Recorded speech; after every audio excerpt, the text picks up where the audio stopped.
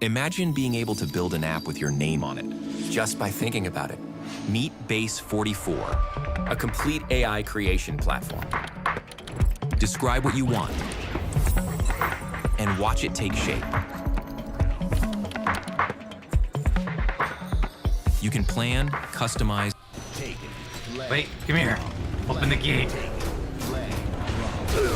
Okay, bitch.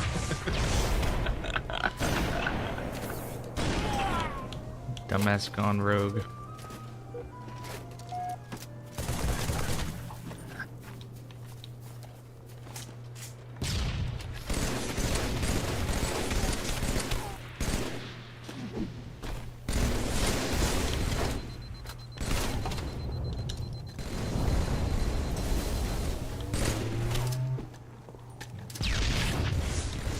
Can't even grab it. It's stuck in the goddamn mongoose. Fuck's sake. No.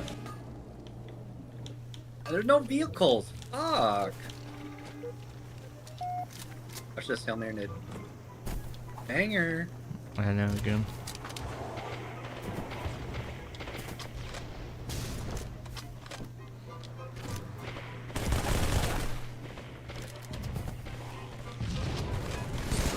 Oh.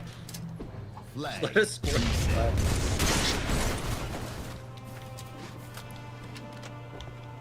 Flag taken. Flag drop. Flag taken. Flag drop. Flag taken. Flag drop. Flag taken. Flag drop. Flag taken. Flag drop. Flag taken. Flag drop. God damn it.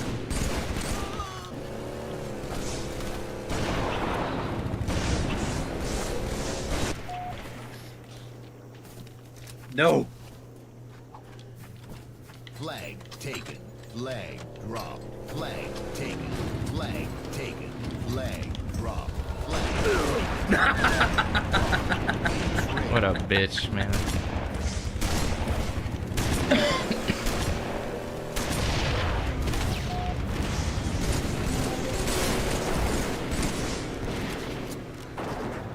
Flag taken. Flag drop. Flag taken. Flag taken. Flag drop. Fucking idiots. Flag capture not own defense. Shit was awesome.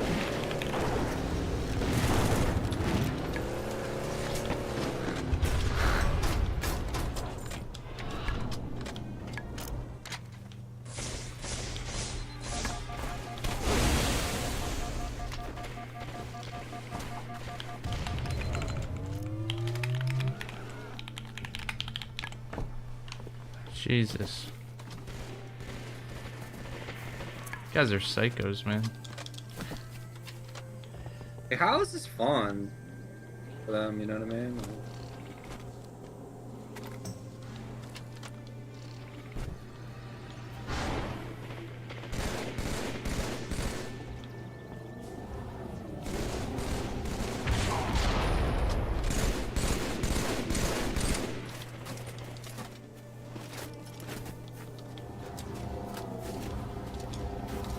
Oh, you jumped at the right side. Nice.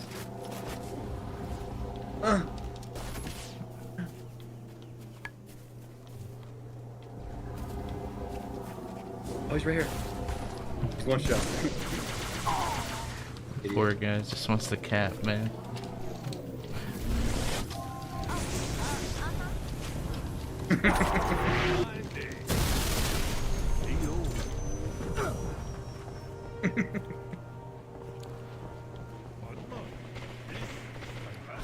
Come on, buddy, let's get you this flag. Flag stolen.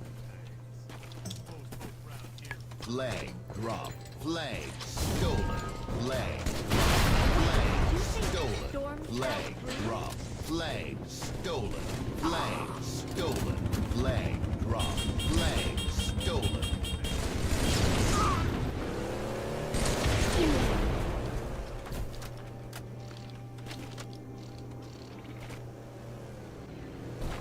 Flag captured. Game over. Wow, we did it.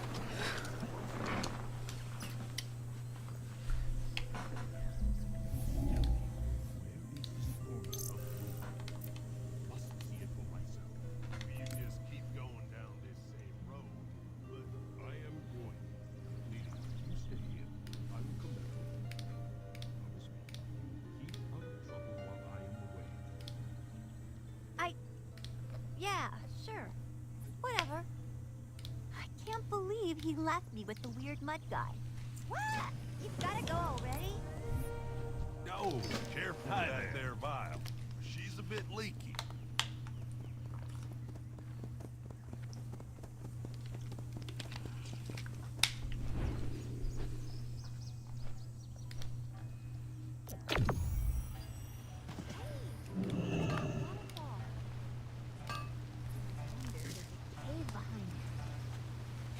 Wow, snipers. Wow.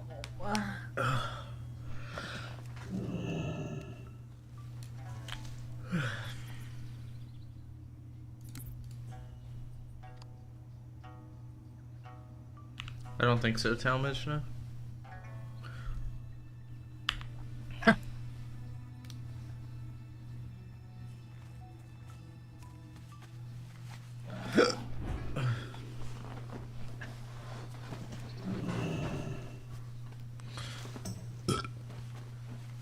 You good, bro? Like, what the fuck did you drink or eat? You heard me burping? Sorry. Yeah. I think I just drank water too quick. This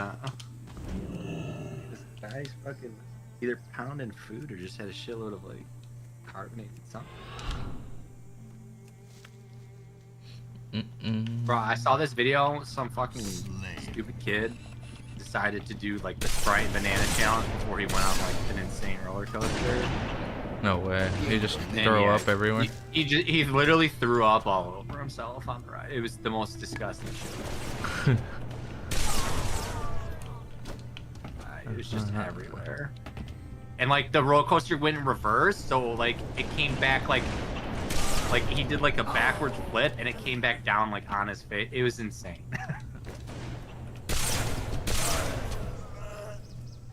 I'm gonna have to try that. You should, bro. You got my back, I got it. No way. What up, Lyra? Thanks for the resub. You got my back, I got it. How's your alien child?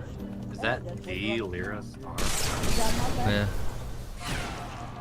Remember when you did the dating stream or whatever that shit was? Yeah. That shit was awesome.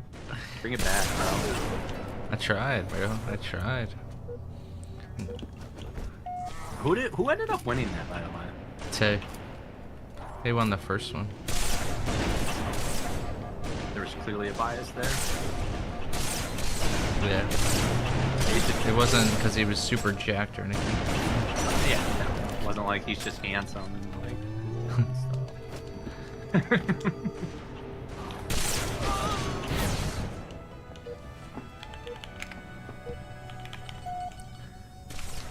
It was the voice. I forgot about that. Yeah. Voice. Damn. You heard his voice and it was just sploosh, huh? Lear, are you moving away from New Mexico or what? Who the fuck would choose to live in New Mexico? Esco got an overkill. He thinks he's nasty. He choked. You're staying? Damn. Double kill. Triple kill. Triple kill.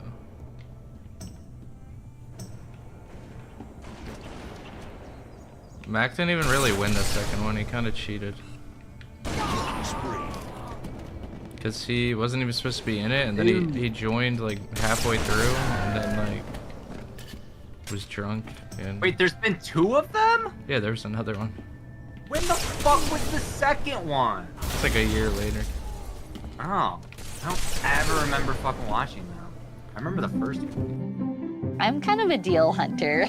Bundling Spectrum, probably a good way. The video game that defined a generation and changed gaming forever. Halo 3 has had its servers reactivated by a loyal group of fans, and now, every single night past the switch off, people are playing Halo 3. It's gotten to the point where the game is now receiving new updates with additional features on the way, so today, we're covering it all. This game is my favorite title of all time. It's near and dear to my heart, and I was blown away when I saw the new updates the game was getting. If you haven't been following the Halo 3 Sunrise Sunrise project back in 2021, the Xbox 360 Halo servers were sunset, hence the name Sunrise. I recently spoke about this in the Stop Killing Games video I did, where even without an internet connection and the official servers taken down, the original Halo titles remained playable. It even says it in the official description of the game on the Microsoft Store that yes, the servers went down in 2021, but the game remains playable. The same can't be said for Halo Infinite and Halo 5 once those servers go down.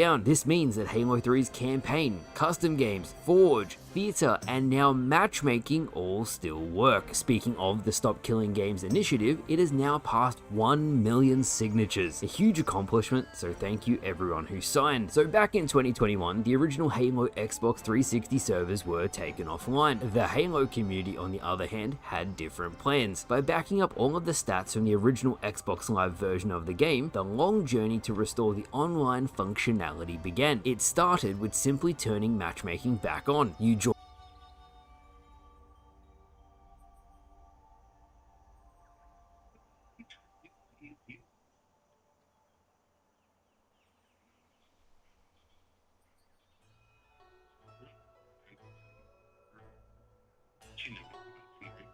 that you may qualify for. We would love the opportunity to talk to you and take a look at your account. If you're interested,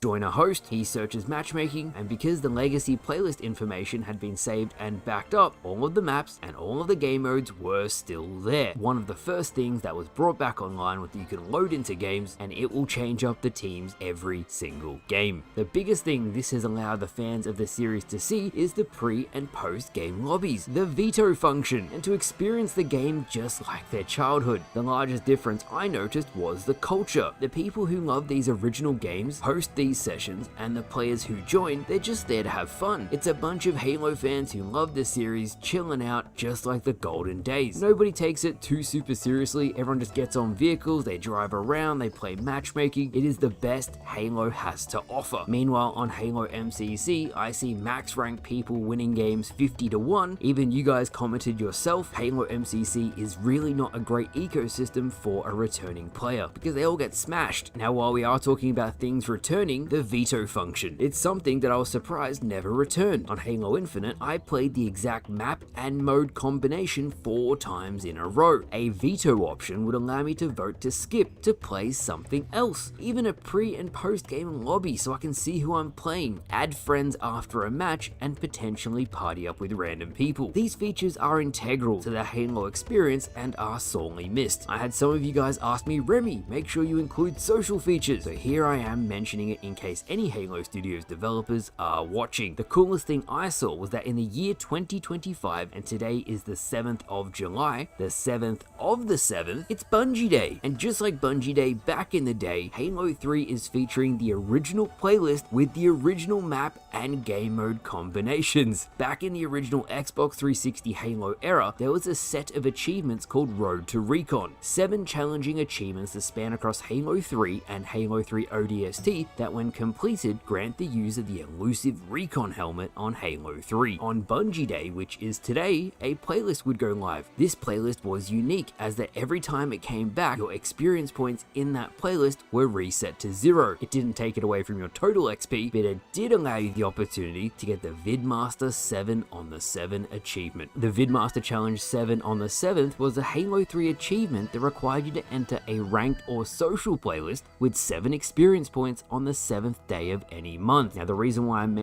Welcome to Overgear. Looking for the best Mythic Plus team? Our Mythic Plus boost is the perfect solution. Say goodbye to wipes with random groups.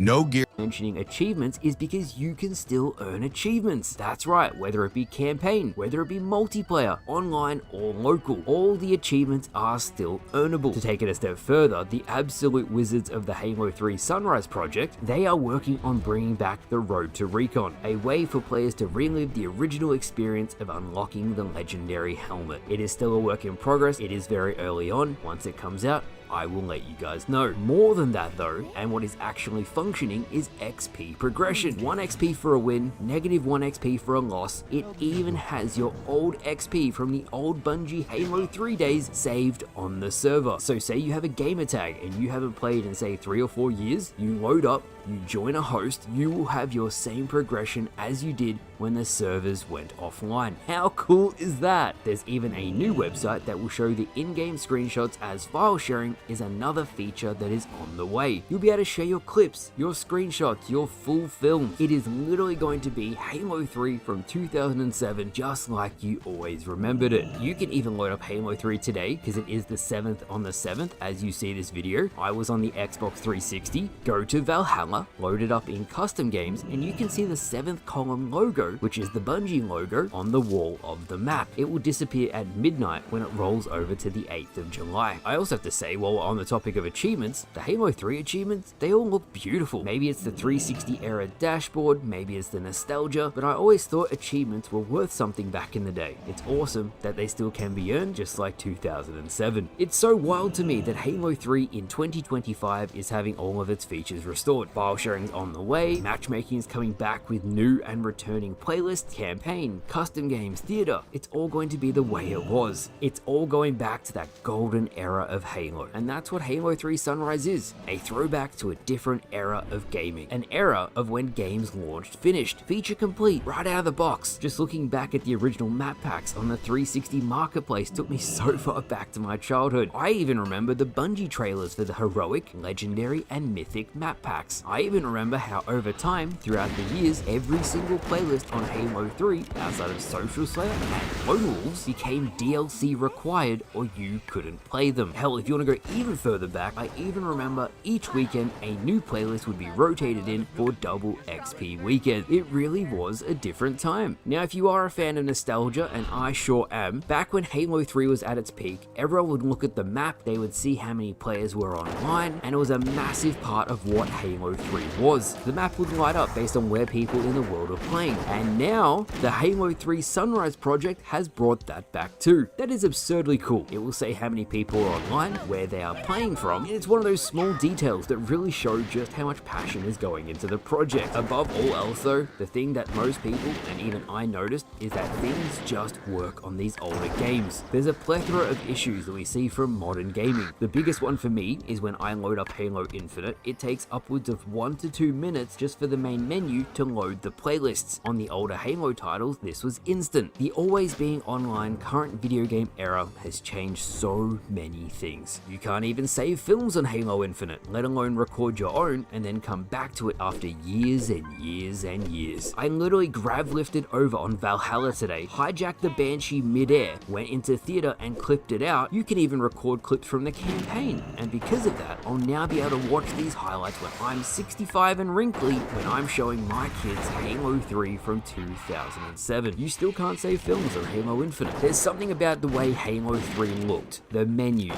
the aesthetic, hell, even the carnage report and how the medals themselves looked. It all looked aesthetically pleasing. If you didn't know, this was an intentional design decision by Bungie. You can even look up the old Bungie GDC, Game Dev Conference presentations, where they talk about the YouTube test, which is simply how will the game Halo 3 look on YouTube. Bungie purposely delayed explosions to chain react so they looked visually appealing. Bungie even purposely gave headshots different death animations so they look cool, and they even purposely made the iconic Halo bullet trail very visible so you could distinctly see it across its bullet path. So many small, tiny, minute details that often get overlooked nowadays in Halo 3's circumstance were accounted for, and that is why it's my favorite game of all time. Even the water physics in this game might be one of the best of all time to this day. I can grab a dinghy, I can float into the water on longshore, and I can go fishing. Now with all of that said, if you would love to play and experience this for yourself, I'll have all of the information you need in the description. Join the Halo 3 Discord. It has around 10,000 players playing, so there's always games running. Lobbies range from ranked MLG custom games, 4v4 social games, big team battle 8v8, and so much more. Halo 3 Sunrise is a true love letter to the fans, allowing players to play Halo 3 just like like when it first came out almost 20 years ago. Doing these videos make me happy because I love to see the awesome things the Halo community are creating. I hope you all enjoyed.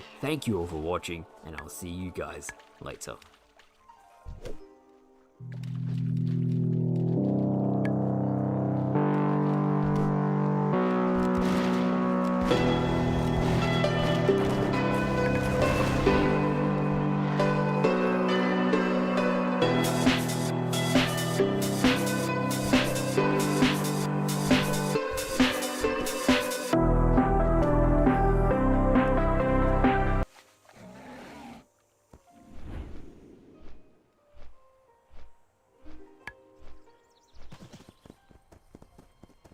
You can wing clip the Borea as well, yeah. But I'm saying, like, if he's wing clipped, you're hamstrung, and you're right next to him, and you're using aspect of the pack 40% with hamstring on you, you're kind of gonna waddle away from him a little bit. Within those 8 seconds, you might be in range where you can actually start doing some damage, and he's gonna intercept you, and then you can disengage. So yeah, I could see it's definitely better than TBC, that's for sure. Kinda amazed that we seem to be re-releasing with 2 servers. Yeah, it is kind of crazy, but they might actually add another server. So people just love to talk shit whenever it opens. There's 15k queue. Yeah, that's true. Yeah, people just love to doom, like, love to be like, if something doesn't go their way, they just want to be negative and everything's horrible. I don't know. Flurry X, 1 extra attack, let's see.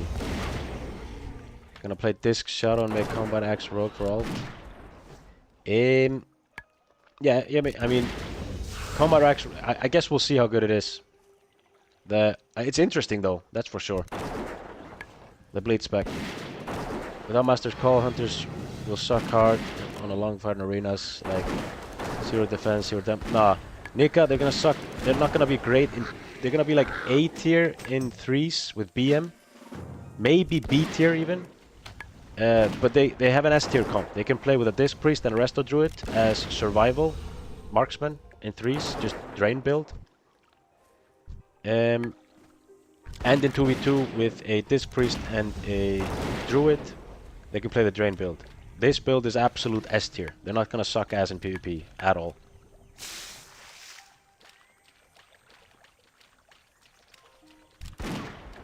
Kes is typing. Oh shit, is that on Discord? I don't even know who Kes is. Let's see.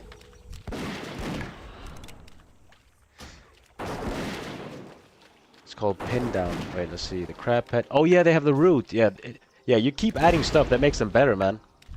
I heard about that. They have a pin.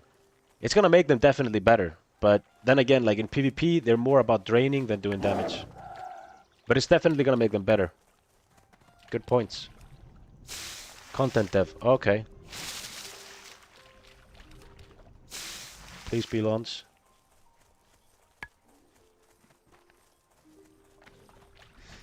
What are we saying here? Let's see. Where is he typing?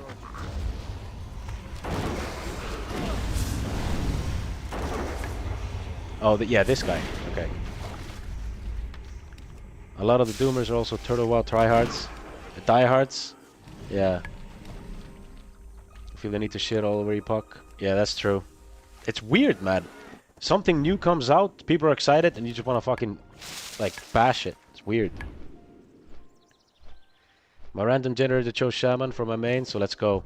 Ellie, dude, I think Ellie in BGs is gonna be ridiculous. I remember them in TBC. I played an Ellie on a private server in TBC, and they absolutely blast early on, and they blast in BGs, and they blast in dungeons.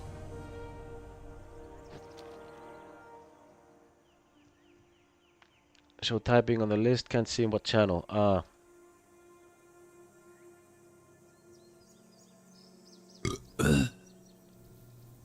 Let's see. Juggling between Ellie and BM, mostly gonna do BGs. Ellie, I think Ellie is gonna be one of the best classes in BGs. If you play Ellie well, you can do insane well in BGs. I think it's a girl.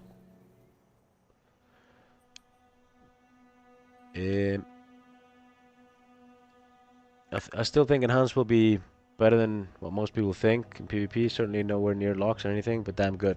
Problem is, Tyler, I think their damage is gonna be good, but connecting is gonna be hard. They need a gap closer. So I don't think they're gonna be good. I think they're like C tier in PvP. If they get a gap closer, then things will definitely change. We better get nature reflectors. Yeah, dude. That's the thing, yeah. Dude, I love the fucking PvP. We're getting everything we want from TBC talents and new stuff. And we're also gonna be running classic or vanilla professions with all the consumables and reflect trinkets and all this fun stuff. Like a mining helmet that CCs with a charge and stuff. I love that part of PvP. Swapping out gear pieces to use. Spellhands is the only thing I'm really interested in now because I always mained Ellie before. Yeah, Spellhands gonna be... They're gonna be not great in PvP, but you know, that's the thing. Based on what we know now, not good, but I'm sure they'll get better. I'm glad Battlefield Beta is this weekend, just in case it doesn't come out. Troy is gonna come out, trust.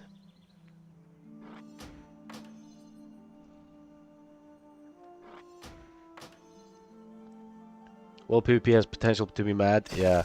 MC cap, yeah. So many cool stuff, like PvPing with all that stuff, so crazy, man. And also the Warzone Golds, they didn't, because in TBC, the Warzone Golds like jumps on tunnel and graveyard and all that. That was nerfed in TBC, but now they're playing the vanilla Warzone Golds, which makes PvP also fun, in my opinion. Do you have any idea how diminishing returns work? Is it TBC or Wrath of the Lich King? I think it's definitely not classic, well, vanilla. It cannot be 40 second sap. Someone said it was like 25 second sap or something, but that's still ridiculous. Maybe it's 25 second sap in Outer World, but in Raided Arena it's gonna be different. Faps, Goblin, Rocket Helm, Grenade, Sappers, yeah. Damage Titans on long. Classic's the best. I'm playing Enhancement Shaman and Guru, but focusing more on PvE. With PvP and my guild want to be on the PvP server. But yeah, you're still gonna play Enhancement. Hope it's good news. Cass is typing. Yeah, is he? Yeah, I guess we'll see where he types. Hopefully he's not general.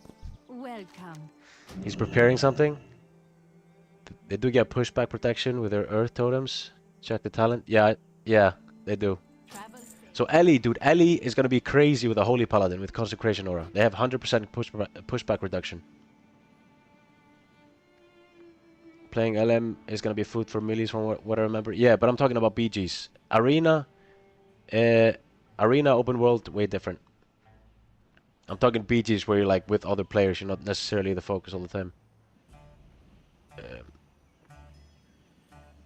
Shows he's typing on my... I don't even see where. Several people typing at least. I know, but 50%, less than 100%. If you had proc, could free cast for 5 sec. Yeah, extreme. The thing is, if you play with a Holy Paladin, that's 100% pushback reduction with your totem down. That's crazy. So I think Ellie with a Holy Paladin is gonna be... It's gonna be interesting. When he shows when he types, if you won't stop it. Huh. Allow the combined expansion instead of adding some new shit system like SOD. We don't need new systems, just expand on what we already have. That's why we want classic, yeah. See the dots? Yeah, I see several people. Oh, under his name. Right. Okay. Yeah. Maybe it's... Dude, if I was posting such a big message, I'd probably just write it somewhere else and then copy it in, no? Just to make sure I'm doing everything right. And he's not using ChatGPT. That's wild. Imagine he's trolling. Trust, man. I wouldn't be surprised if he is. Notepad that stuff, yeah. None of the updates from Kez are useful. He's like, watch them go crazy. Yeah. 5 BM Hunters, best comp. It's gonna be... definitely gonna be some troll comps like that.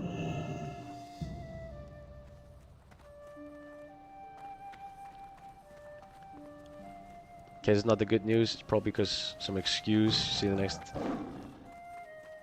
She's on her phone, so a bit harder to do that. Okay, fair. You are in Maybe it's a troll, just a programming, pressing a button once in a while. Hello. Yeah. He's on his phone. Wrote in general. Did he? Oh, fuck. He has to chat with the community quite a bit, and it was good to hear people's thoughts. There's a lot of valid and fair criticism of the last 2 weeks. Now we're finally closing out the last task before bringing up the servers. I wanted to check with the new Discord bot and the CMs. Love was nearly lost until Pizza Hut showed up. Go get her. Hi, I'm Peter. Looks like Mists of Pandaria has not 1, not 2, not 3, but 4 god tier specs for the entire expansion. And if you're wanting to solo carry, we put together a list of the best specs to play in Arena for every role. And most of them are super good in every Arena bracket and even RBGs.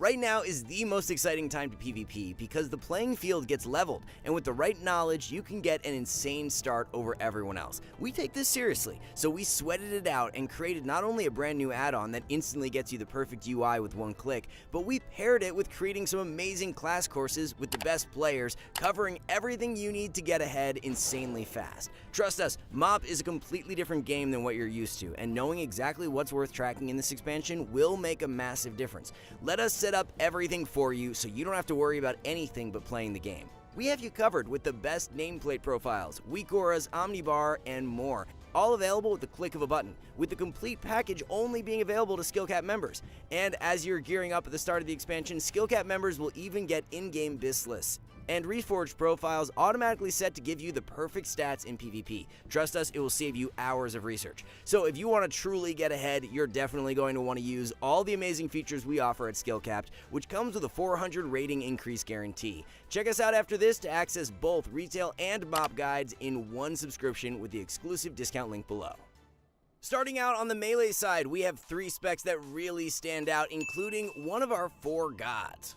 And if it wasn't obvious by now, Arms Warrior is one of them. You could argue that this is the most flexible spec in the entire game because it's really hard to make a bad comp with an Arms Warrior in Mists of Pandaria. In 2v2, you can play with virtually any healer and do well, while having some of the best comps in the game when paired with the Resto Druid or Mistweaver Monk. Outside of a few matchups, you're going to have an advantage in most arena games. The specific strength of Arms Warrior is attrition. You're not there to do calculated 3-2-1 setups, but instead slowly win by wearing down at the enemy healer's mana bar with damage that becomes unhealable in deep dampening. And in 3v3, you have not 1, but 2 S-tier comps thanks to WMD and Thundercleave. The reason why Warriors are so easy to slot into most comps is the fact that they not only bring Mortal Strike, but they also have some of the best control in the game thanks to Charge Stun, Stormbolt, Shockwave, Intimidating Shout, and even an AoE root. And this is on top of having one of the best defensive toolkits in the game. On the offensive side, Warriors not only bring incredible sustained damage and burst, but offer some of the best utility in the game thanks to Skull Banner, which, in case you didn't know, is one of those NPCs you need to immediately snipe down. And if you plan on playing 5v5s or even RBGs, Warriors are pretty solid too. Again, all of that control and damage will carry no matter what. Now, while it might not have god tier status, Windwalker Monk is definitely up there too, especially if 2v2 is your main bracket. Just like Arms Warrior, this spec offers incredible control with a phenomenal defensive kit, all while having some of the best burst in the entire game. Again, you can pair up with virtually any healer and have a good time as you take games into deep dampening, blasting the entire health bar of some poor soul after popping Tiger Eye Brew. While monks aren't quite as dominant in 3v3, they are a really good partner for both mages and warlocks, who generally like to play with melee that can stun things for them. Windwalker Lock Shaman will definitely be one of the most popular comps in the game, especially in later seasons when warlocks get their hands on some juicy haste.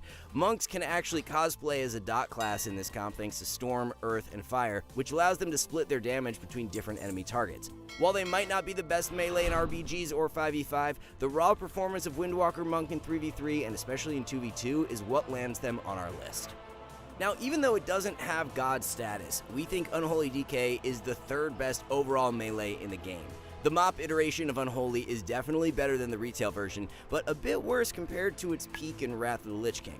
The spec is still known for doing crazy unrelenting pressure, and even has a flashy new tool to do so thanks to Desecrated Ground, which basically gives DKs a second PvP trinket and some CC immunity to spam those necrotics. Unholy DK is definitely one of the better melee in 2v2, where it can pair up with any healer that has a stun in order to absolutely obliterate someone with a stun silence combo.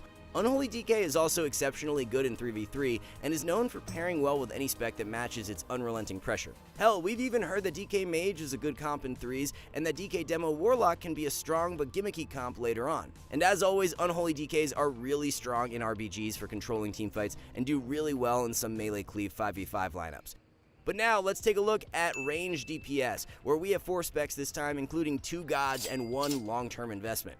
Coming in as our first god is Frost Mage. Again, this probably isn't a surprise to anyone who's been keeping up with the meta. Even in 2v2, which is a bracket typically dominated by melee and hunters, Frost Mages are in a league of their own, as one of the only casters capable of truly excelling in the bracket. And for the uninitiated, this is because Frost Mages have the perfect combination of burst and CC to straight up win the game in a single deep freeze. In 3v3, Frost Mages can play with almost any spec in the game and do well. If you haven't noticed the theme so far in this video, having lots of control is a really important asset in Mists of Pandaria, which is the expansion known for its deadly CC chains.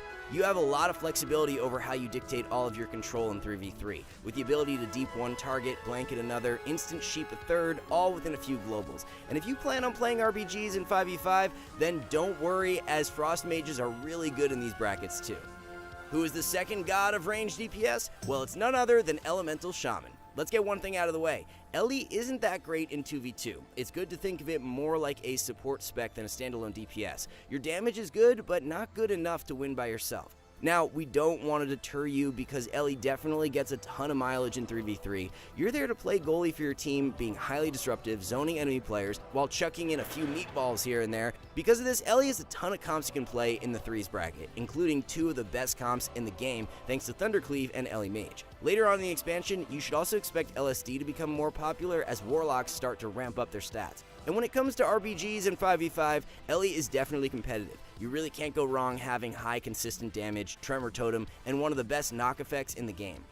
Now, as far as choosing our next range DPS, we were a bit conflicted. On one hand, Survival Hunter will be consistently good throughout the entire expansion, and on the other hand, Affliction Warlock will have a slower start but will become a super dominant spec later on. Survival Hunter is exceptionally good in 2v2, especially when paired with Resto Druid or Holy Priest.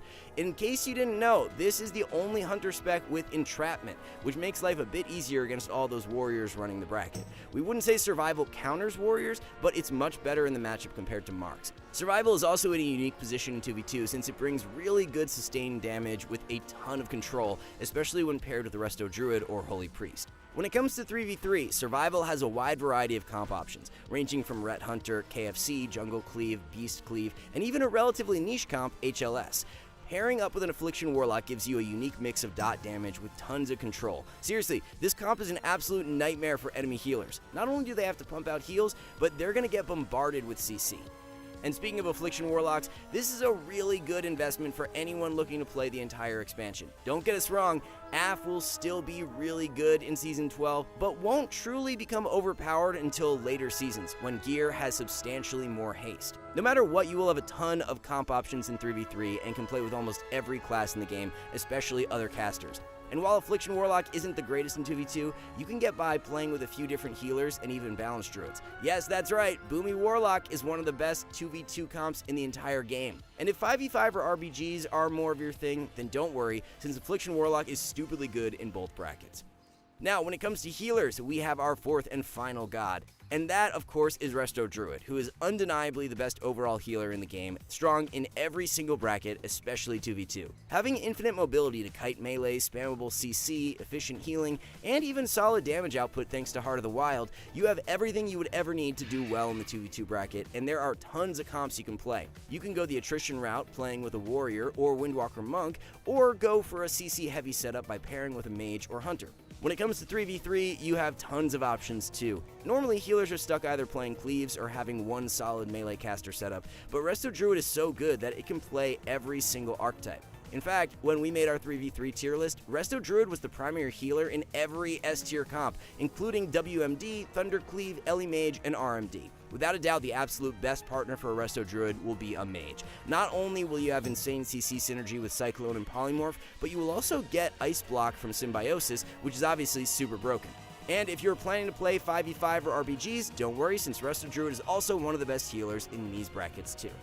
The only other healer that remotely comes close to Resto Druid is Mistweaver Monk. Now, I know some of you out there might be wondering about Resto Shaman, but remember, we are playing on the last patch of MoP after Shamans had been nerfed, and as the saying goes, times change. Mistweaver Monk is exceptionally good at 2v2, and in some very specific matchups will even outperform Resto Druids in deep dampening, thanks in part to their unmatched healing output. And even though Mistweaver was known as the melee cleave healer in the past, things have also changed in 3v3. Many of the best Mistweaver comps include an Elemental Shaman for the simple reason that monks are very prone to CC, so having Tremor, Grounding, and Wind Shear is like an insurance policy for being able to pump out HPS. And just like Resto Druid, Mistweaver is definitely one of the best healers for 5v5s and RBGs.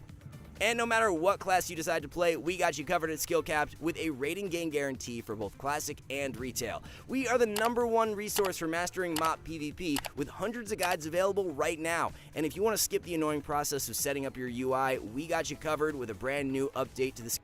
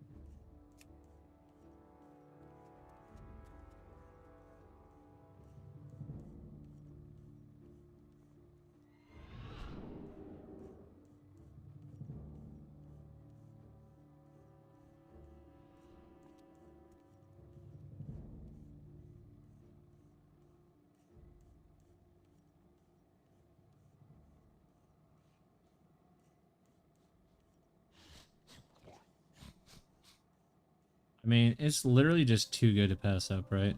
So, like,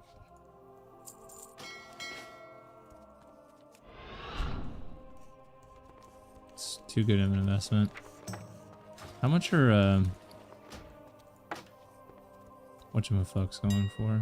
Wait. What is that? Shop, file token. 11? We do need the gold. It's not much though. But we do need it.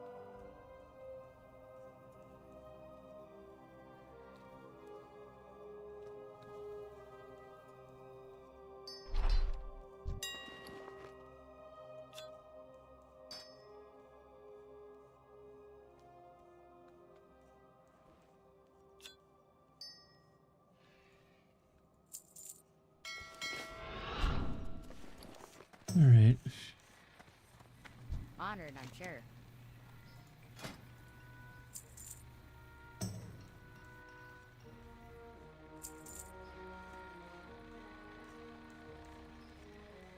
Very good.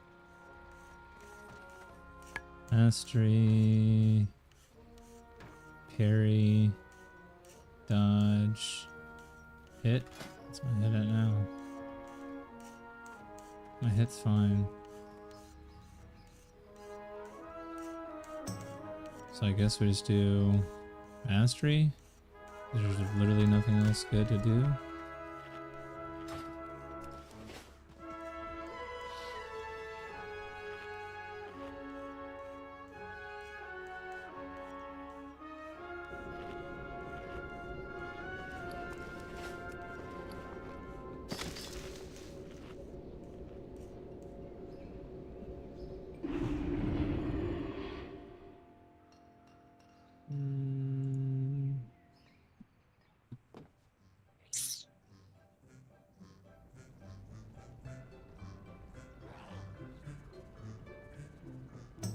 Right boys, today I'm gonna go over a class tier list for Project Epoch.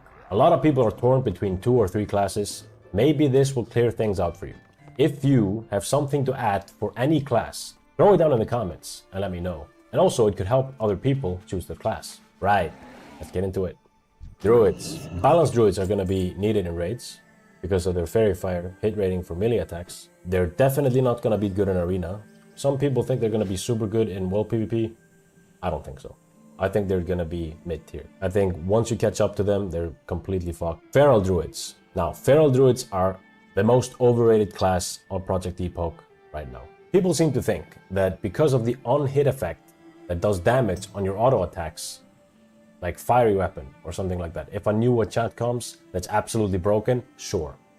As of right now, that doesn't look like it. And if that's the argument, then Dagger Rogues would also be insane with an on-hit effect. It's the same thing. Also, people seem to think that Feral Druids are gonna be some god class because now they have attack power on their weapons. Yes, it's going to help them level. It's gonna be insane while you level.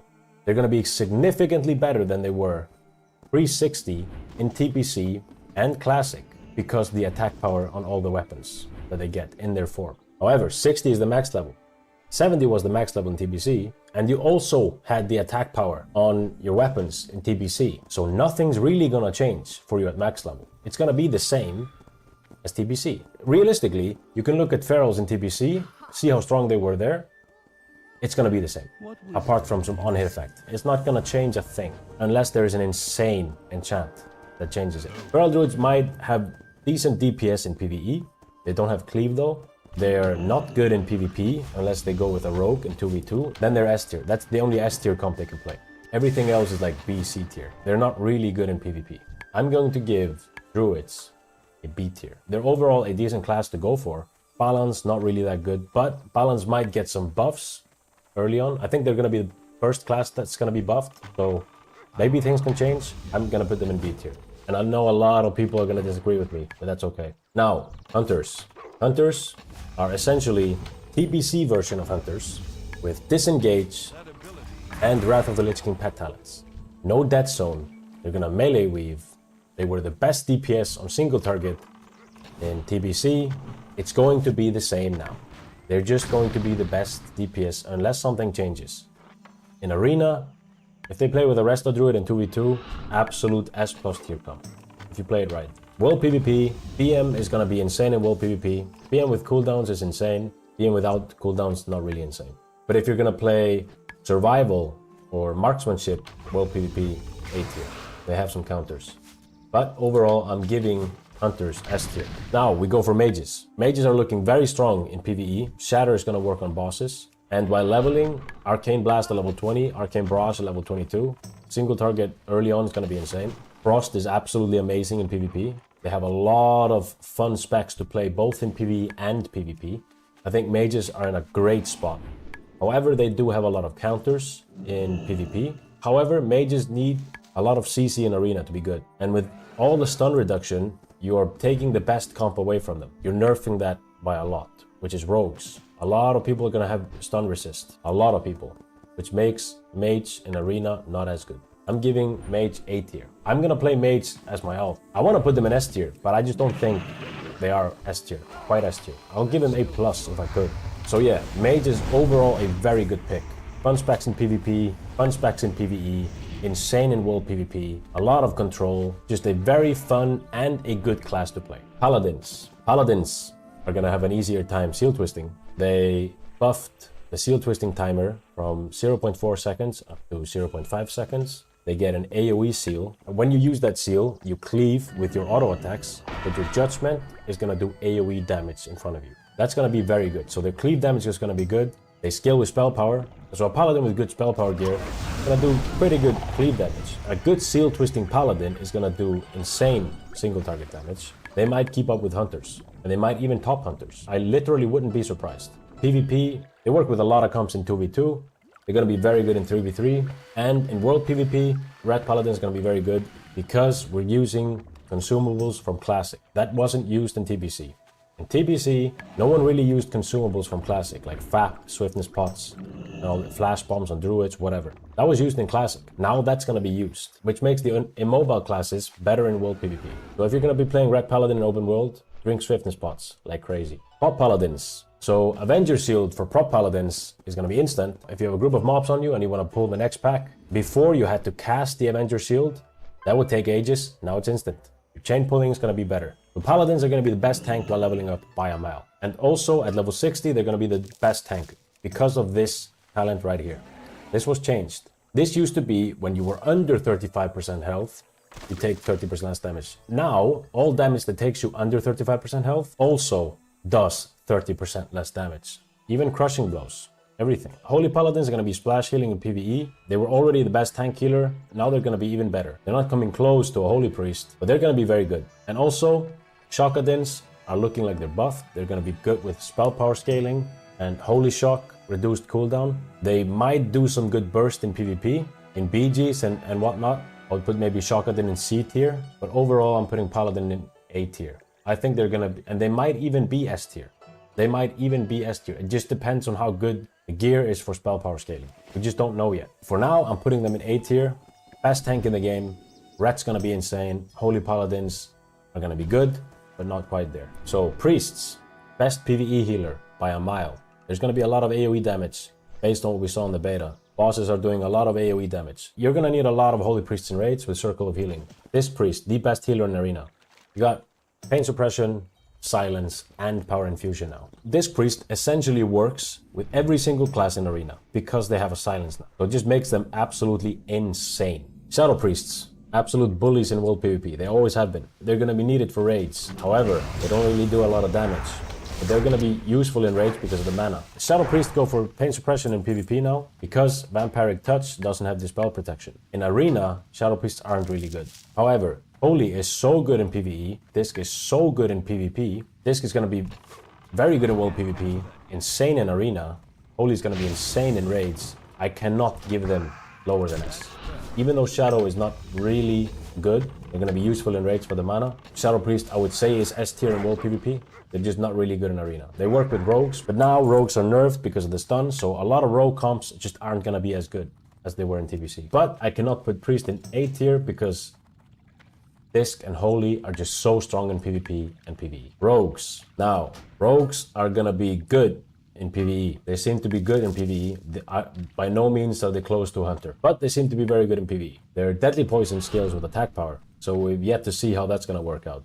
Rogues are gonna be the early game world PvP kings. Not a lot of people are gonna have the orc ratio while leveling up. So while leveling up, rogues are still gonna be insane. They get Cloak of Shadows at level 38. The rogues are just gonna be dominating world PvP all the way up to 60. Mutilate seems very overrated. Just because you can use it in front of the target now and deadly poison scales with attack power doesn't change the fact that Envenom consumes your deadly poison and you're gonna have to rebuild them. That doesn't really sound that good.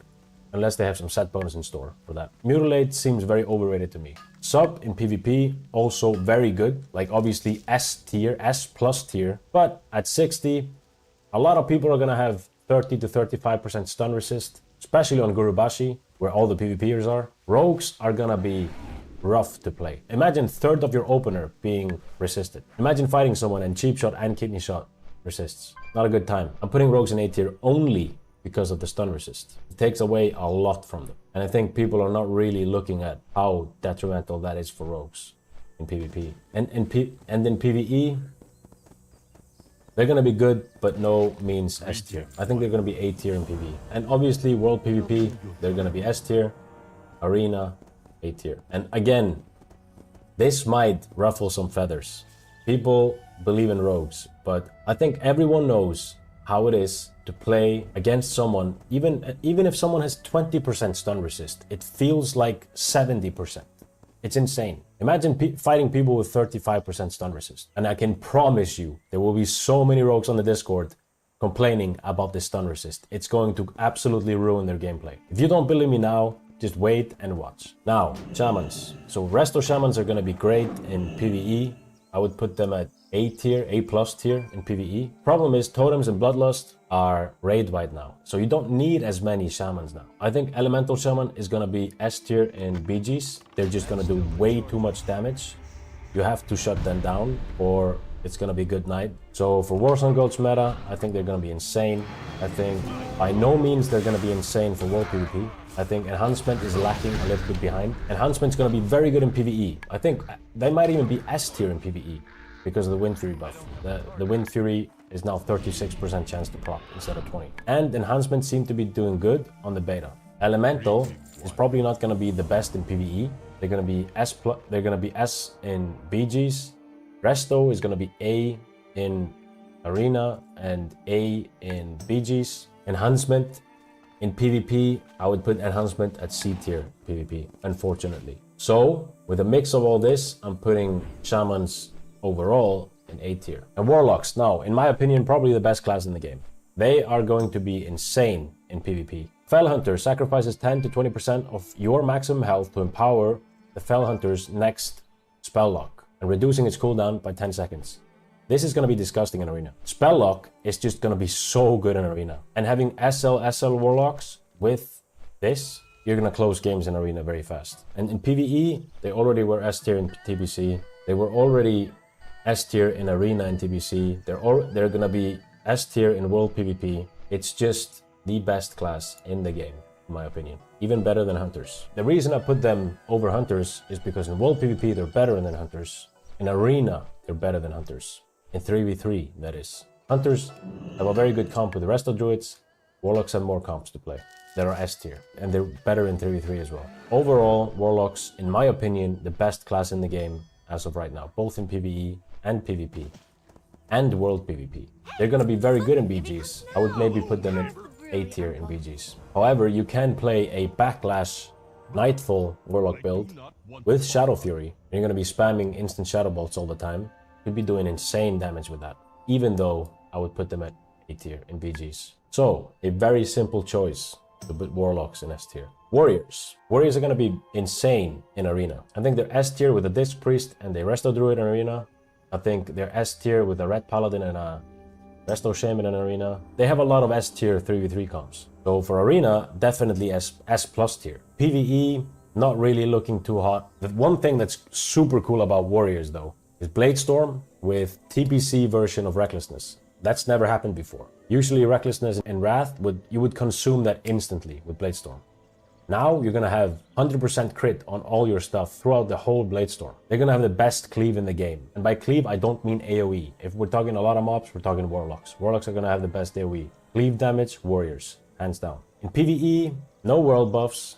They're not really looking that hot in PvE, to be honest. They need gear. And maybe later down the line, they'll be S tier. For dungeons, S plus tier. Leveling, probably C tier. In BGs, I'll give them A tier. They're going to be the best frontliner. They're going to have on-demand healing reduction. I might even put them in S tier, or A plus tier. For BGs, that is. World PvP, not so hot. I'm giving Warriors A tier. This is pretty much how I would line this up. The only reason Druids are here, I would want to put them in A tier. But balance is just not good. They need some buffs. And once they get buffs, you could see them go somewhere here. If balance gets insane, you could see them go S tier. But the people that think Feral is going to be insane because of these changes that they've made to them are going to realize pretty soon that's not the case. They're going to be like TBC, but just slightly better. And in TBC, they were B tier. Anyway, that's it for the video. I'm sure a lot of you disagree with me, and if you do, put it down in the comments and let me know, because I want to hear what you think. Also, I'll be streaming a lot of Project Epoch, mainly PvP. If you want to be notified when I go live, if you want to learn about seal twisting macros for paladins and all that good jazz, join my Discord. It's in the link down below. If you liked the video, please put a like, comment down below what you want to see next. That's it. Thanks for watching. See you in the next one. The UK free speech delegation. Westminster now. Uh-oh. Well, good afternoon. I'm used to talking to MPs down here, but we're joined by 3 US Republican congressmen who sit on the House Judiciary Committee. Gentlemen, thank you very much for your time this afternoon on GB News. Congressman Jim Jordan, if I can start with you, you are chairman of the committee. We're a long way from Washington. What has brought you over here this summer? First Amendment to the Constitution. We're concerned about free expression here in the United Kingdom and in Europe, but we're primarily concerned. So we're trying to help them. We're trying to get them back on track. Because, like, y'all getting ruled by a bunch of weird fucking Karens trying to import a bunch of people into your country. And you can't even talk about it, you get arrested. We're trying, guys. We're trying to help y'all out. About the impacts your laws can have on American citizens. Under the First Amendment, American citizens enjoy 5 fundamental freedoms. Your right to practice your faith, your right to assemble, your right to petition the government, free press, free speech. I tell people all the time, the most important of those 5 liberties is the last one, our right to talk. Because if you can't speak, you can't practice your faith, you can't share your faith, you can't petition your government, you can't criticize your government, and you don't have a free press. That is the most fundamental right we have as free citizens. And when the government infringes on that, like we're seeing with the Online Safety Act, like we're seeing with the Digital Services Act in Europe, and then there's some spillover impact on Americans. See, I'm going to tell you all the truth. The problem isn't really Real ID. It's the laws that make Real ID something that would make you get accountable for what you're saying. It's got nothing to do, really, like, Real ID wouldn't matter if you wouldn't get arrested for a tweet. The problem is the laws.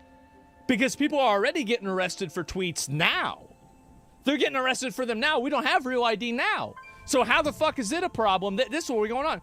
This guy for president? Yeah, and I'm telling you guys, like, if it was up to me, like, things would be a lot different. I tell you that.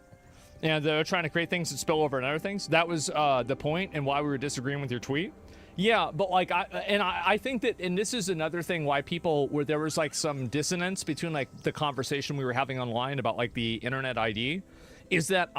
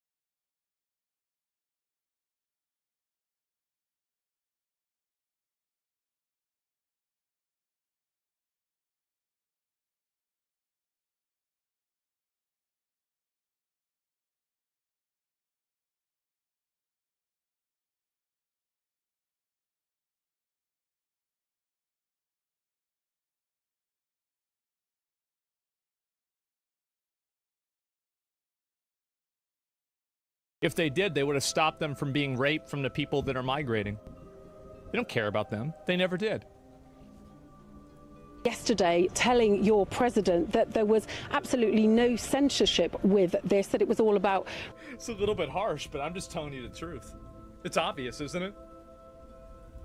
Yeah, duh. Protecting children. Do you buy that? That's the way it is. I don't, and the American companies that we have been speaking to have laid out the case. Their legal teams have been battling on many fronts now over the last couple of years on just that issue of censorship and trying to kind of curtail whatever they're putting up online. So yeah. I think right now what you're going to see is a continued fight kind of step by step to make sure that this doesn't creep into America and is not something that we need to be worried about in the House of Representatives. But Congressman Kiley, tech firms do have a duty of care, do they not? There are children accessing all sorts on the internet. As a TV company... Suck my fucking... Fuck you. I'm so sick of hearing this. These are two completely different things. Protecting kids and having real ID on the internet is not the same as having a conversation about freedom of speech. Nobody is protecting someone's freedom of speech to upload sexual abuse material of children. Nobody's saying that. Nobody's advocating for that. Nobody wants that. The problem is that every single time that a conversation about this happens, it's constantly about, well, what about the kids? I agree that if somebody breaks the law on the internet, you should be able to find out and arrest them because they broke the law. Breaking the law on the internet doesn't mean that it's okay to do. That being said, the problem is the laws. That's the problem. It's not the internet. It's not the social media companies. It's the laws themselves. Because, again, they're getting these subpoenas by the judges because these people are violating speech laws. This would never be an issue if these people had the First Amendment, but they don't.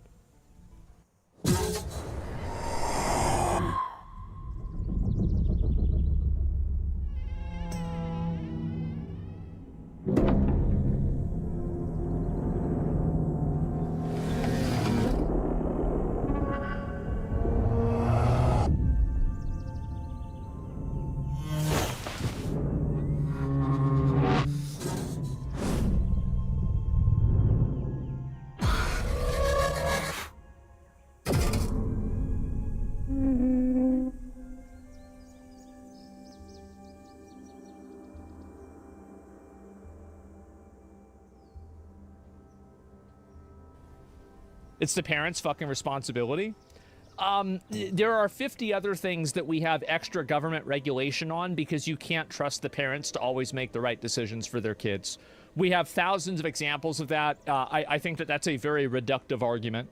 The real conversation here is about how this Speech Act and how these different types of legislation affect real average people.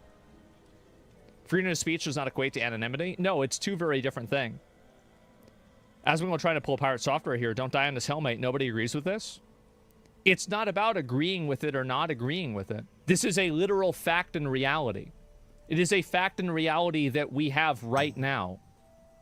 There's no debating this at all. Yeah, it's not even a conversation. The problem with these countries applying these real ID laws isn't the real ID laws in themselves. It's the fact that the real ID laws make it easier to stop people from speaking their mind. And the core of that problem is not real ID, it's the fucking law. That's the issue. If you can't understand that, you're being stupid. We Huge are guided by regulations the same for publishers. They're putting content out there. How do you deal with this in America? They do have a duty, don't they? They absolutely do have a duty, and I think that narrowly tailored regulations designed to protect kids are appropriate and absolutely necessary. Sure. But what we're seeing with legislation like the Online Safety Act... We already have that, like COPPA, for example, where like kids under 13 can't be on media already. Like this isn't, again, I'm not advocating for anything new. We already have this now.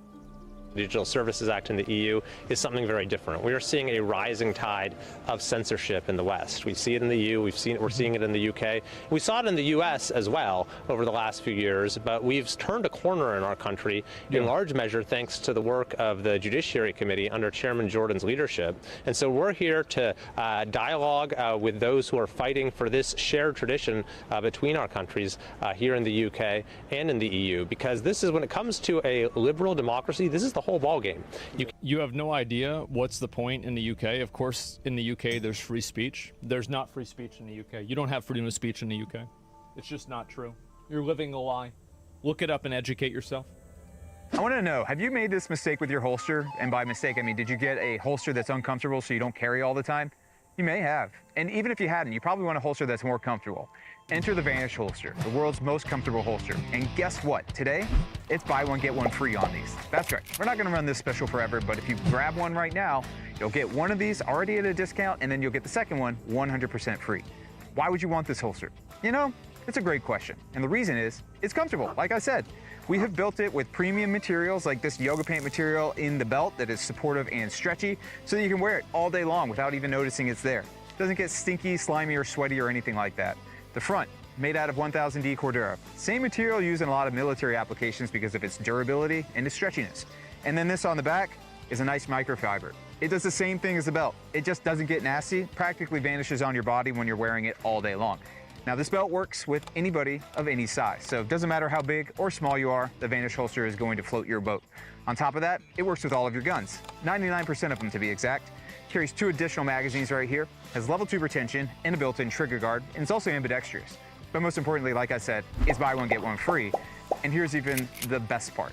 You have a 60-day money-back guarantee on the Vanish holster. So if you purchase it, and it's not as comfortable as I said, we're gonna give you all of your money back. No questions asked. It's our guarantee to you to make sure that you are constantly comfortable when you wear your holster all day long. Now, like I said, this isn't gonna last forever. The BOGO that we've got going on will end at some point in the future, so I want you to grab this now. Get yourself armed. Get a friend or family armed. Get a spare. It doesn't really matter. You have to get this deal because it won't last forever.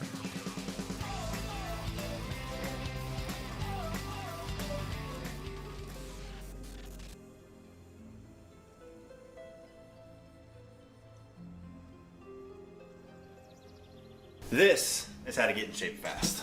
If you want to drop this, start eating more of these.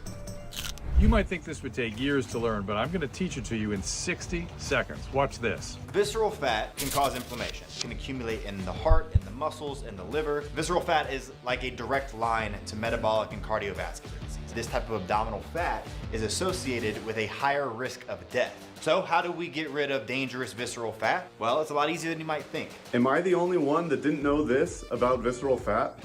Some of it is what you can pinch around the midline. Some of it is a large fat apron. This is all visceral fat and it is highly inflammatory. Literally, this inflammation caused by this inflammatory organ is killing us. Did you know that you wear your health on your face and your body? And it's true, there are powerful biomarkers that you can visibly see, but you might not know what they mean and what they're telling you about your health. I want to talk to you about something that's been making waves on social media lately. You've probably seen this guy all over your feed claiming that cutting carbs isn't necessary for weight loss. No need for long hours on the treadmill either. Now, I know it sounds too good to be true, but let me tell you, there's more to this than meets the eye. I decided to delve into this topic and do some research. Turns out this guy is a celebrity trainer who's gained a massive following for challenging mainstream advice. He claims that what we've been told about weight loss is wrong, completely wrong. And you know what? Makes a lot of sense when you listen to what he has to say. This is what 10 pounds of fat looks like.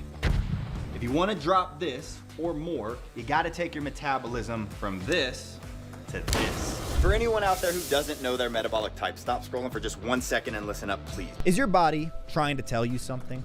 The darkness of your outer eye ring, the pinkness of your fingernails, spider veins, veins on your eyelids, your posture, your waist size, your face shape, the list goes on and on. And what impacts these biological markers the most comes down to 2 words: visceral fat. What is visceral fat? It's been referred to as invisible obesity or radioactive fat because it's the hidden fat, the fat behind your abdomen and the fat that's around your organs and the fat that's toxic to every part of your body, basically basically erasing your vitality and stealing your strength. And I've been in the fitness industry a long time, and I'm still hearing from people about how they want to get in shape or they want to feel young again, but they don't know what to do. Well, it starts with getting rid of visceral fat, and the number one way to do that is through what you eat and how you move. And everyone knows that food choice can help you lose weight, but it can also radically change how you look and feel and perform. The food that you eat directly impacts what kind of fat your body stores and where it stores it. A little bit of that comes down to genetics, but it's also what you eat. Do you know what can happen if you optimize your diet? 2 days ago, I was the lightest I'd been since I was about 23. Wow. I've never really experienced that with other diets. I've really not. I thought I was getting there with carnivore diet because I was like, oh, I can do this. I eat whatever I want. I just don't need carbohydrates. I gained 12 pounds. But how can you know what to eat? Well, there's a million different diets out there, all sending you mixed signals. I want to show you a way of eating that will help you optimize your results without having to follow some super strict, unbearable diet. And so if you're ready to stop guessing and start knowing, take our quick and easy quiz and discover our science-backed approach to just destroying your visceral fat. And millions of people have already taken this quiz and are seeing incredible results.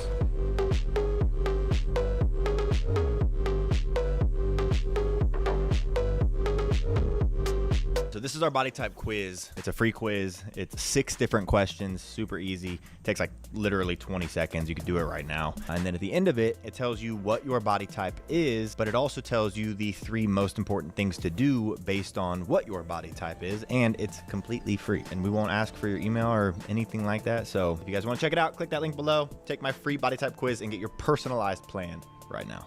Do it. Just get started now. Don't wait. Not tomorrow, now.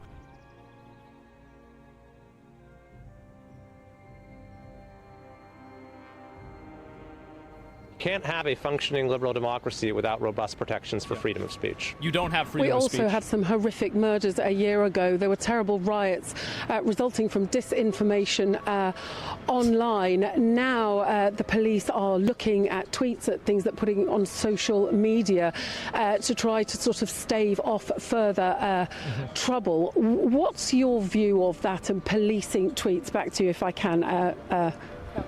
Well, I mean, you look at recent history, seems to me many times the biggest purveyor of misinformation, disinformation is the government. I mean, just look at during COVID in our country. I think just about everything the Biden... Well, look at the way they handle the migrant stuff over in Europe. They intentionally obfuscate the race and the ethnicity of the people that are committing crimes, especially sexual crimes. And the reason why is because they want to mislead the public, and they don't want the public to know that there's disproportionately more of this happening with migrants. This is the truth. If you want to talk about misinformation and and again, why are they doing this? They are doing it to mislead the public on purpose. That's bad. Stop using Europe as a country, for the love of God. You're right.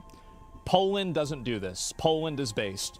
But as far as I know, Sweden does this, Spain has this problem, the UK has this problem, Ireland and Scotland to a lesser extent have this problem, Germany has this problem. It's a lot of Europe. I know that it's not all of them, but it's most of them. France has this problem. Yeah, I apologize if you're in one of the few remaining based European countries. Keep fighting the good fight, guys. Administration told us about COVID turned out to be wrong. They told us that, the virus didn't come from a lab. They told us that the vaccinated couldn't get the virus. They told us that the vaccinated couldn't transmit the virus. They told us masks worked. They told us 6 feet social distancing was based on... This would have never been a problem if they didn't ban people for dissenting. Obviously, science is never a settled situation, and they were telling people what they thought was best at the time, and they were wrong. But the problem is that whenever you're taking shots in the dark, and then people say, wait a minute, I don't know if you're aiming in the right spot, and then you ban them for that, well, then guess what? You're going to alienate and radicalize a lot of people, and I think that's what's happened. On science, they told us that, this was the first virus in history where there's no such thing as natural immunity. So when you look at history, typically it's the government who gives all kinds of information that is not accurate. And the idea that you're going to go after political speech, Kevin is right. This is the real reason why it's happening. This is the reason why it's happening. And this is the big problem, is that these governments are trying to shut down people's political expression because it puts them at risk. We don't want harmful material getting to kids, but there's a big difference between that and political speech and criticizing the government. Yes. For goodness sake. So we're very concerned about that, and that's. And they try to roll it all up into one in order to justify it. That's what's happening right now, and it's happening all over the world.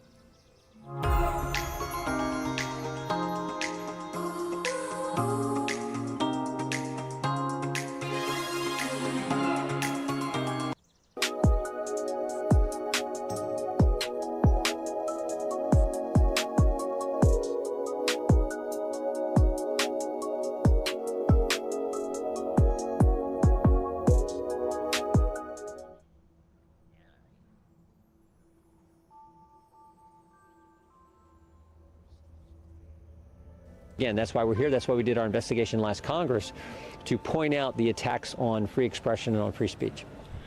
And Congressman Fitzgerald, J.D. Vance at the Munich Security Conference a few months ago upset quite a lot of people on this topic, talking. No, you think and feel a lot. I've never seen you actually do some research. Why would I need to do research? I already know it. Yeah, I just come to conclusions, and then they're right.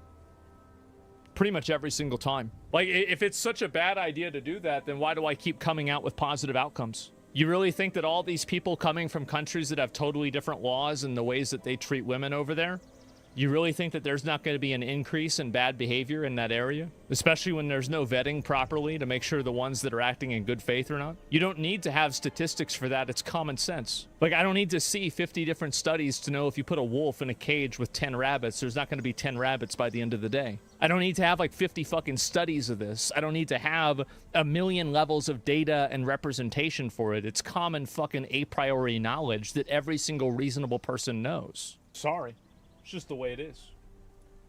About freedom of speech being suppressed, particularly in Scotland, with buffer zones. Do you think that that is sort of necessary for Europe and Britain to hear this sort of thing? And finally, what do you say to people that say, well, you didn't like it when Democratic, Labour activists went to support the Democrats? Why are you getting involved?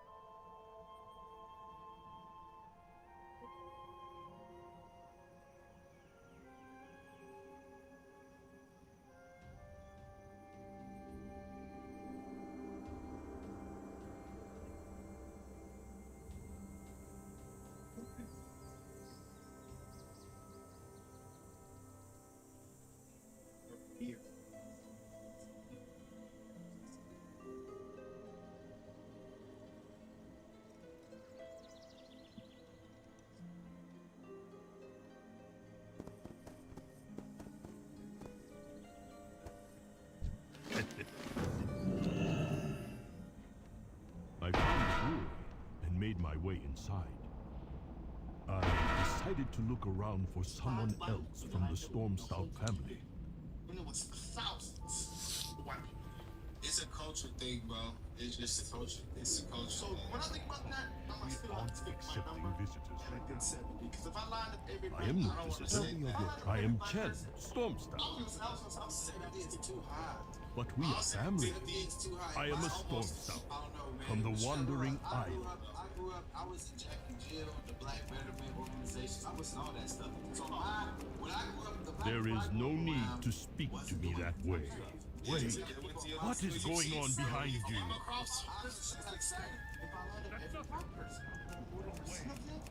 I have no choice but to defend. I can't pass.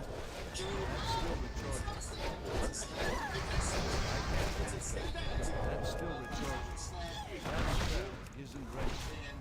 I can't see. That still recharges.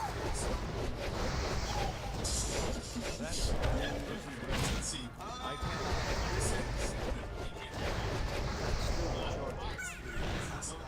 I was thinking, but I did not do that.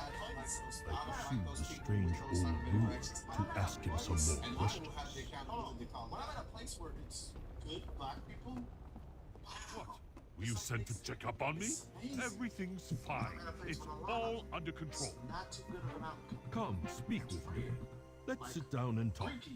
Have a beer together. Duh. There will be no sitting, no talking, and none of your horrible beer. Hey, what's that behind you? Not that mean more than the regular black population.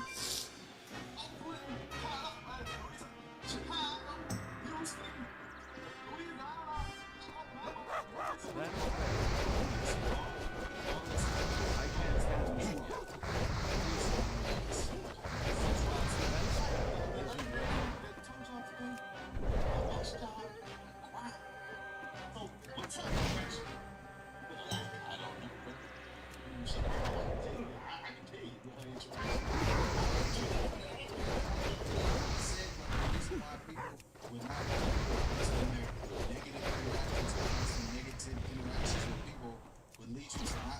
people, I think that's a bad reason. Yeah, 40%. Yeah, I mean, in 40, 41 is what I saw. 47, I mean, 40 to 40%. 60. And now a host attack. Something was very wrong.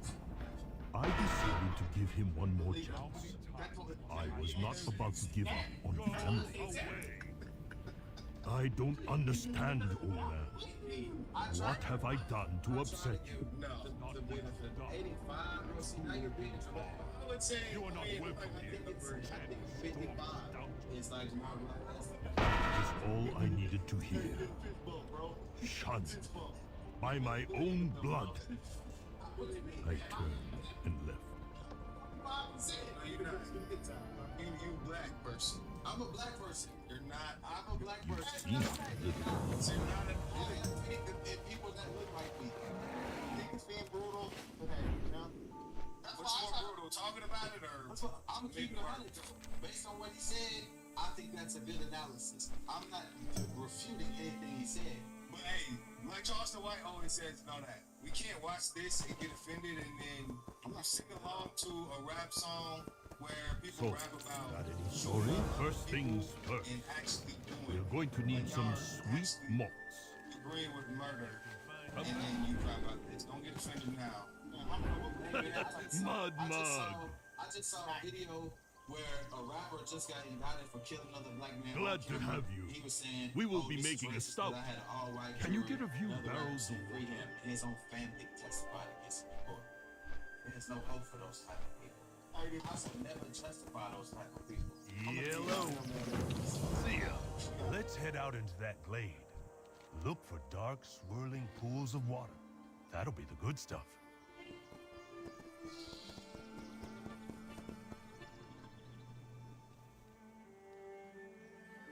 So, I'm trying to understand.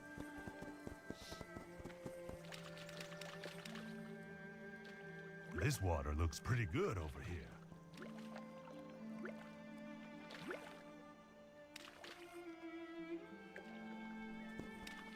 Something's a little funny about this here water. Ouch! Something pinched me. Get it!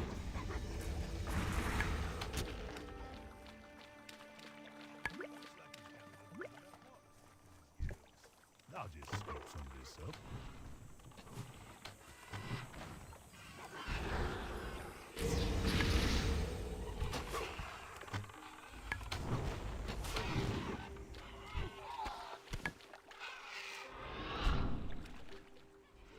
Boy, howdy. Look at this pretty little pool.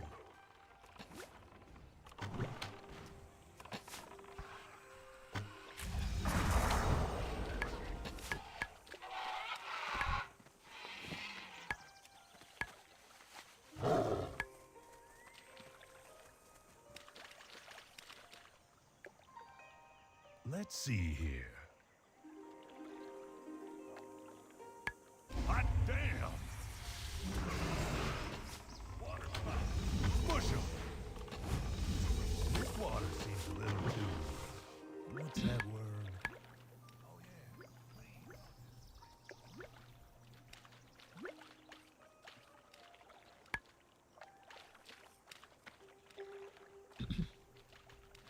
Now this is what I'm talking about. Ain't no spiders or crabs in this water. Crap! They don't brought nearly took off my hand.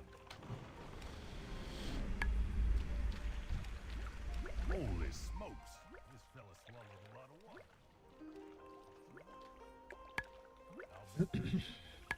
Pot-belly water beer. This should be the last of it. I can't transplant yet. I reckon we got enough. I'm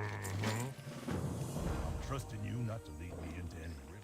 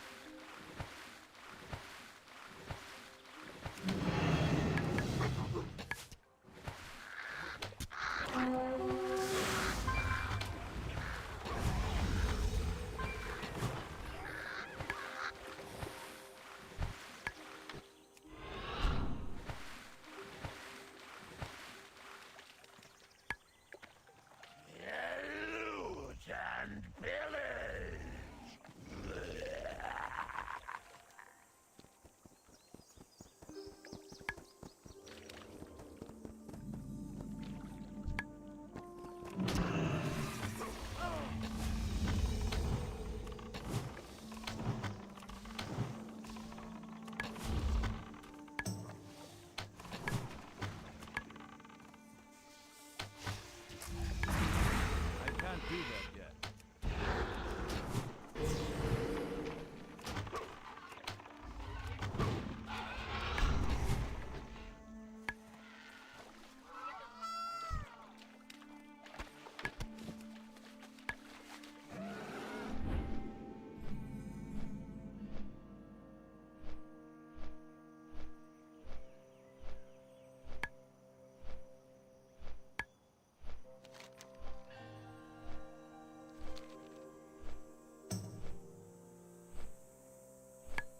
I need to get closer.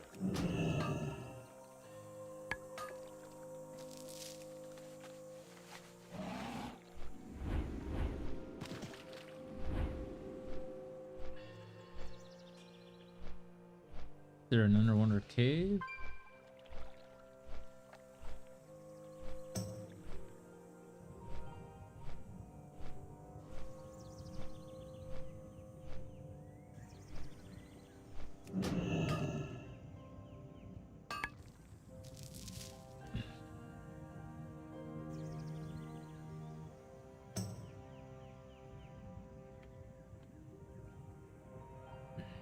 No.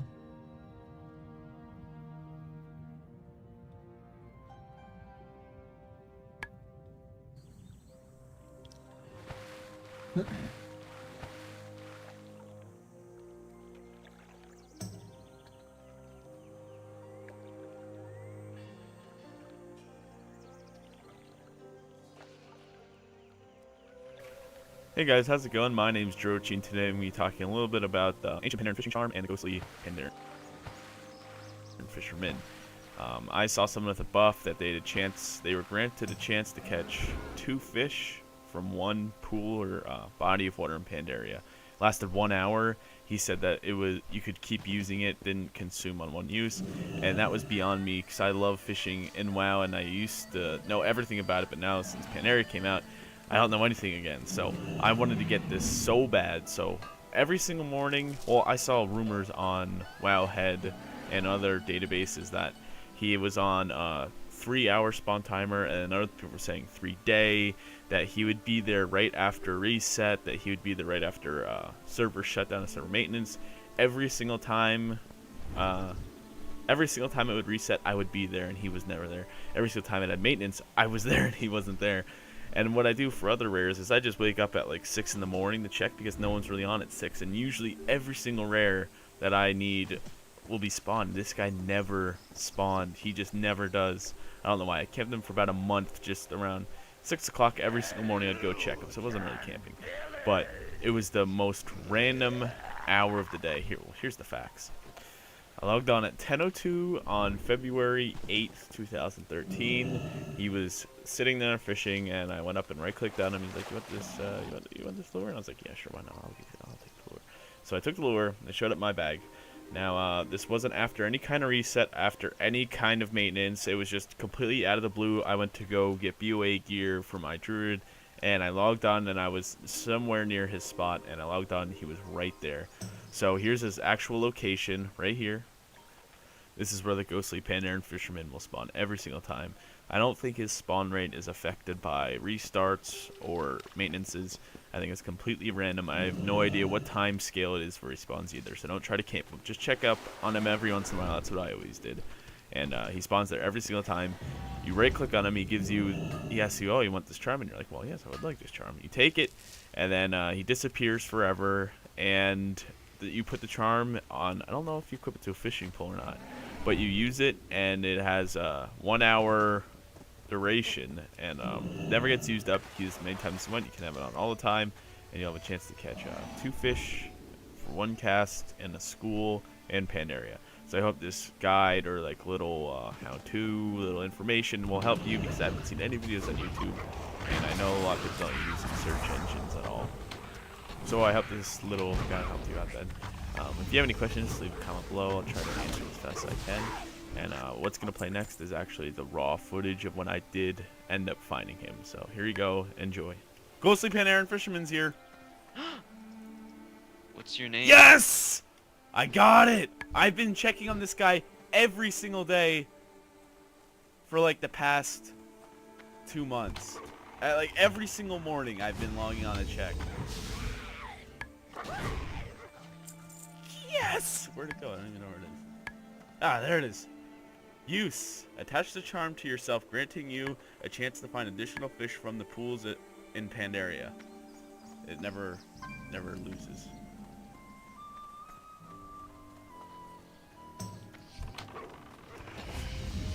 Do you know arcane mages are going to be viable in this patch? Next patch, I mean. For PvP. Tim? What? Arcane mages will be good.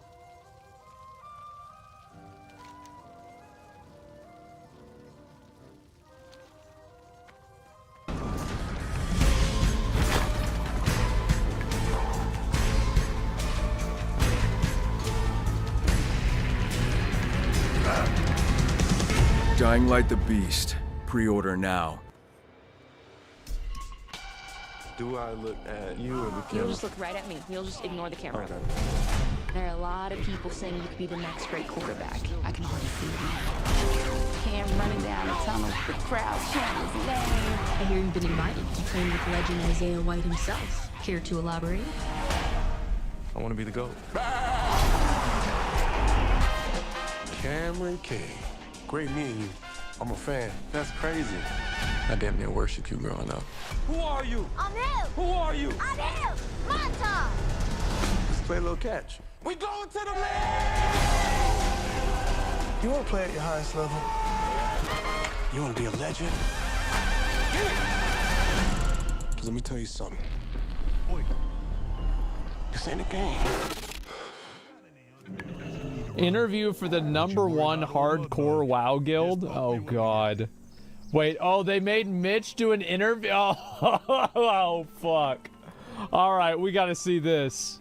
Oh my god, we gotta see this. Let's go. Let's see it. Let's go. Yo, hello. Hello. Hello, how are you? Good. Very good, and you? Good, good, good, good. Yeah, so I mean, yeah, you guys can talk first. Go ahead. Yeah, we do have a set of questions and a requirement that Ampi will go over with you. Yeah, no problem. Right. I think you should start with the guild tax, Babka. Yeah, I mean, first of all, we do have pretty 2 big rules, and we have a 50 gold weekly gold tax. Are you going to be able to afford that? As a mage, I think it's pretty fair, That's super easy, yeah. I just farmed Troll Village, and I was getting like 50 gold an hour just leveling. Okay, that sounds good. Also, since we're a 1 life guild, we... Okay, that sounds fine. The reason why they probably have the tax is just to pay for different types of consumables and stuff like that. Yeah, I don't think this is that big of a deal. Sure. Repairs, etc. Yeah. You have a $500 fine if you fail a mechanic or put the raid into danger during a raid. $500 if you fuck up. Well, how do they enforce that? Are you good with that? Yeah, I guess. So pretty much when you fuck up, you owe $500 to the guild PayPal that are used for expense and guild activities. Okay. And let me guess, Bobka is the one that manages the guild PayPal? That's smart. No wonder he's inviting Mitch. Yeah, dude, that's fine with me.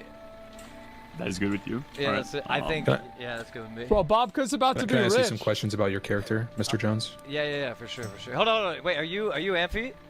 Yes. Oh, Okay, it's the I warrior. saw a clip of you saying you're like OG Mitch Jones, Rectal Watcher, and that you don't think that I can focus. Bro, I don't focus in dogshit dungeons when I'm leveling, but in raids and in PvP, I am locked in, man. Straight up. I believe you. We believe in you, but we are the one telling things right now and asking questions. Alright, you guys go. Oh my god. Oh god, this is amazing. Good. Good. Okay, what's the next question? Where are you on your MC attunement? I just dinged 60 yesterday, so I need to get that. I'm gonna do that today. All members must be attuned to MC. Yes, I will get it. I will get it. Baseline. Yes. That's an expectation. Yeah. What about your Oni attunement? I haven't. I can guarantee you he hasn't done any attunement. He hasn't gotten anything ready. Nothing is prepared. Yeah. I just dinged. I haven't started in any of these attunements yet, but I will be doing that after I get Bisk gear. Bobka, did you hear that? Yeah, I did.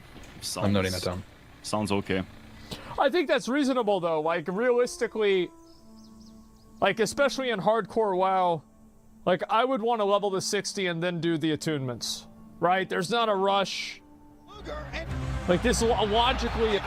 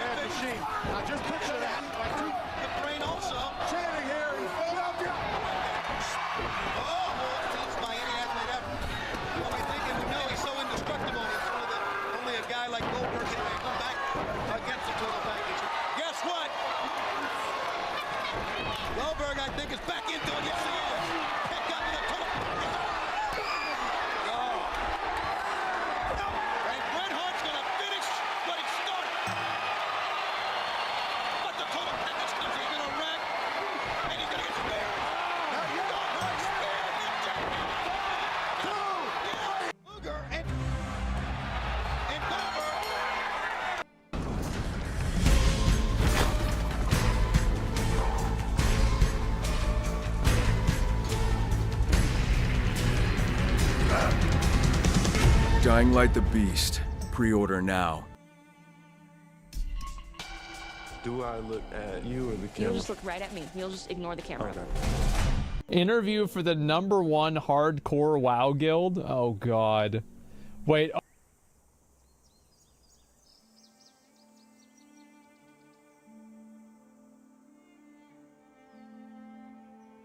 I did not play at all last night, by the way.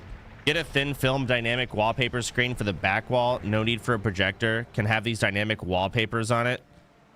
What? Thin film dynamic wallpaper screen for the back wall. You talking about back there? So you're telling me to get a fucking projector so I can project the backgrounds behind me.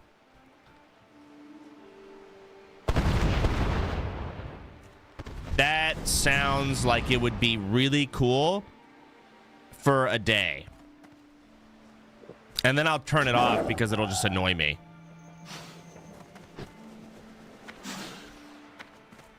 I did not play at all yesterday, by the way. I literally didn't log in.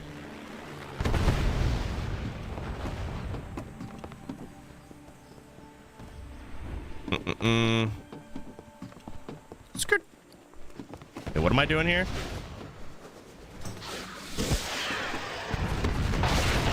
That, I guess. Is this MoP? it is... I've never quested here. The only questing I've ever done in MoP, I remember when it came out. I'm pretty sure, like, the only thing my stream really did was sit in a call and, like, fucking harass women. That's kind of all my stream was. So no one really cared to watch leveling. And I also didn't really want to level. Open fire at once. So all I did, there's a quest that maybe I'll get to it in a bit. Let me skip this, I don't care. Maybe I'll get to it where, like, there's some guy at the top of this hill and he's like,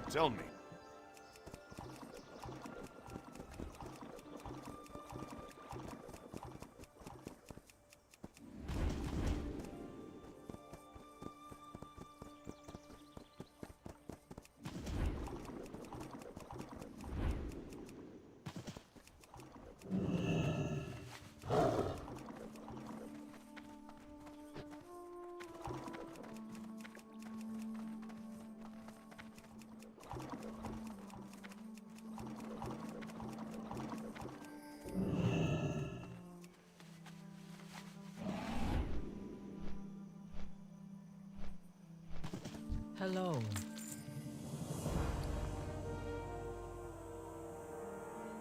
Would have been an upgrade. What is your hurry?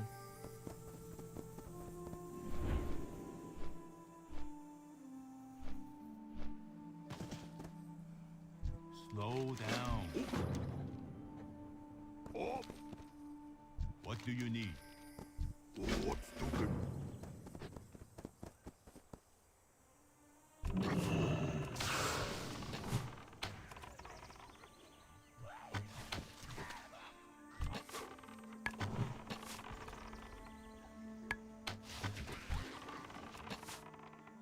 It's too far away.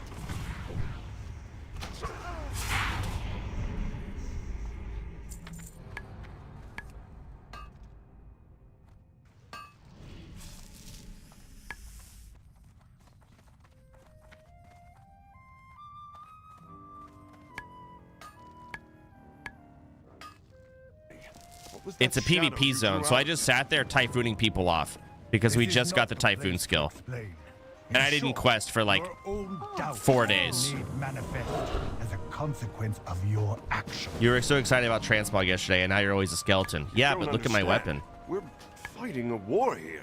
There's probably, I think I've shown the video. I literally sat there for 8 hours just typhooning people. That was my whole MoP experience. And then I'm pretty sure I did BGs all the way to max level. I did not quest. Should be careful what kind of. Do you have anything to do with your OTK review on the wallpaper? No? I don't think anyone cares, though. To be honest with you, I don't think anyone in my stream gives two flying fucks about OTK, which is, that's okay. That's fine. I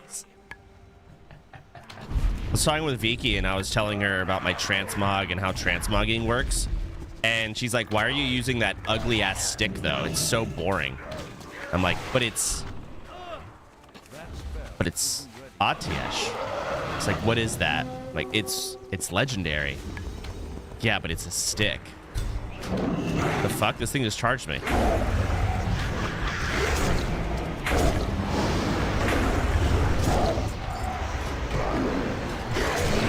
Holy fuck, swipe does damage. But yeah, it's actually crazy. Like, I was comparing it to, say, like, RuneScape. There's so many things that just look so not cool to me. But they're cool as fuck because the people that understand how to get them, there's, like, a story behind it. Like, if someone had level 19 Twink Transmog, I would think that's cool. But to anyone who doesn't know what 19 Twinks are, it's like, the fuck? This is hideous. Nothing matches. It's ugly. It's dumb. Who gives a fuck?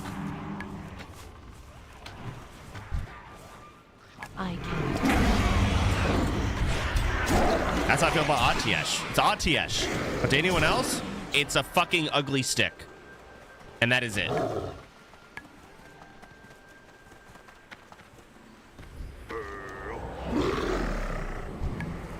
And then, like, all of the new modern gear is so ugly to me. But it does look cool objectively. To anyone who doesn't play WoW, it's the coolest looking sets. Where is this thing having me go, by the way?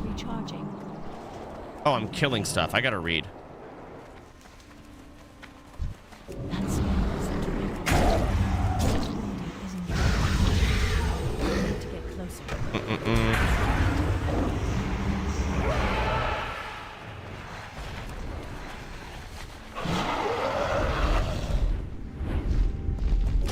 Feral challenge mode set is cool from MoP. That is cool. I remember I had to get carried for it. I never learned any of the dungeons. So there was like some company that just carried me and got me the gear.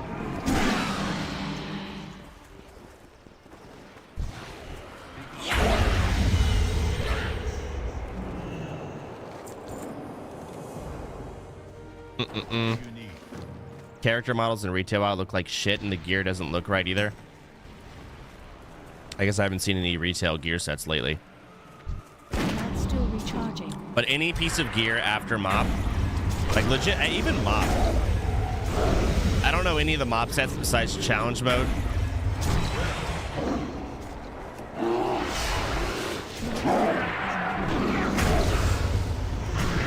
Just don't know any of them. Shah Haunt Slain. 4 more. Siege of Orgrimmar had some cool sets. They don't really stand out to me.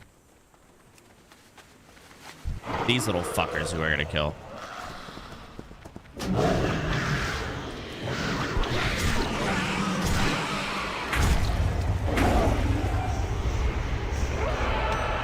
Okay, uno más.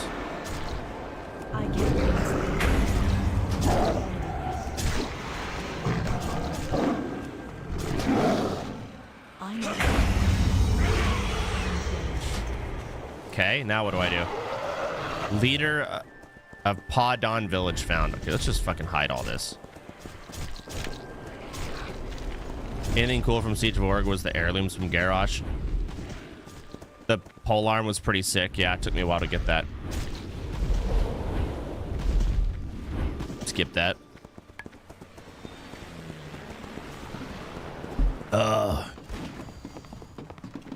It's gonna take me like 10 hours to get max level, maybe longer. Because I'm so fucking stupid and can't follow this simple arrow. And I don't want to do monkey grinds or whatever.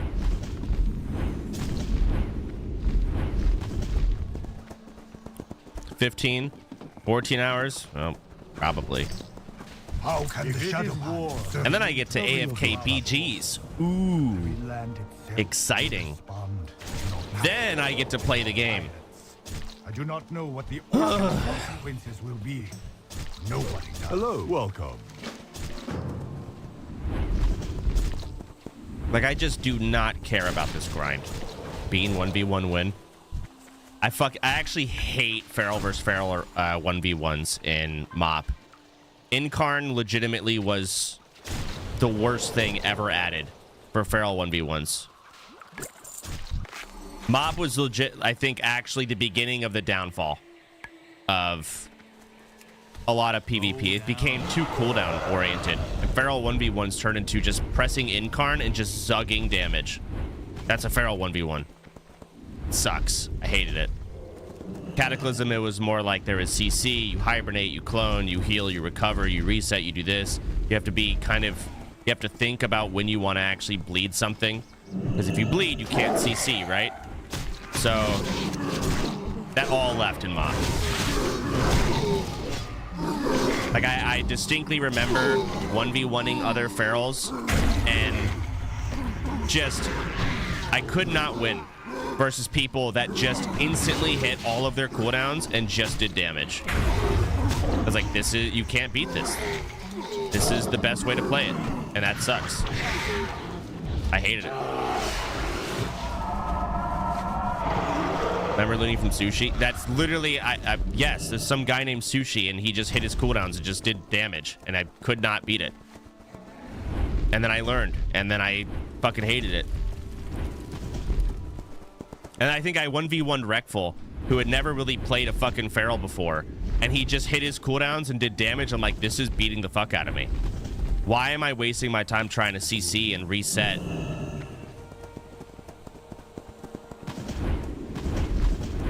Casual reminder that to this day... Okay, that's just a stupid copy-paste. Monk is so easy to play. Do you agree? Monk is pretty fucking hard to play in Legion.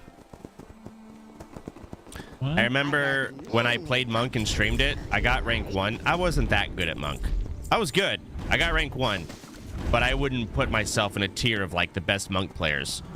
And I remember the best Monk players hated me. They were gatekeeping their class. I'm like, yes, you guys are better at Monk than me. It's okay.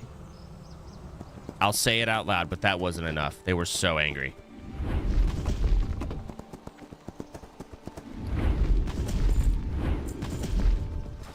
I think our arguments and discussions eventually like unwinded, and I just started calling them poor. Like, it wasn't even about who's the better monks. I told you, you all are better, but clearly they were just upset about something else in the world. So yeah, I just started calling them poor and made fun of them. Said they're ugly. Like, it just completely unfolded. It was...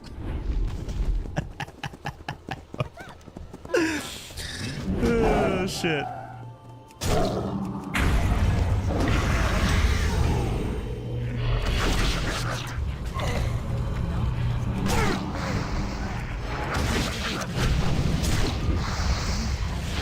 I have to free Pandaren Cubs.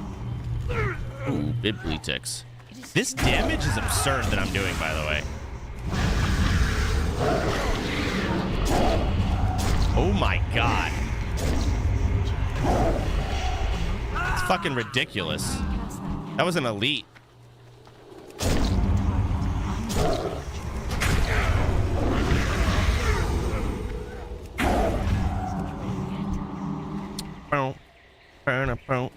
I can't.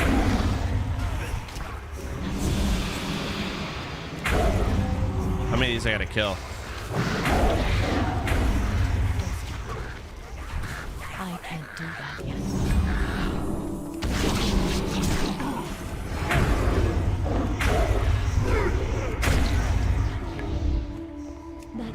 Is that guy flying, by the way? Level 85? Can you fly out here? You should try out Guild Wars 2. No, I don't like Guild Wars 2. I played it. Oh, on an alt. Lucky motherfucker. Okay. Dang it.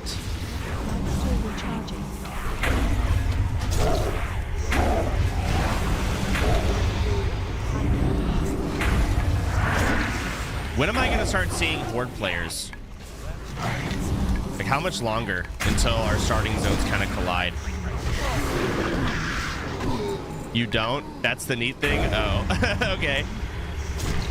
On Benediction, but isn't there phasing? So it doesn't really matter that I'm on Benny. World phasing exists, right?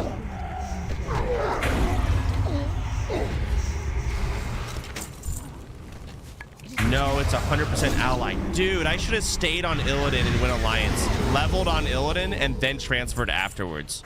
That way I could have PvP'd while questing. No, I fucked up.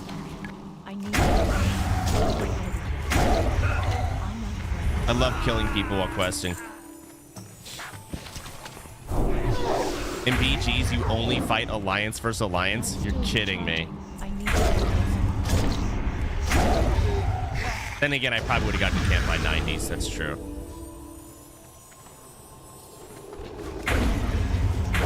Forgot that I'm like late to the party here.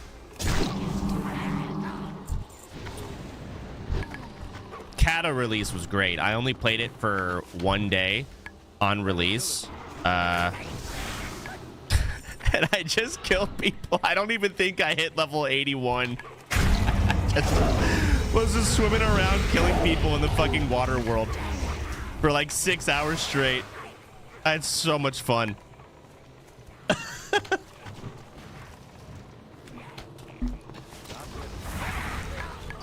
What was I doing?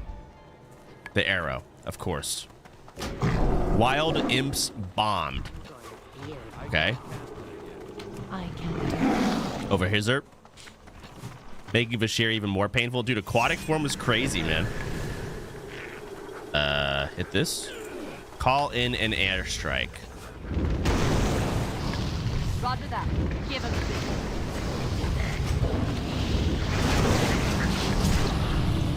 Nice, it worked.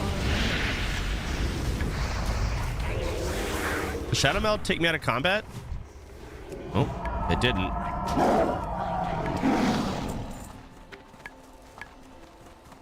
Hey, why is all of your brain so bland? What do you need?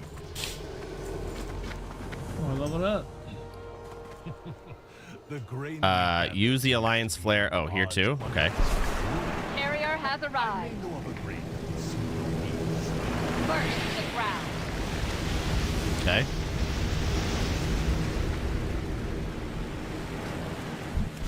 Target acquired. Light it up. Okay, quest completed.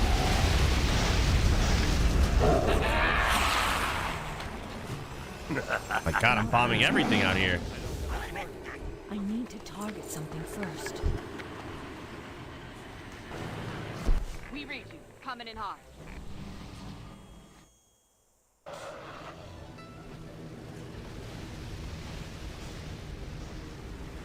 Okay, they all blew up. Nice. Yeah, I gotta change mounts. I hate this mount. Like, I actually hate all flying mounts when they're grounded. Black War Tiger. I just feel like I can't track where, like, my legs are. As well. I don't know.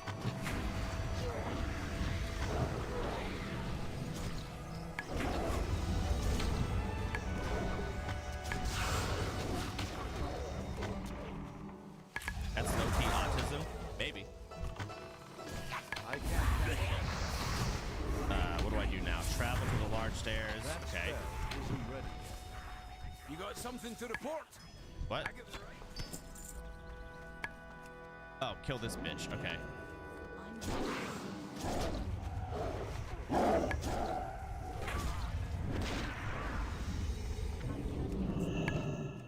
Ooh. Demon, wow. What you need? You got something that needs fixing? Big XP.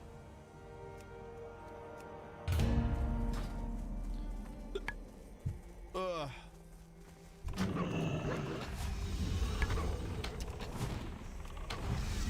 The logs. Am I supposed to do something? Demonic gateway? Whoa, hello.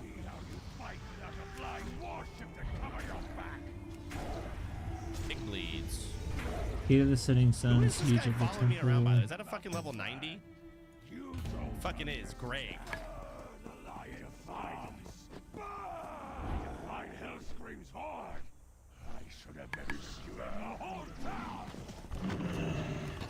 That's just Greg?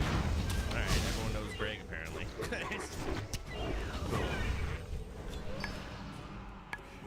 Mercy. What happened here? Is Vicky gonna play? I don't know, truly. I don't know. Truthfully, I don't think she is. Negative emotions, such as doubt. It has been many years since I have seen it manifest so dramatically. I am not surprised. The horde of monsters. We are here on a peaceful rescue mission. Follow the arrow closely. Okay. Follow it, head down the long stairs. Run across the ledgeling, jump onto the grass to exit. We are not afraid to fight. Our warriors, while few in number, are in. Okay.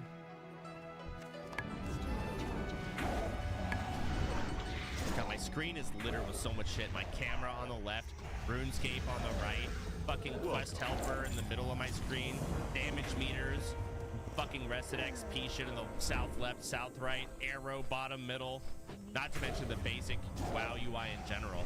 What is even happening?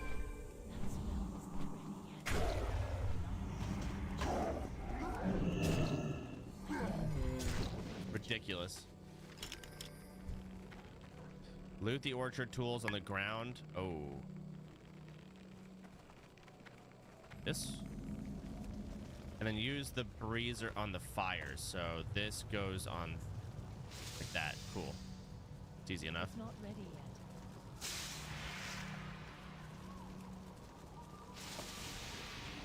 Fuck you, man. He took my shit. I'm out of range. Ready yet.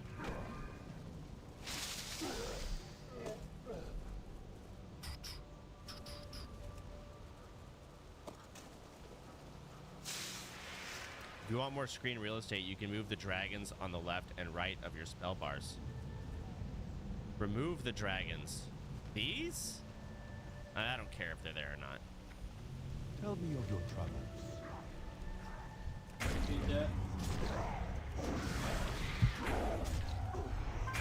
Yeah, and they're griffins, you fucking imbecile. Idiot. Stupid. Go to school, bro. I cannot use that item. It's still recharging.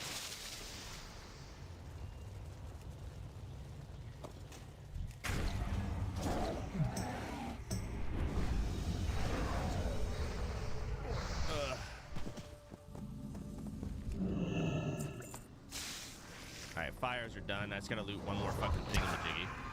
This. I can't cast. And then kill 3 more dudes.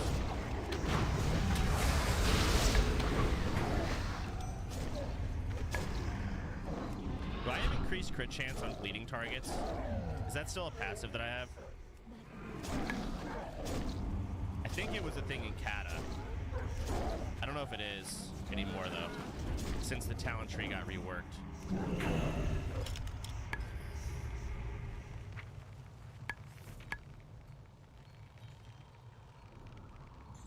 Allows you to ride flying mounts in Pandaria. See your trainer. Okay, hold on. Increase your nature power by your agility. Damage by bleeds increased.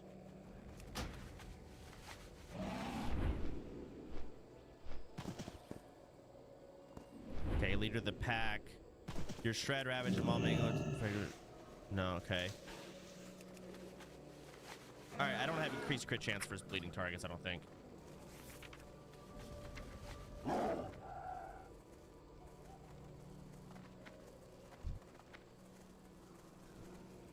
When your ice trap or snake How do you trap hit are so hard? triggered, you Skills? trap all affected targets, preventing them from you. No, I have like really busted gear. Hello. Chat or someone brought me like full 415 item level gear, which 415 item level gear is essentially the same item level of gear you would get if you were doing end game cataclysm stuff. So even though I'm like a fresh 85, I'm geared.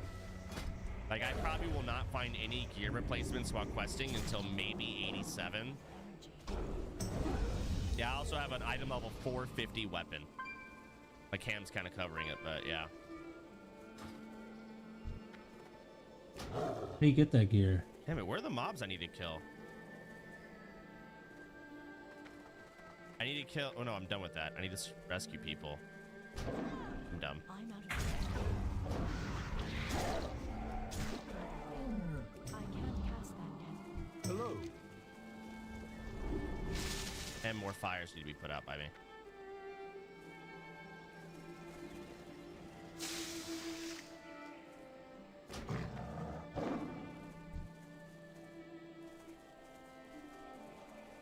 Oh, hello. Nice.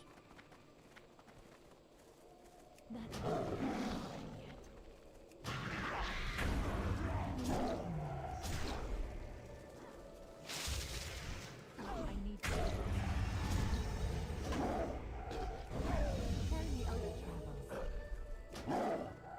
Okay, 2 more fires. I can't.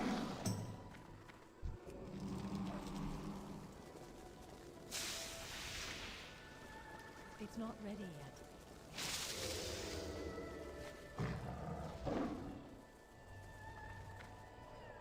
Punching Down episode 3 is out. Uh-oh. Dude.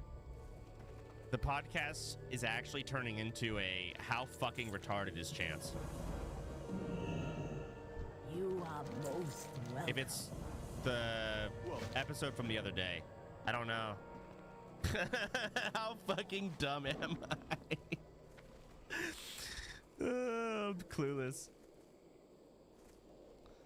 Like they like asked me about the fucking war going. I have no idea. Amateurs descend to the trees. The fuck.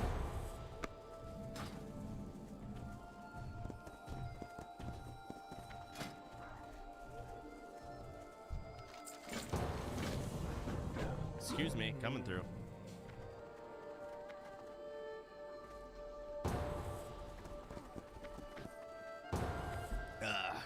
If you could redo the intro, how would you have done it? I don't know. Greetings. Talking about the podcast intro. Would have tried to make it less fucking ugly and stupid and dumb. The great legacy of our people. I don't know, to be fair. I'm just criticizing and then providing zero like other directions, which is typical. People do that a lot. I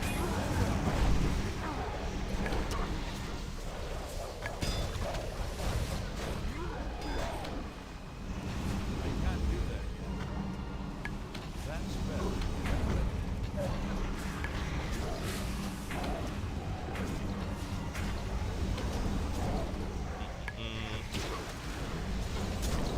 Okay.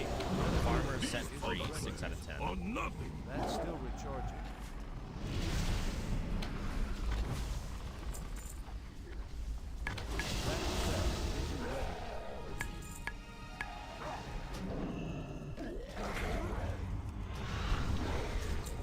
Well, since there's not going to be any PvP out here, I'm gonna actually swap off Incarn.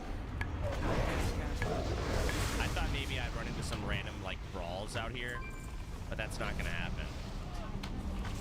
Can I? Not ready. I need a Dust of Disappearance. Fuck. That's still recharging. Have you worked with Oda post tourney? No. I can't do that yet. Not ready yet.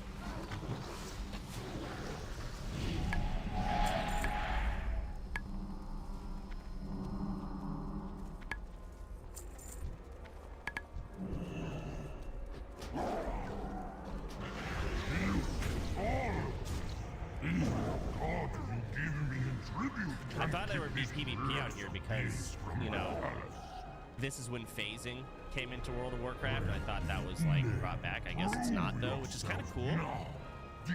I've never played MoP without phasing, but because the community is just so good at making everything unfun, there's basically no horde on this server.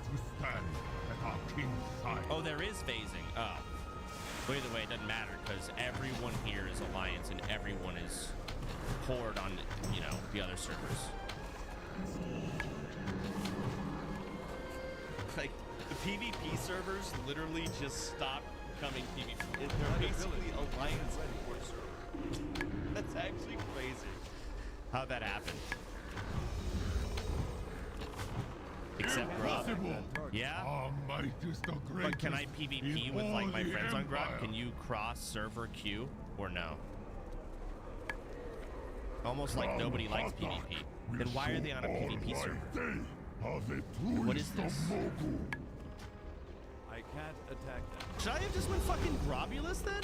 If I could still queue with like Zaryu and Grayson and whatnot? What? Yes, you retard.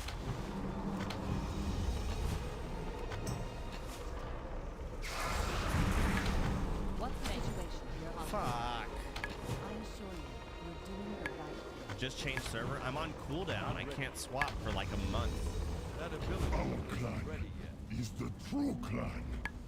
No interloper can change that. Clan Girl will show our king and the rest of you how hungry and hot. Why we are the right ones at his side. It's a lot of damn.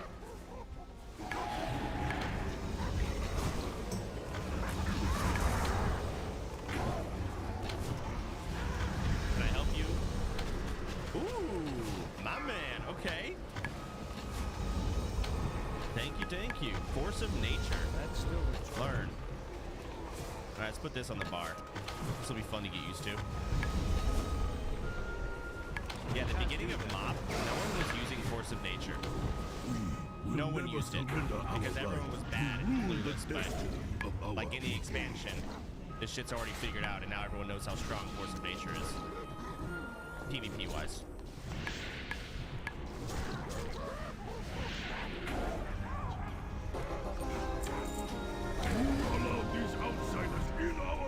Ooh, wait a second. Hold on, I'm PvEing.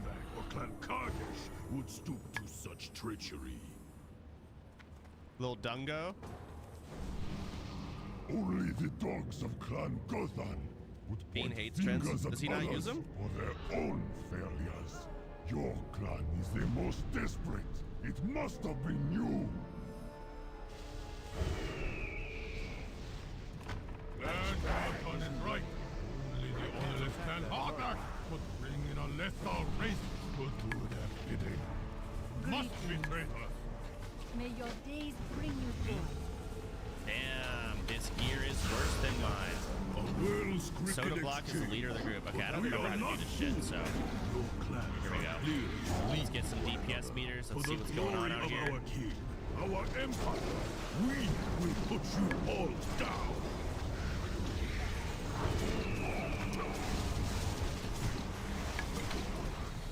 Okay, this tank is fucking crazy. He's just sending it.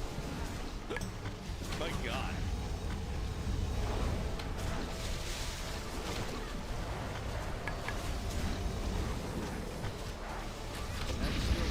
Okay. Don't know what this boss does.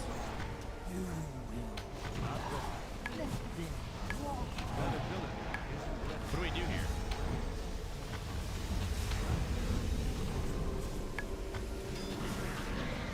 The fuck?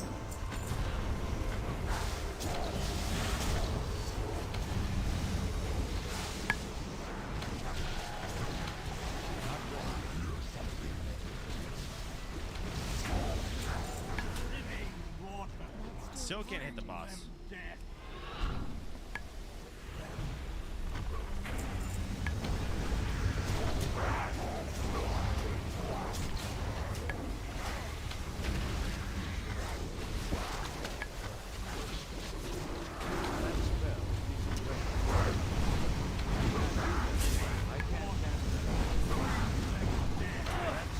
Oh my god.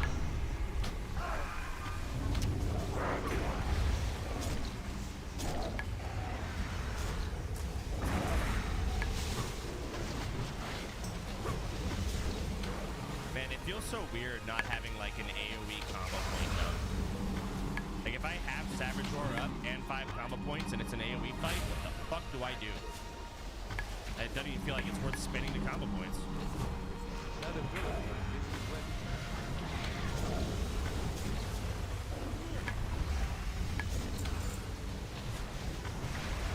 Alright, now boss time maybe?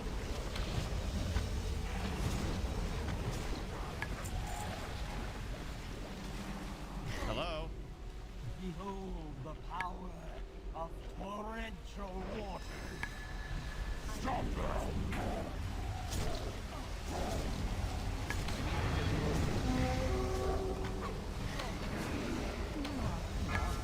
I can't do that. Not ready yet. I need an add-on to track my fucking bleeds. I can't tell which bleed is mine and which one is this other Carol's.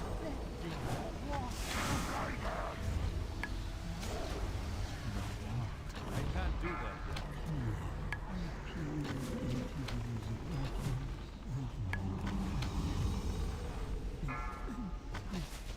Okay. Get on name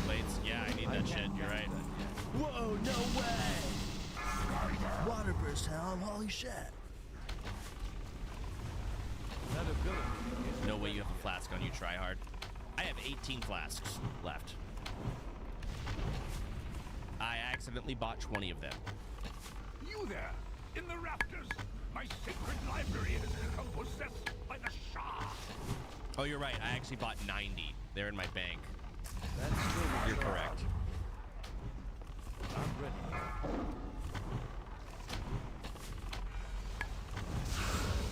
I'm a fucking loser. I can't do that. I need a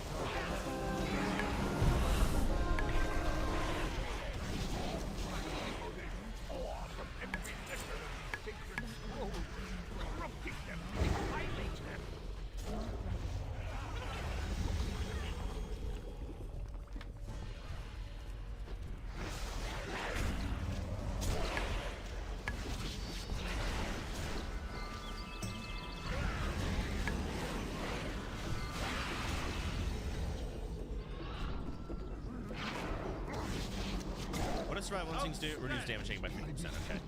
Making sure it was like a wall.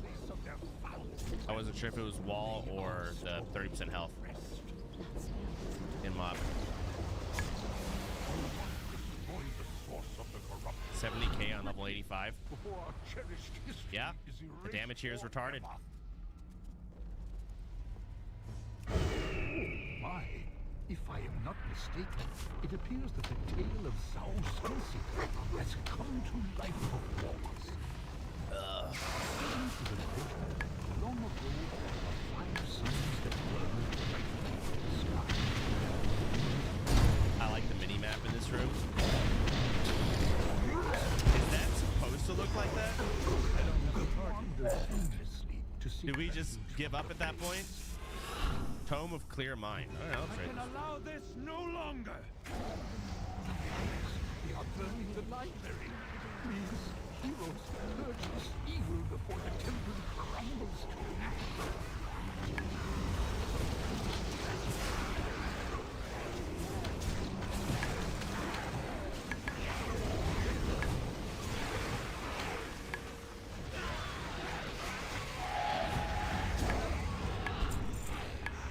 Yeah, whenever I can. So what add-on do I want so I can see, like, all of you. I need a couple of things. When I target someone, like this rake, I want there to be a timer on it, and I kind of want to see it up here, like above their, next to their health bar, right? What add-on does that? Plater, I guess.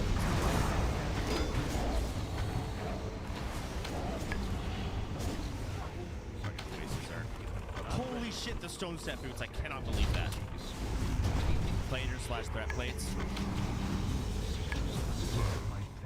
Would threat plates do it instantly? Let's see.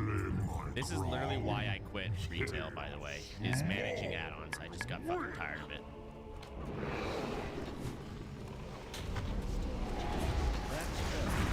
Unfair. That's pretty good. Yeah, this works.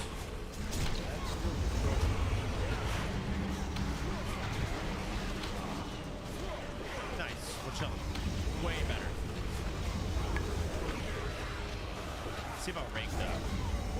How do I hide other people's rake? Like, see how there's another feral in the group?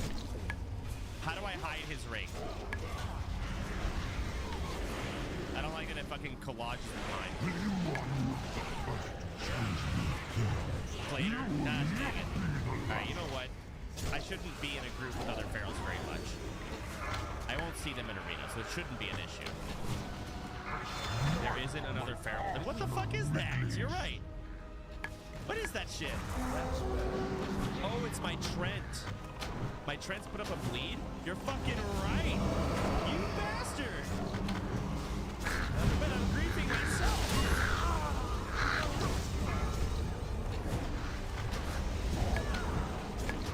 Holy fuck, triple rake, huh? I can't do that.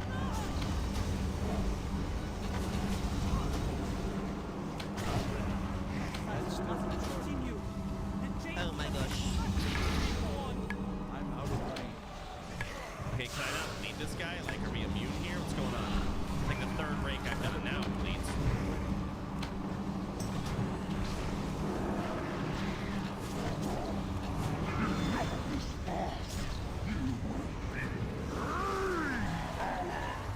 Nice.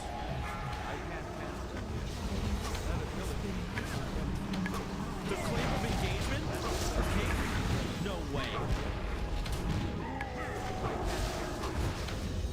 You can't debuff him for a couple seconds when he comes out. No way.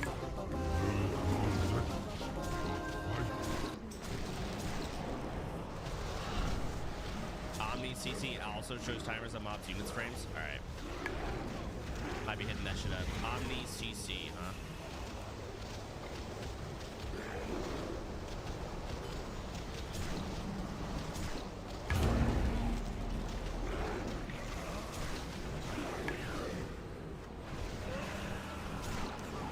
Crab XP loss? Oh no. Man, I'm a fucking multitasker out here.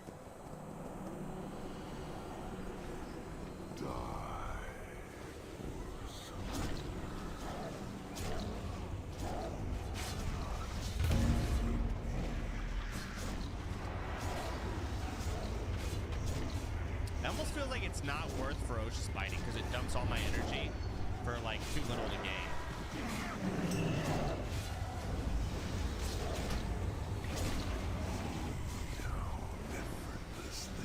Like, I'd rather just keep shredding and just max out combo points. It's weird. The fucking mini-map is ridiculous again. Oh, he's immune to Dan. Oops. AoE time.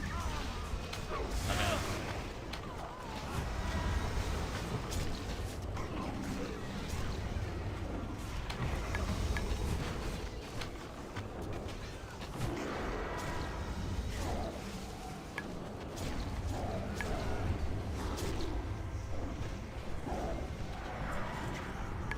The chest guard of despair.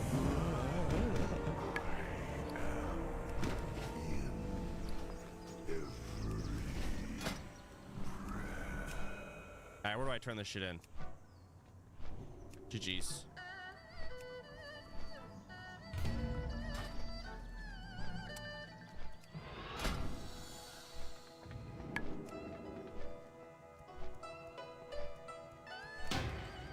Slow down.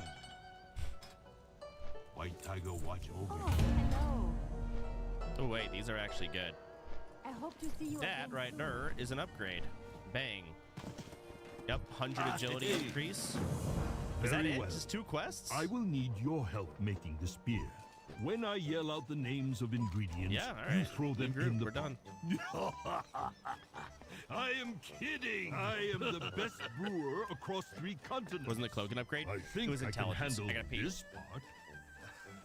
Damn straight you can. If you wouldn't mind waiting, this might take a long time. People stealing my stick.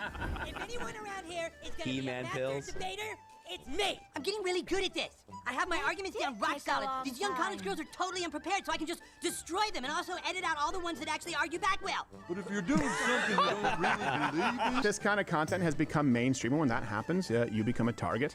So I see that all as a win, and I think it's pretty funny. Apparently, some feelings have been hurt. Oh, man. Come on, guys. No, actually not on the right, but historically. So last night, it was a pretty anticipated episode, and it did a pretty good job with some of it. Some of it was pretty good. Some of it was kind of hack. But... Yeah, some of it was kind of hack. But Christy Nome, they went in hard. Charlie Kirk, and let me just show you some clips. So the first kind of theme is they were taking aim at ice. Now, they've taken aim at the left, and we've always left, and I think that this is still funny. I don't even know what their point is. I don't necessarily know that I agree with them. But South Park yesterday, before we get to Charlie Kirk, here's them making fun of ice, and it is kind of funny. Are you looking for a new career? Why not join the ICE? We have jobs available now with up to a $50,000 signing bonus. Signing bonus? We don't ask for experience, just show up. We don't care if you've read a book or grown up. If you're crazy or fat and lazy, we don't care. Oh no. Freeze! Oh god. Oh god. great and nothing bad. Holy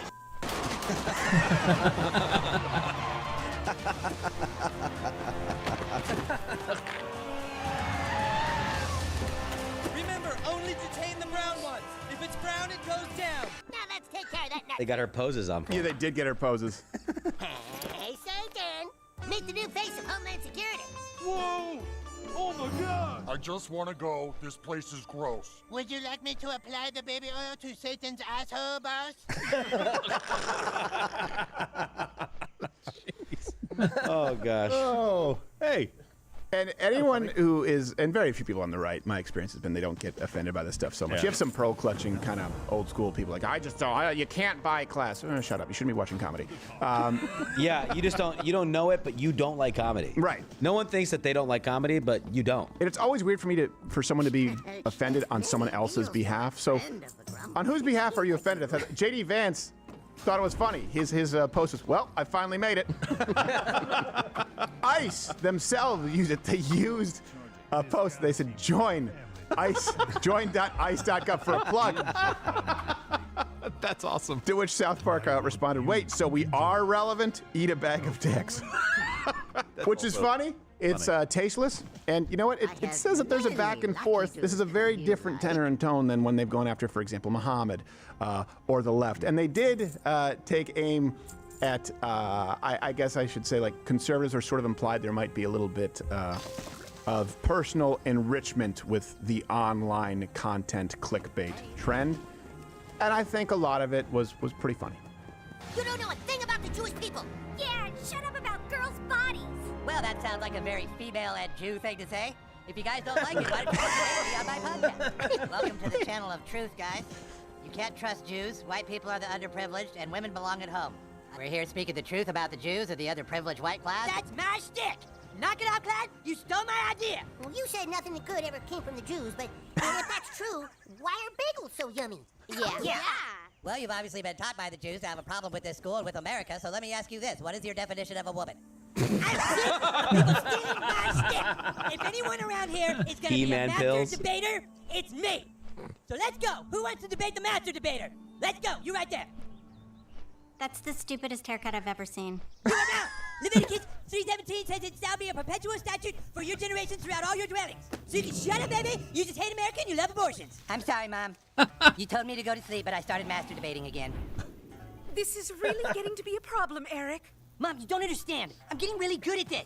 I have my arguments down rock solid. These young college girls are totally unprepared, so I can just destroy them and also edit out all the ones that actually argue back well. But if you're doing something you don't really believe in, just to make your nut, you're gonna find that you just get sadder and your nut just gets bigger.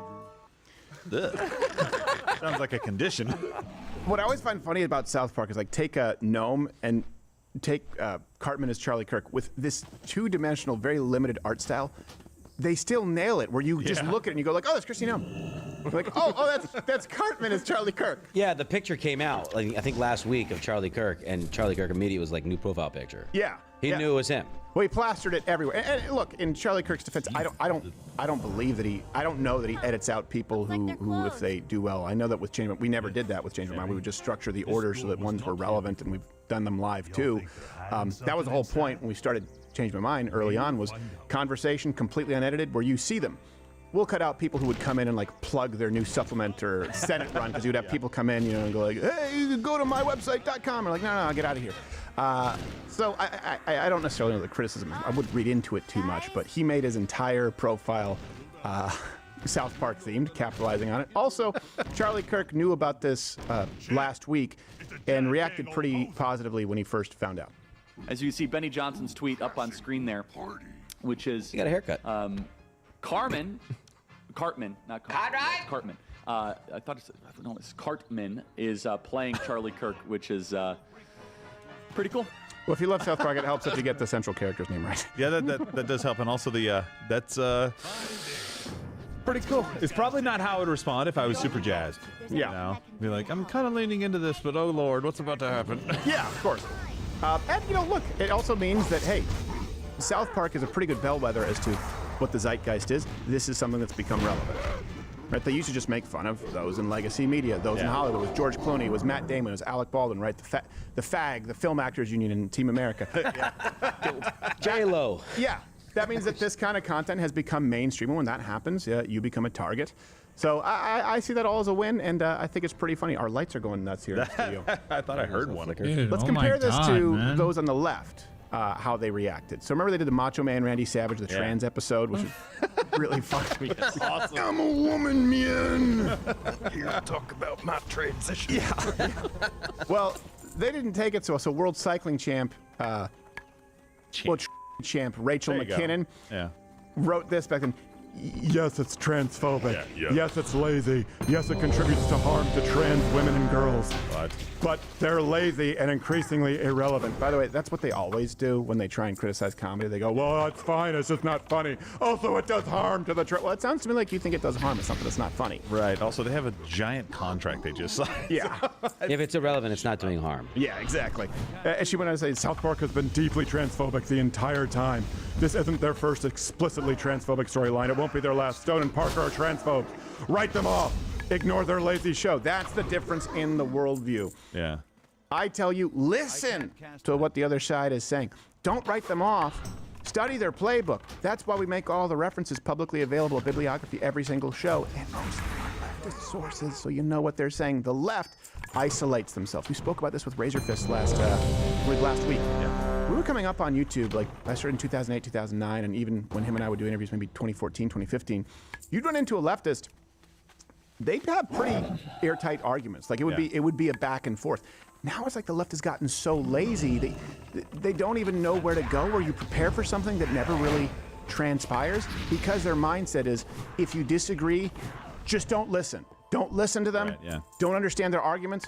Don't try and don't steel man them. Just shut them off. And then when faced with reality, like a national election, they don't know what to do. Do you really think that these guys are that transphobic? Like the entire episode was highlighting the absurdity of men in women's sports. Yeah, which everybody's pretty much on board with. Yeah, I think that Trey Parker and Matt Stone, I think they're pretty liberal guys. Yes, but they also recognize they're libertarian. They're more libertarian. Okay, Yeah. but they also recognize that there's a problem in society where you're not allowed to say certain things, and you're not allowed to talk about certain things. Right. You're not allowed to actually analyze a situation that could be actually dangerous just because we want to protect the feelings of one marginalized person. Right. Yeah. No. And I think they have they sort of have the streak in them of being anti-authority no matter what, and so now they would seem more liberal because those in power they view as conservative. And same thing when you look back at Barack Obama, or even when George Bush was president, they kind of went after the left for the constant beating of the same drum. So they are equal opportunity offenders, and I think they're a national treasure. They didn't do Biden though. I don't know what's up with that. They didn't do Biden. I Biden. found that out recently because I said that online. Yeah. I said they make fun of everybody. Everyone was like, they didn't make fun of Biden. I didn't make fun of Biden. I was like, oh, okay. It is weird. It was a blind It is spot. weird. For Maybe sure. it felt like it was punching down. Maybe they did. Elder abuse. Not supposed to I make don't know. fun of Maybe retarded lines we don't know about. Let's go to other people who are right now. Of course, they just had Satan, and they've done things that many people would consider sacrilegious against Christians. Christians haven't really done much. They're like, maybe I won't watch it, or I didn't like. I'll skip that episode. Contrast that with Muhammad, again, another marginalized community that the left has created an unholy alliance with. The Revolution Muslim group said that South Park's creators were probably going to, they said, we'll probably wind up like Theo Van Gogh, who was killed, by the way, for making a film critical of Islam. So that's not a veiled threat. That's just a threat. And they also said, whoever curses the messenger of Allah must be killed. Well, that's not a random quote. And Comedy Central tried to censor the episode. And they said, well, then I guess you just put a censor bar over Muhammad, because we can have Satan and Jesus on here and do all kinds, and you never censored it before. Yeah. So whether you like what they did or not, you do have to appreciate that these guys are pioneers, and you need those people out there. Otherwise, you end up with the censorship of everybody. And what's your take right now on the direction of South Park? Do you still watch? I haven't seen it in a while, but it's not because I don't know where to find anything anymore. It goes from Hulu to Netflix to then HBO. Yeah, like, where is this? I thought this was a Comedy Central show, but I have to get it next to Chris Wallace on HBO Max. Most of the time, if I don't see it on X, I probably won't notice it. I'll go to other places and watch it. Like if I see a clip of something, I'll go find the episode to watch. But other than that, no. They're off of HBO back on Paramount Plus now, but regardless, they had a couple of really bad seasons. They're on Paramount? Yeah. Didn't they just sign? That usually happens after like 15, 20 years, though. I mean, how long have they been on the air? That's about how long. 27. Yeah, dude. Wow, 27 years. So I mean, you're gonna have some bad years in there. Yeah. No one makes gold for 27 years. It just doesn't happen. That's why Seinfeld stopped after 9. Yeah. It just doesn't happen. But you're right. We need stuff like that. You need to be made fun of. You need the right to be able to make fun of things. People always talk about the left. Will always talk about we're losing our democracy to fascism. It's like, well, if I was, I wouldn't be able to watch your show. Yeah. This would not be on right now. Rachel Maddow, I would not be able to watch you. Yeah. If this was a fascist country, you'd be gone so fast. Yeah. You wouldn't even have time to scissor your sister in prison. I don't think that Mussolini would have taken kindly to a cartoon of him lubricating Satan's sphincter. That's true. Yeah. And I guarantee you, like, I don't know J.D. Vance. I've never met him. I'm pretty sure he would have laughed initially and gone, that's kind of funny. Yeah, of course it is. Why did they do that with me? Like, he may have gone, like, back to, like, It's the left who doesn't have a... I actually had someone one time at a Change My Mind walk by a liberal. We didn't get it on camera. She said, yeah, hey, how does it feel to be a meme? I was like, that's pretty cool. Pretty cool. One of the top memes of all time. Yes. Yeah, sure. Some people use it to make fun of. Well, what am I gonna do? All right, great. It was literally that's how it works. Cool. You're trying to tell me that I should be offended? I'm the one on the meme. and I'm smiling. I don't care. The worst is when you do a stand-up show and someone asks to talk with you afterwards, and you're like, just so you know, you talk, and I have a sister who has progeria or is retarded or Native American, depending on what I make fun of that day. And I'm like, why do you feel the need to talk to me about this? I don't care. I don't know you. I don't care. Goodbye. I'm gonna make the joke again. Yeah. Yeah, I actually had someone got really offended at a Native American bit that I did. Oh yeah. It's like, if I don't do that joke anymore, will they stop being Native American? Yeah, will they right. shrink?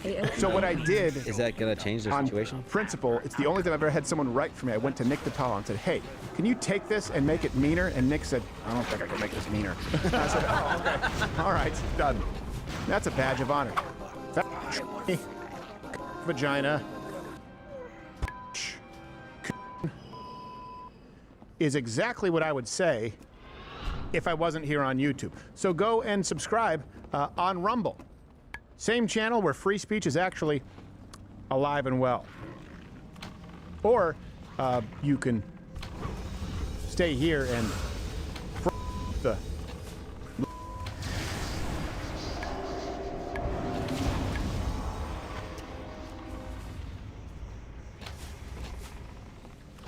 you can approach redefined tradition in a couple different ways, you know.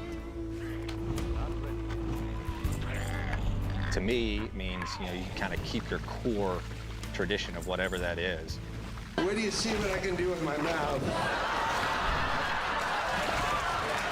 Adam Carolla is one of the most successful comedians around. His crass humor was controversial when he hosted Loveline and The Man Show. Now he talks more about what's in the news. If AOC was fat and in her 60s, would anyone listen to another thing she ever said? I don't think so. But he's saying that makes some people very angry. You don't know anything. Carolla says he doesn't care when people get upset. We recently posted a short video with him, but he has much more to say. So here's our full interview. You're a busy guy. You host 5 podcasts, now a new book. Everything reminds me of something. Advice, answers, but no apologies. Why is that important? Well, I realize that apologizing just leads to more apologizing. It used to lead to an end.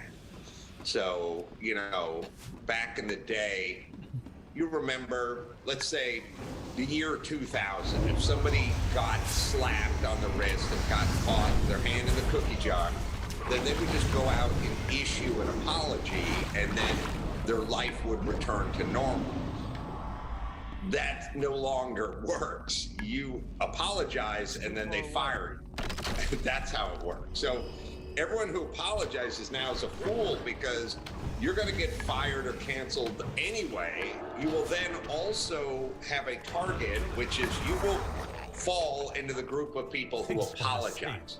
See, the people who want you to apologize, they don't really want you to apologize because they're offended at whatever it is you said. They just want dominion over you.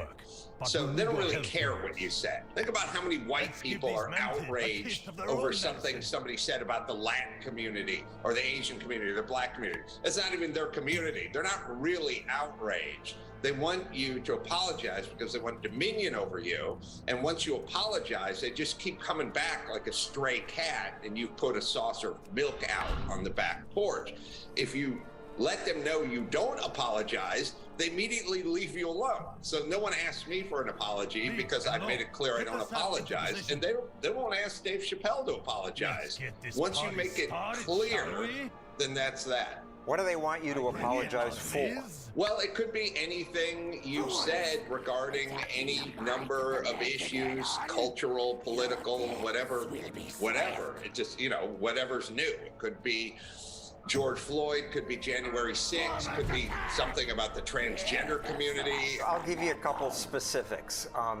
You said you think men are funnier than women. Well, that's a very good point. Now, let me explain that one. And let me explain how the media works. I did an interview for one of my books about 13 years ago. And they said at the very end of the interview, who's funnier, men or women?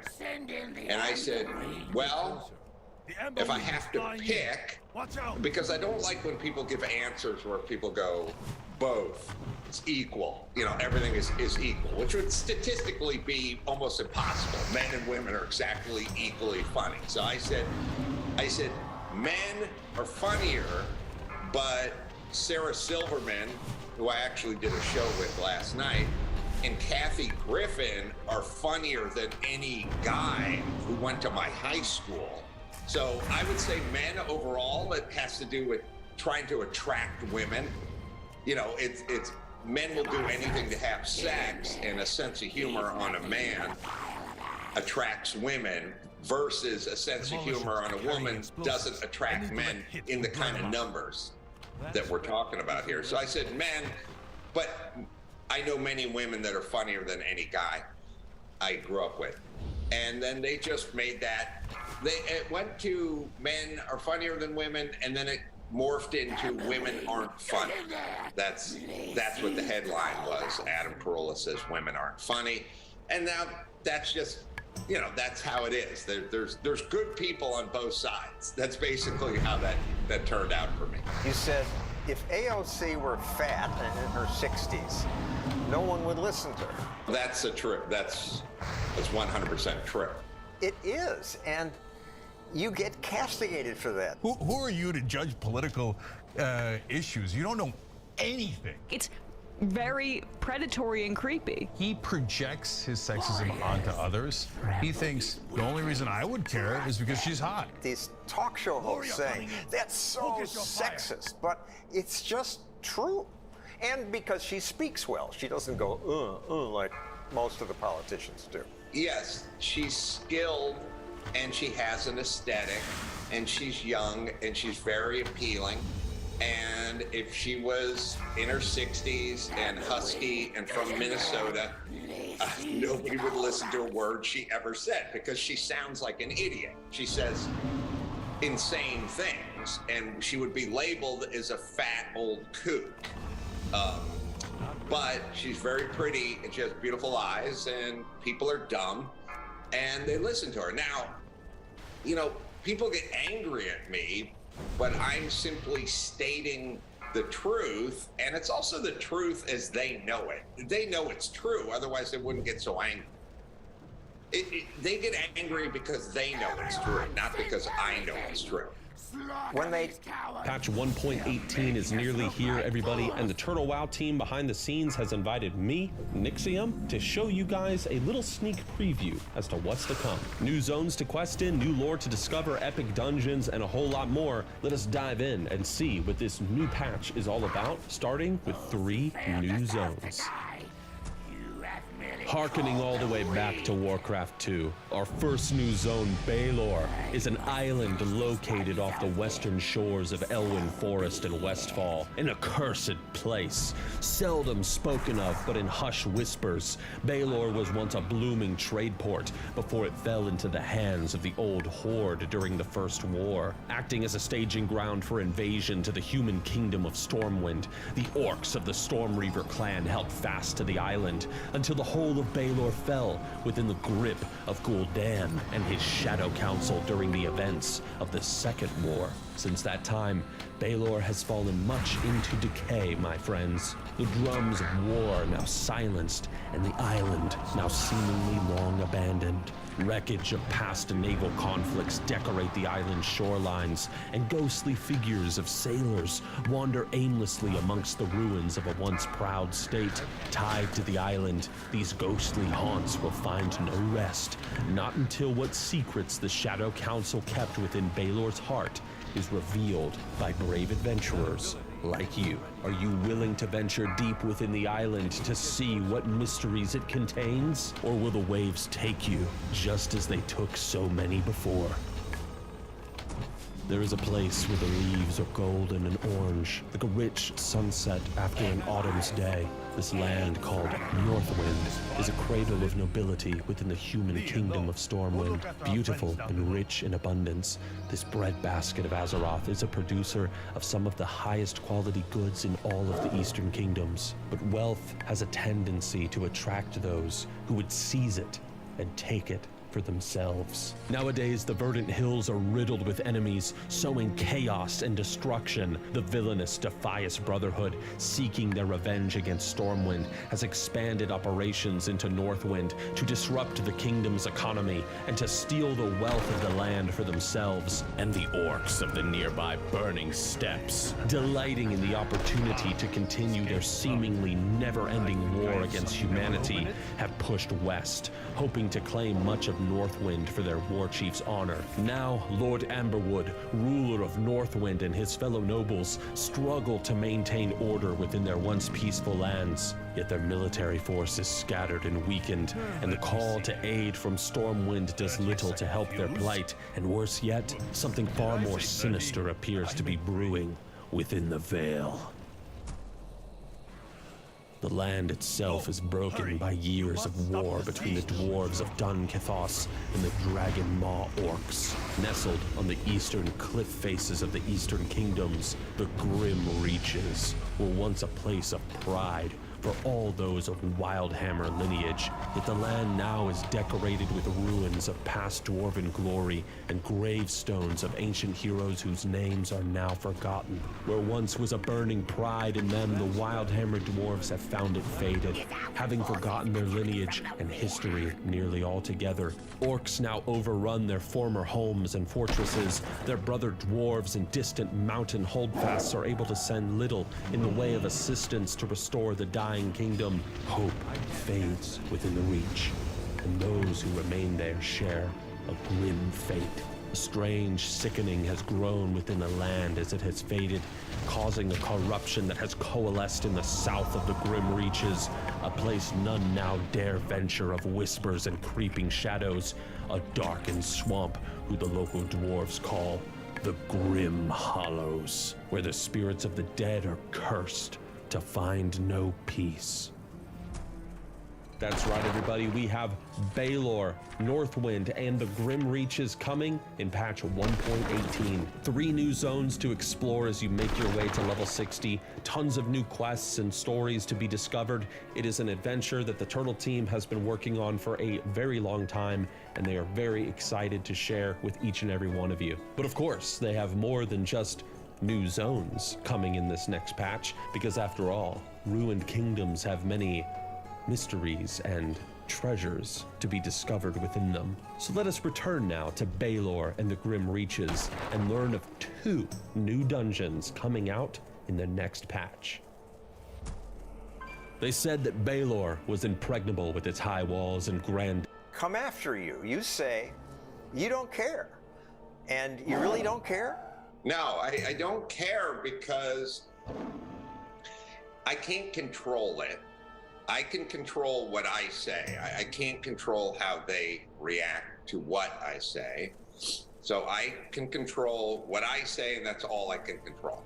I don't really have a choice as to what I say. It has to be the truth all the time. That's it. I'm a comedian. It's a sacred oath I took. It's what I do. I used to be a carpenter. I could go back, you know, the day I stopped speaking my mind, I will go back to swinging a hammer. I doubt that will happen. But I'm still stuck on you saying you don't care, because I care. But part of it's just habit, because when I worked for NBC and ABC and Fox, if I pissed off the wrong group, I would have been fired. And now I have my own thing, these videos, and I can't be fired. But I still cringe at the thought of being portrayed as a racist or sexist in the general media. And it looks like you don't. It just rolls off you. Well, there's a couple things. One is I care to the extent that if you woke me up on any given morning and said, would you rather Twitter be saying bad things about you or nothing about you? I would always say nothing. Like, I'm a human being. I would care. I think what we're talking about, and maybe we can break it down, is there's a personal kind of care and a professional kind of care. The professional kind of care is I'm going to get fired or deplatformed or lose sponsorship, or, you know, money will be withheld from me because of something I said. That's a professional kind of care. And then there's a personal kind of care. Hey, people are just out there saying you're a bad person and misinterpreting what you said, and so on and so forth.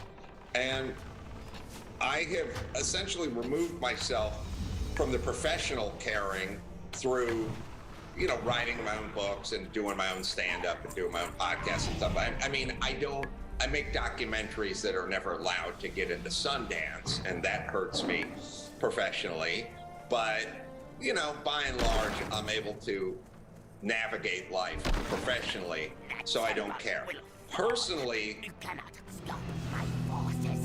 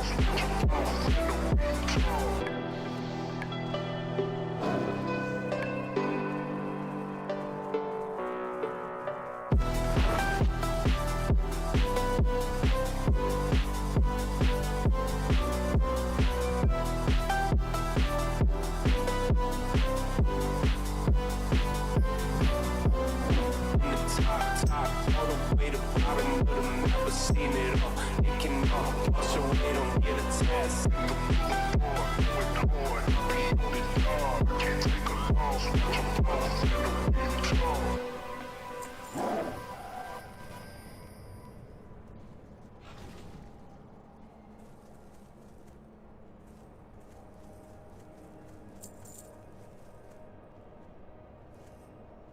I care, but I think it's a matter of degree.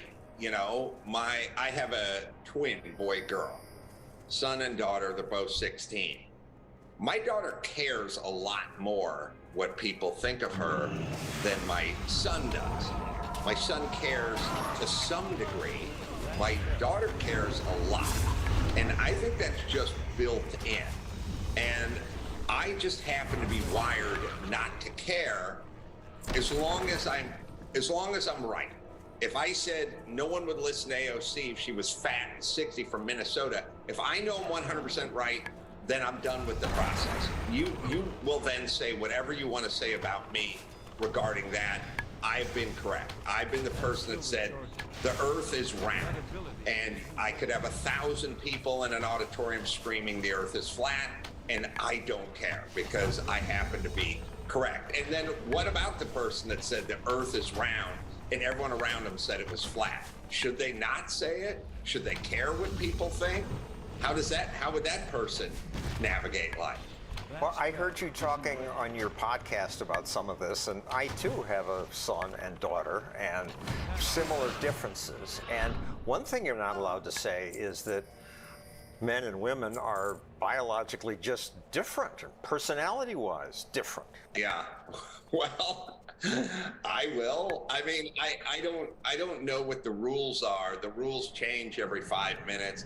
I think the rules are basically put in place to try to knock guys like us off our game, because you say, you know, Latino, and they go, Latinx, and you go, what happened? What did I do wrong? Oh, you screwed up. You know, they're just there to screw people up, so I tend not to listen. Just to explain that to the audience who doesn't follow it that closely, this new word, instead of Latina or Latin person's Latinx, which you're supposed to say, and no Latin person uses it or likes it, but that's the proper term.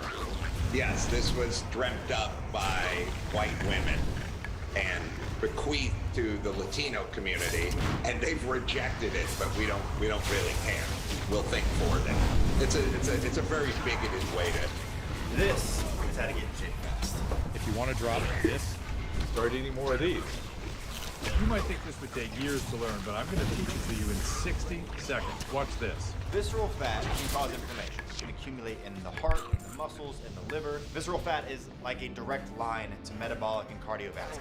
This type of abdominal fat is associated with a higher risk of death. So how do we get rid of dangerous visceral fat? Well, it's a lot easier than you might think. Am I the only one that didn't know this about visceral fat?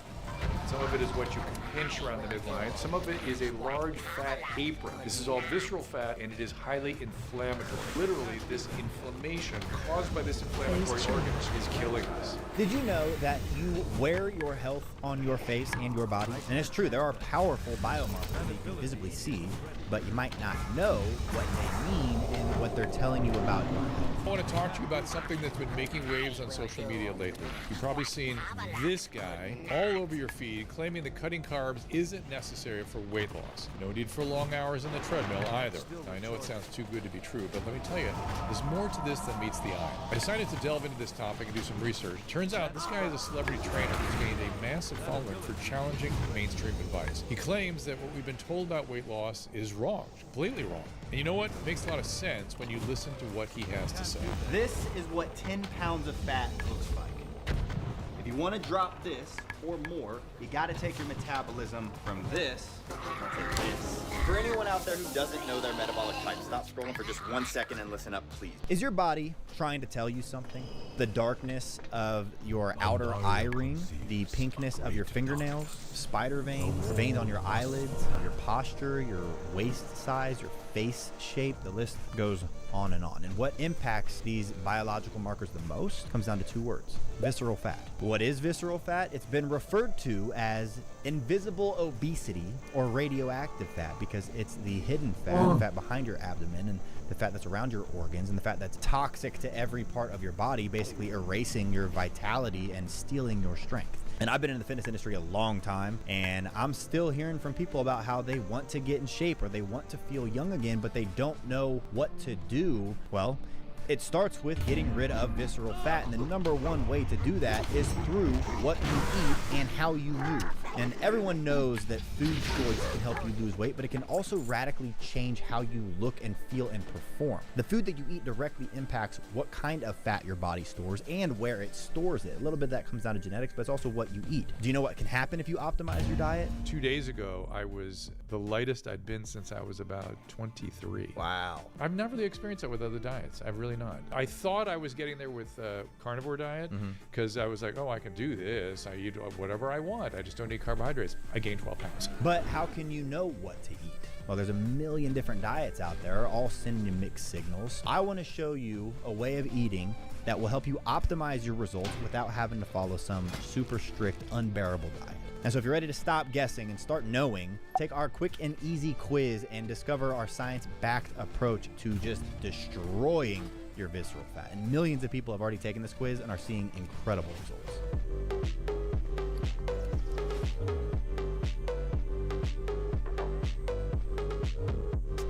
So this is our body type quiz. It's a free quiz. It's 6 different questions, super easy. Takes like literally 20 seconds. You can do it right now. And then at the end of it, it tells you what your body type is, but it also tells you the 3 most important things to do based on what your body type is, and it's completely free. We won't ask for your email or anything like that. So if you guys want to check it out, click that link below. Take my free body type quiz and get your personalized plan right now. Do it. Just get started now. Don't wait. Not tomorrow. Now.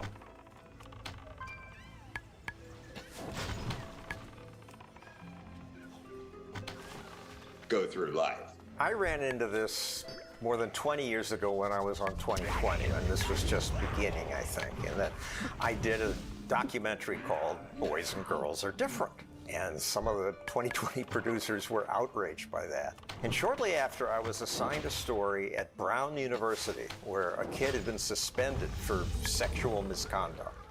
And he had had sex with a woman who was intoxicated. And of course, the message now is you can't do that because she's not really consenting. But this woman, when he said consented, she, the next morning, gave him her phone number. And then weeks later, she accused him of rape. So I went to the campus. I wanted to ask, well, what's the new definition of rape, and have a discussion about it. I'm just trying to educate myself and other people with me. But the Women's Studies Department, hearing I was coming, had labeled me a woman hater for having done this documentary saying, we are different.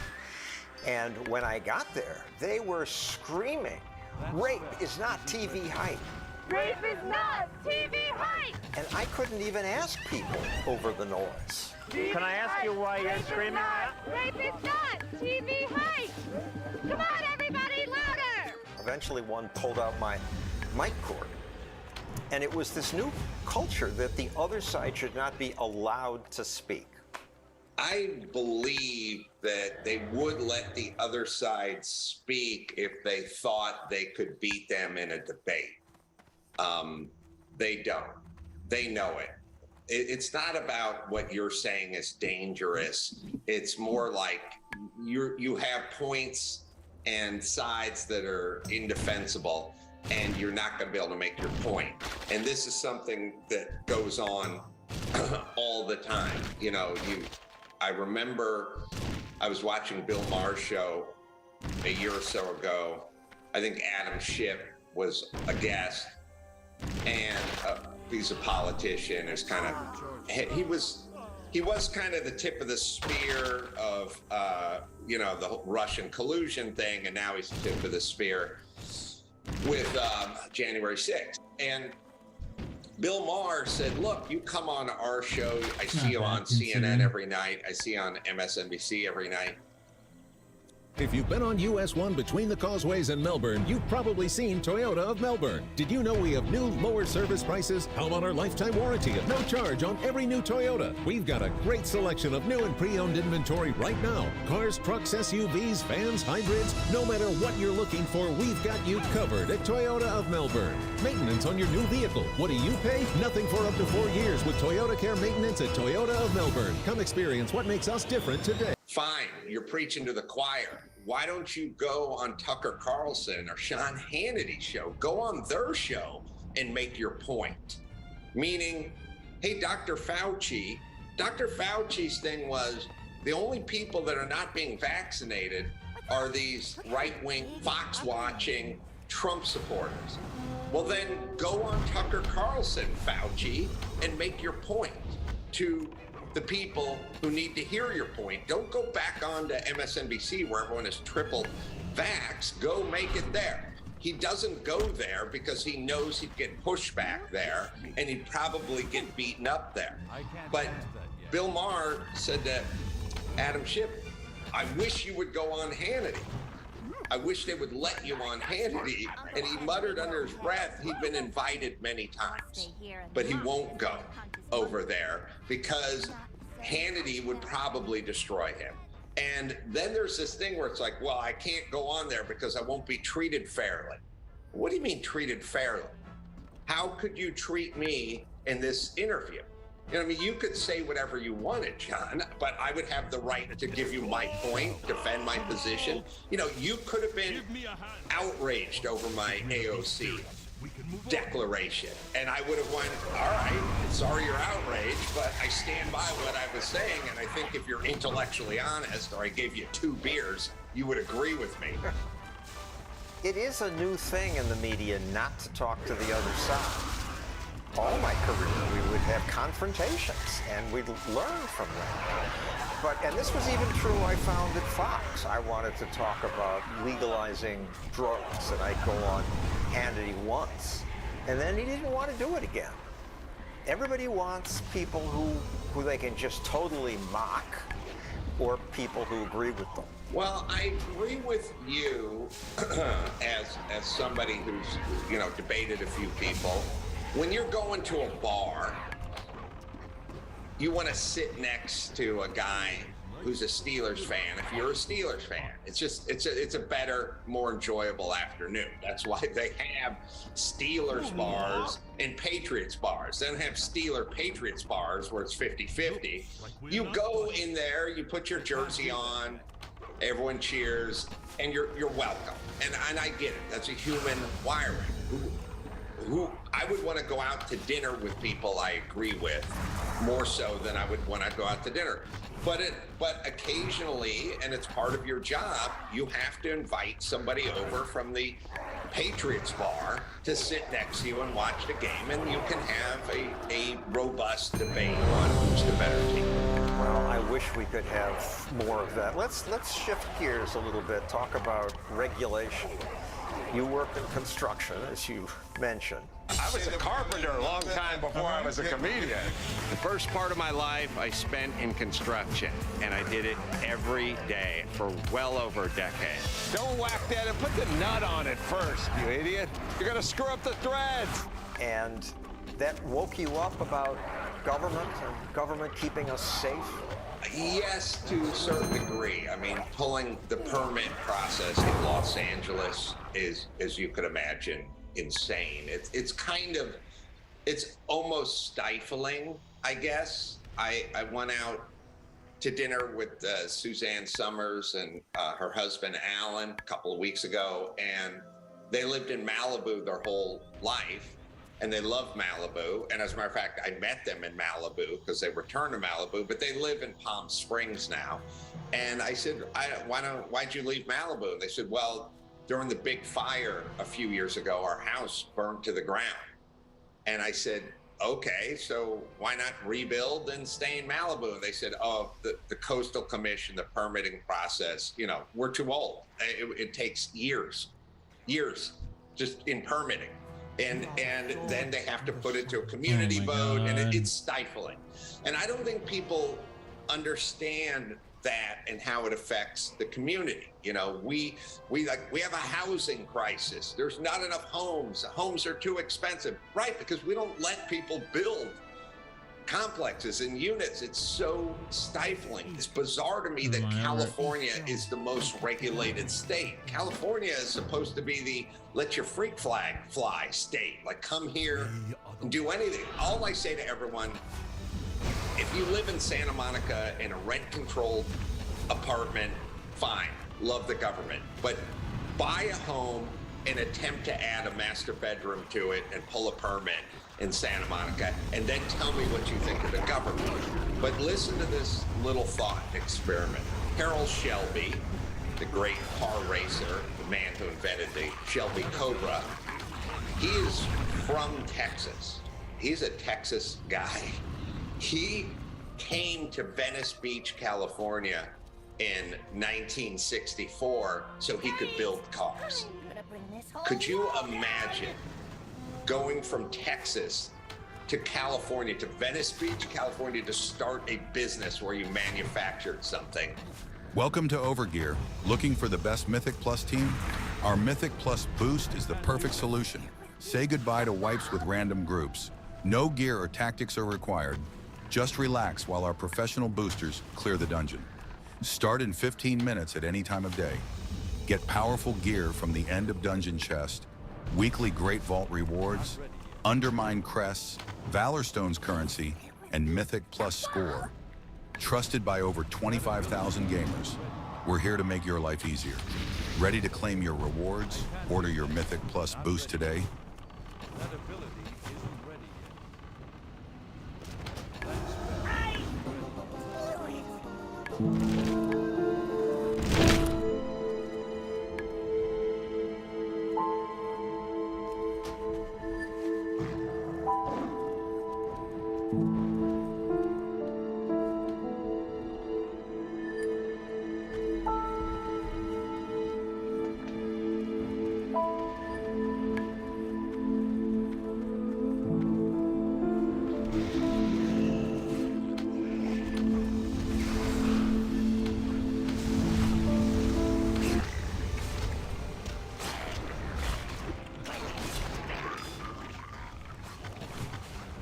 Today. They used to, but you're right. Today it goes the other way. And yet people like these rules when you talk about safety rules. And we have a clip from where a regulator from the San Diego County Safety Department says, all the inspections as mandated by the state are for the safety of the public and the livability of these houses. Here's the problem with this as it pertains to California or anywhere else. Yes, there are regulations that make sense. If you know, I used to do earthquake rehab. There are earthquakes in California. When you pour concrete, it should have rebar in it, probably number 4 or number 5 rebar spread out at such and such intervals. Because when you see these places, you know, Mexico or Haiti or someplace that have an earthquake and you see the whole place is demolished, that's because their concrete was unreinforced. That's because they don't have, you know, shear anchors and tension anchors and all thread and all the stuff we would use, which is fine. I get it. We should have a certain amount. The question is when do you stop? And we never stop. And I'll use an example of the beach. The beach used to have a sign when you entered the beach, and it said, no fireworks. That was 25 years ago. Okay, fine. Presumably someone could get injured if someone was lighting off fireworks. But then they said no fireworks and no fires. And you went, oh, okay, no cooking, no fires, no fireworks. Then they went no smoking. And you went, well, I don't know why that would hurt anybody. Okay. Then they want no dogs. Then they want no frisbees. Then they Watch your feet. It's not that no fireworks is a bad idea, like no regulation. No, there should be some.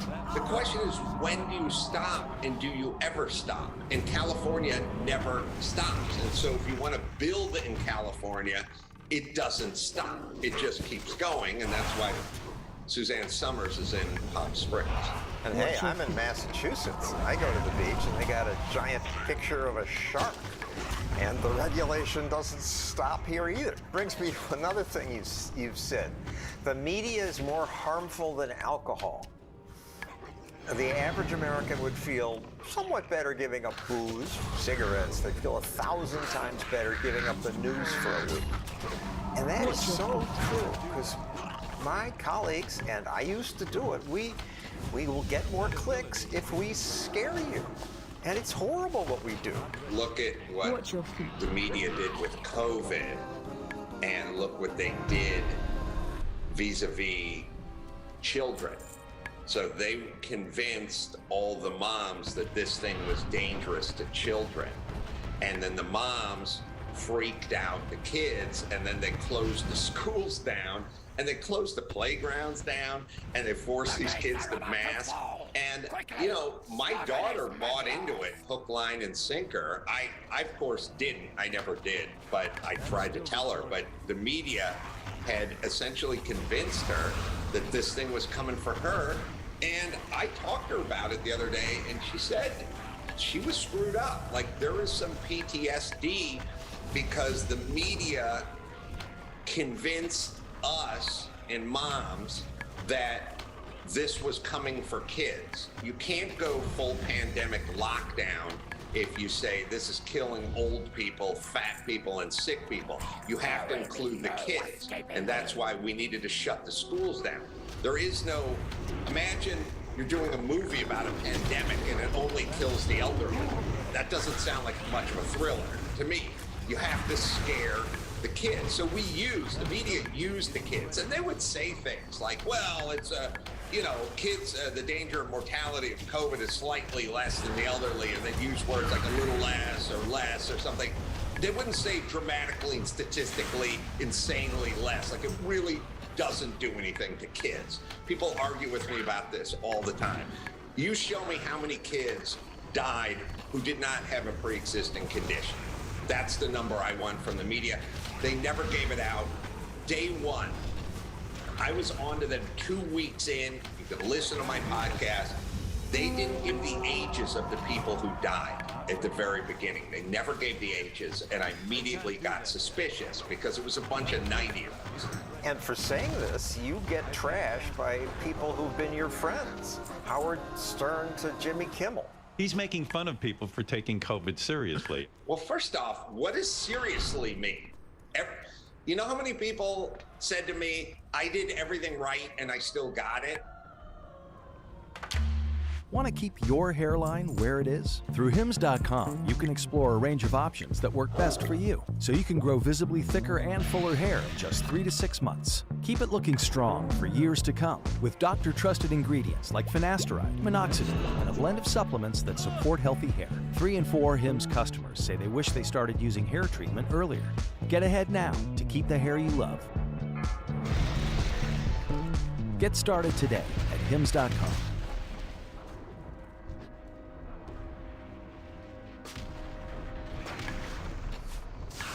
Shave your balls, check your balls, save your balls. With the TCS Ball Hero Bundle by Manscaped, we partnered with the Testicular Cancer Society and a team of experts to design a special edition Lawnmower 5.0 and special edition boxers that keep your boys trimmed and keep you on luck watch. Then we bundled the 2 Sacktacular products into one bundle so you can save in more ways than one. Great work, Dr. Nutsack. You're a real one. Get your Ball Hero bundle to start shaving and saving. Only at manscaped.com.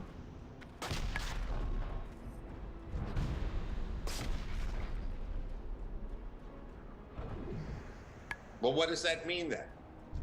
You did everything right and you got it. I did everything wrong and I didn't get it. So what shall we do? We should wring our hands and worry more, I guess, according to them. And these are your friends. Jimmy Kimmel. Adam doesn't believe in shampoo or soap. He doesn't believe in microbes. Yes, it's disturbing. That is true. I'm not a shampoo. I've never been a germ guy. I've always believed that you're hurting your immune system if you. Wiping everything down with Purell is not good for your immune system. I've always believed that. I'm not allergic to anything and I never get sick. But I notice everyone around me is allergic to everything and has a bad stomach. All right, so you take these criticisms as jokes, but one sounded more serious. David Alan Grier told Stern, "You're no longer best friends because you're now a right-wing troll." Adam and I were quite close. Adam Carolla? Not anymore. What happened? Well, he's a right-wing troll now. Yeah, well, David Alan Grier's nuts. I don't think people know that about David Alan Grier. I've been so generous and so kind and had such a great friendship with David Alan Grier. He's insane. These people, their side, they had 8 years of Obama, and then they lost an election and they got Trump and they all had a fit about it. Well, that's how politics works. Your side wins sometimes, the other side wins sometimes. They couldn't take the idea that Trump got voted in, and they went nuts. I mean, at least David did. But David's nuts anyway. People should know. I don't care. Listen, I was dear friends with David Alan Grier. He essentially called me a racist based on being nothing but kind and generous to that man for 20 years. He decided that. And people go, do you feel bad about that? And I go, well, I miss having a beer with David Alan Grier, but I don't feel bad about it. That's his decision. He lied. That's his decision. So what's this political hatred about? It's kind of new. I mean, you're friends with Sarah Silverman. I did a show with her last night. But it's rare that someone on the left can stand someone like you who appears on Fox or says the government does too much pretending to fight COVID. Well, I don't know. Some people are intellectually honest. Some people have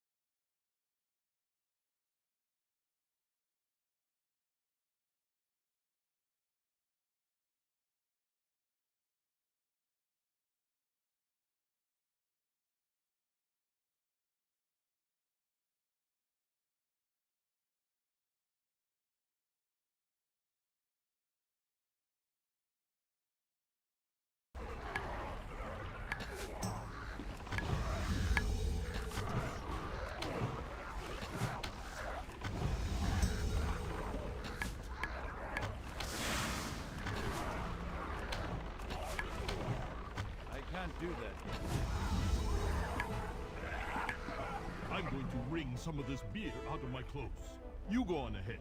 Find Mud.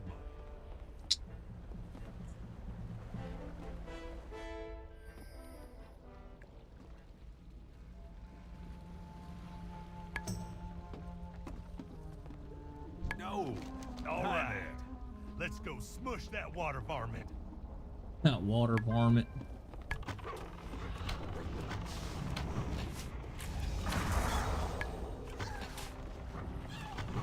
That's hilarious.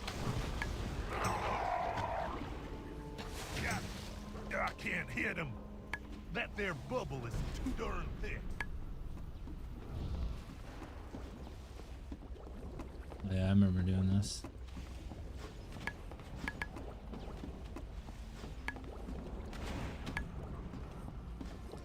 Run over the bubbles. Come in. Hit that bubble. Good poke.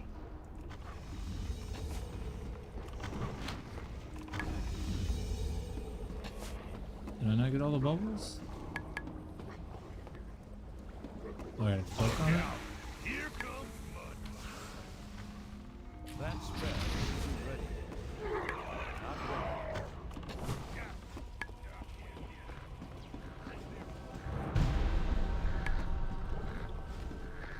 Run over the bubbles to weaken his shield.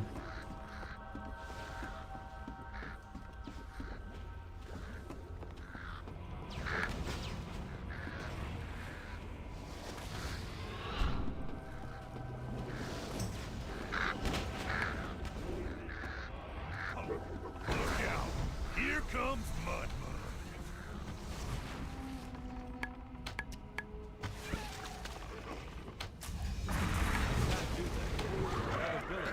Dude, this is so annoying.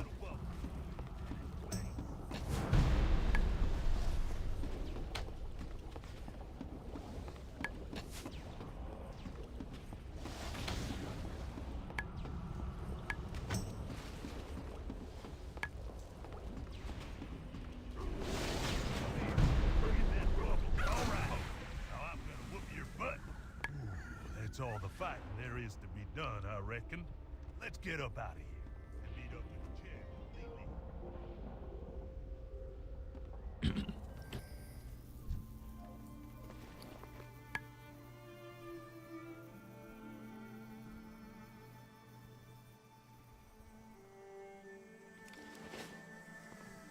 Is trouble brewing? My goods are crafted with great care.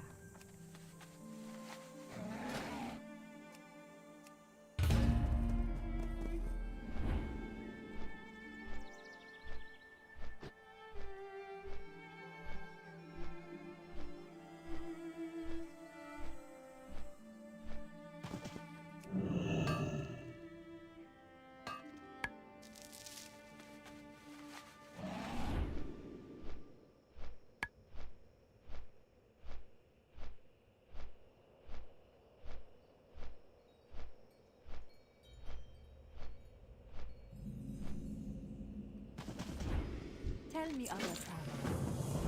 We are the sword in the shadows.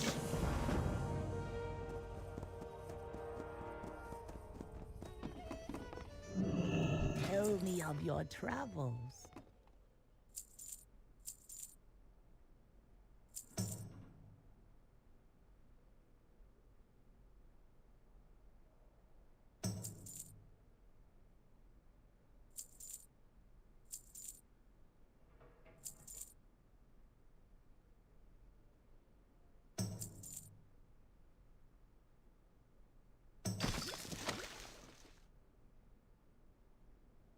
Live for your dreams.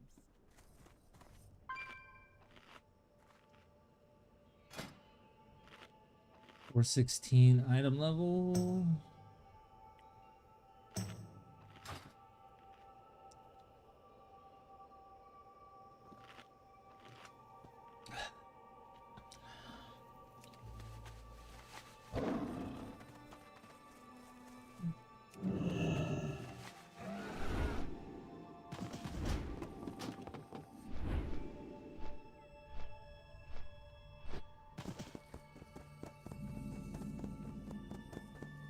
Speak up.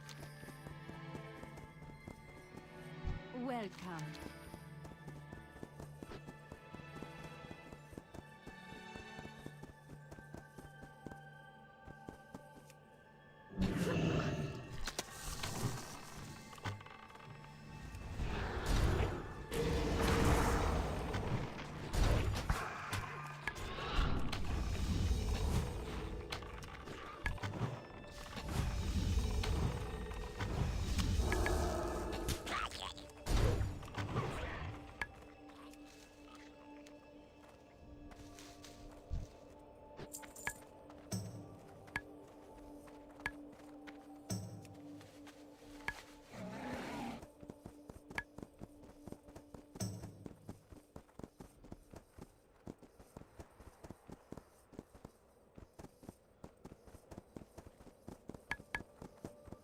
Slow down.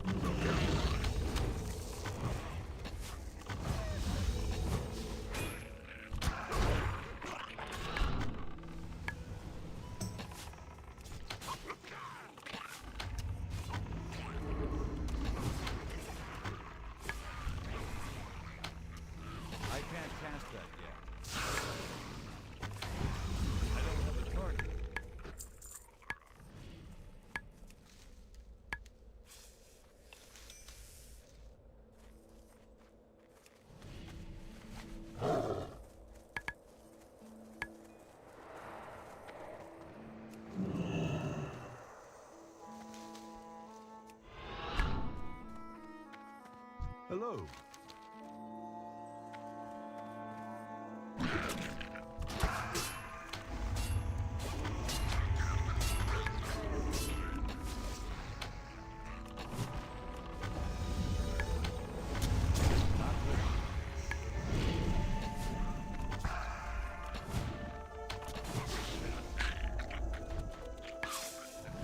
I can't loot that. Tell me of your travels.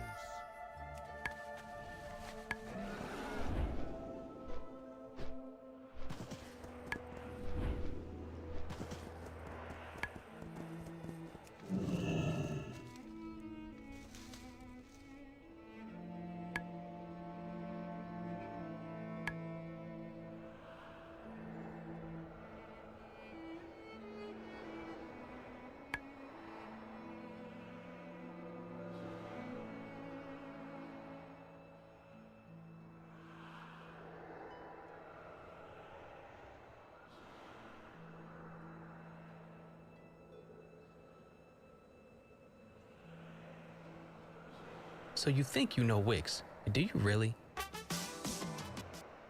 First up, we've got Shape Video Masks.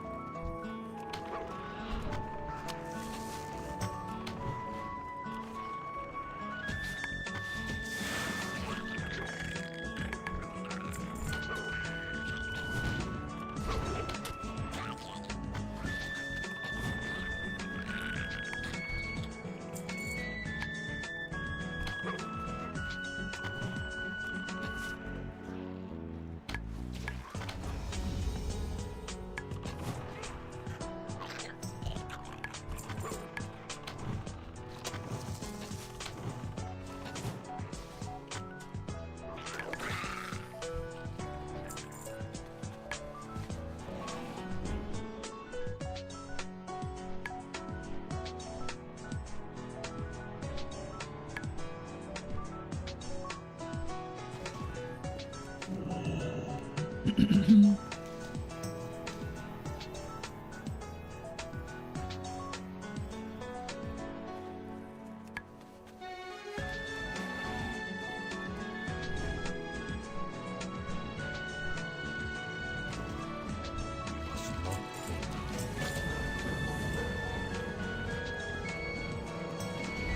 are most welcome.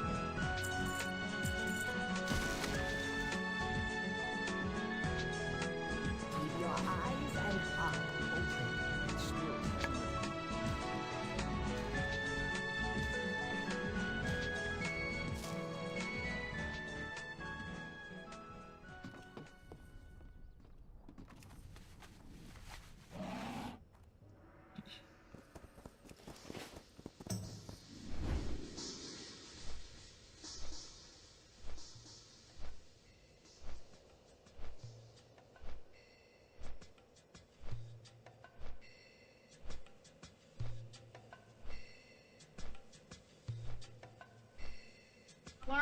Hey, sorry I missed your call. You must have called when I was eating in the...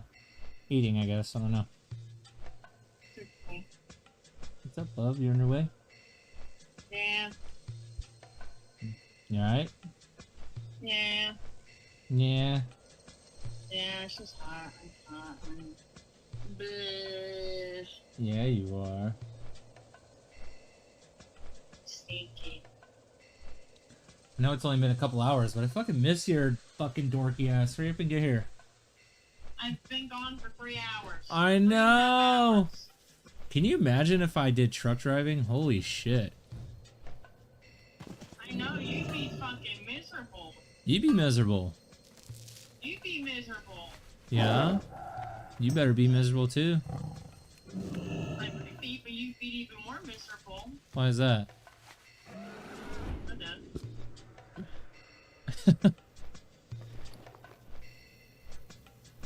Ah! The fuck was that? I made $116. I saw that. I mean, not... Gross. I mean, looking at it like my hourly, I made $33 an hour, so that's not bad.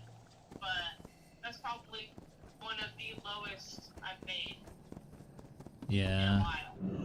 Lowest I've made in a minute. Yeah. But it was an easy short shift, so whatever. The Frame Pro. Yeah. Ah, this test is simple. All you need to do is strike the bamboo. Yeah. Oh, I really want to find out who the fuck You might say, gave a minor alcohol. I want to say it's Bobby, but it fucking is. that is part of the test. No way that was fucking Danny again. No way. I don't think it was. That would be crazy. Like Kira said, we're probably all gonna have to retake our alcohol first. What? Yes, just like that. Yeah.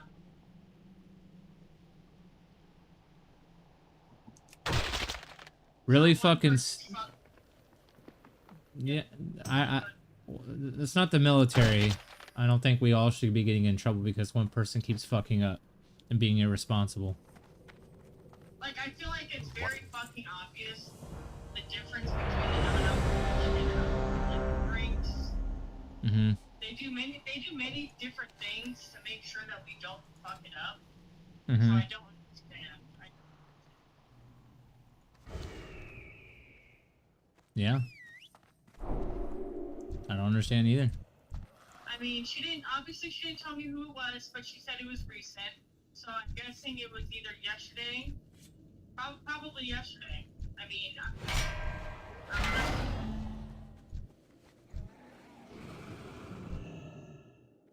Burst of speed. I have no idea.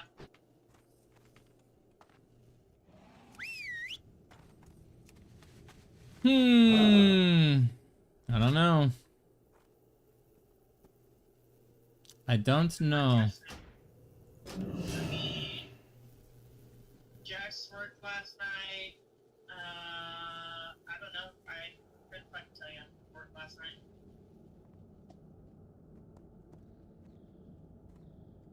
Hmm. Vince made me deep fried cheesecake, so I have some.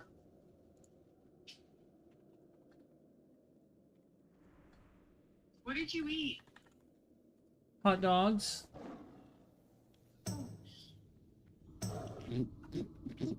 Yeah.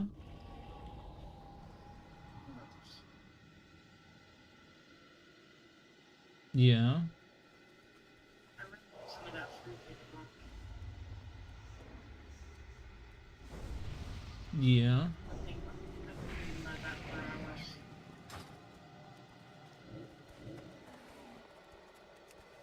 Well, it's here and waiting for you.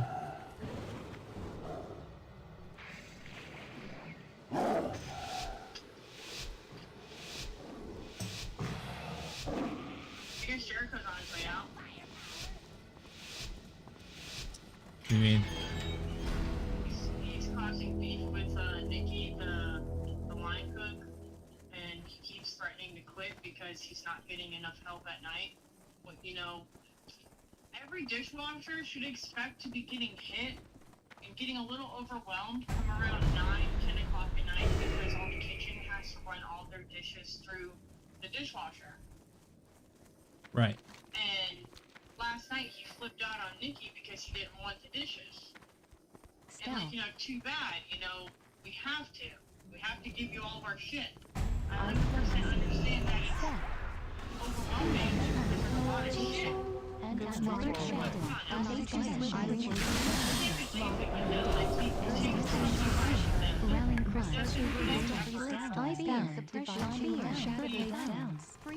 Went to Brandon, disrespecting Rapid fire suppression down. I don't know what your problem is, but it's not with me. Binding shot. Rapid fire Right. I'm not telling you to hurry up. I'm not telling you this, that, and third. I'm just trying to use your sprayer, first of all. Inner focus down. Dash. Inner focus down. Inner focus down. Deep freeze. Nature's fire shot down. Hmm. Like, disrespect.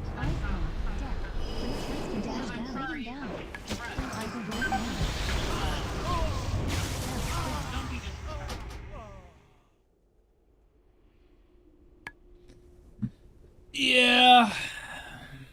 And Kira literally pulled her into the office, or no, Nikki pulled Kira into the office trying to talk, and Kira said something about how Jericho has mommy issues, so he took out his mommy issues on you. And I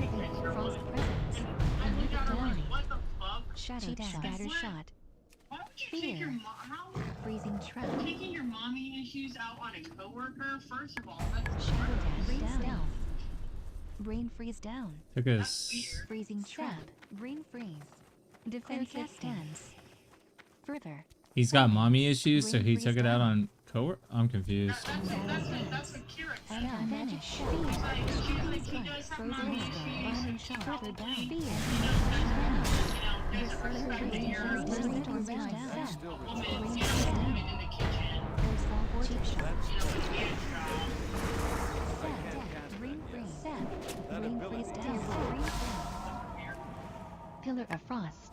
That's still Sprint. recharging. Death advance. Cheap out. Barrier. Down. Reflection. Down. Nature's reflection. Bombing shot.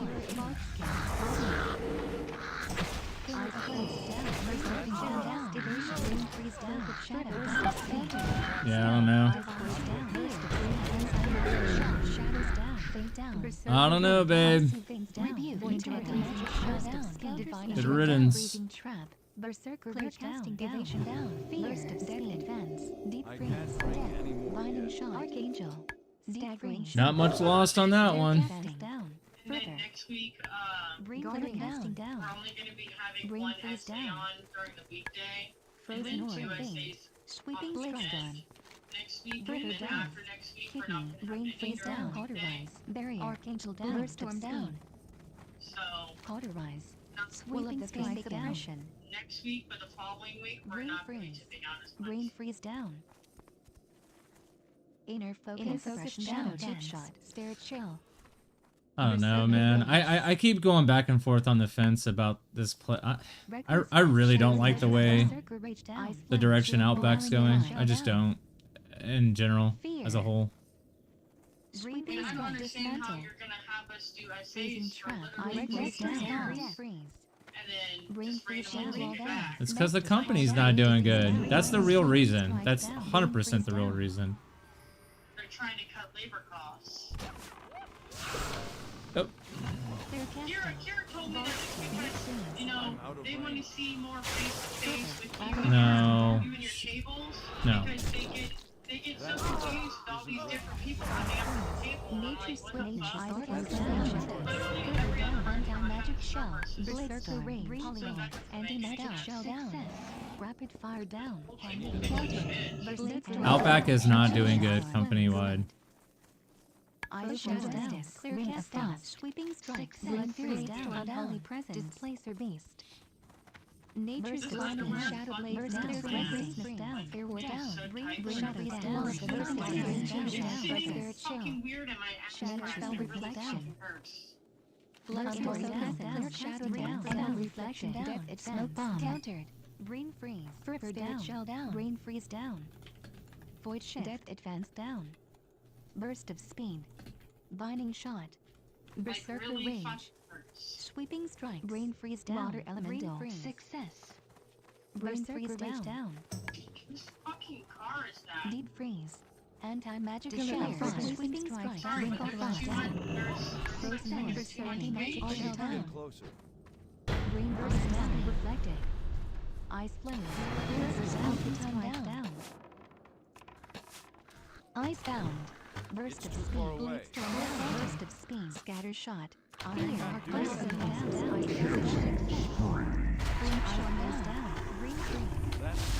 Brain freeze down. Alright, bye, love you.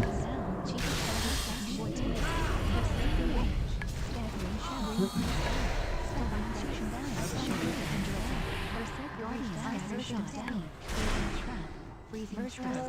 Deep freeze. Divine shield down. Clear cast. Chip shot. Look of shadows chasing down. Burst shadows down. Clear casting down. Spirit shell down. Foot of justice. I knew I shouldn't have called her. I literally can't fucking play this game while I'm on the phone.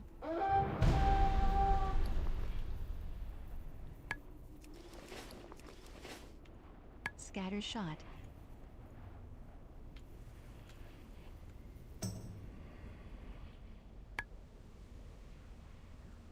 Deep freeze.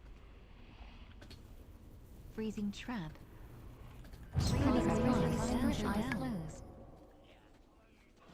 Ice flows down. Death. Berserker freeze down. Brain freeze down. Berserker rage down. Fist of justice.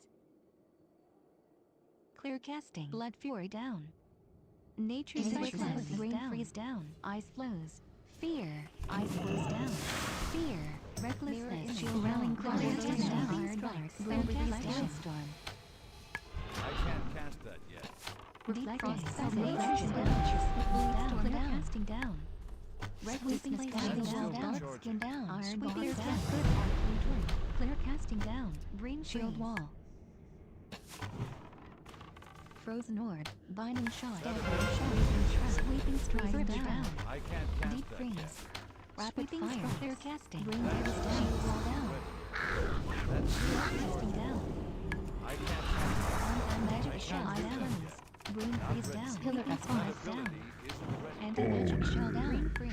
Brain freeze down. Rapid fire down. Death. Cheap shot. Clear casting.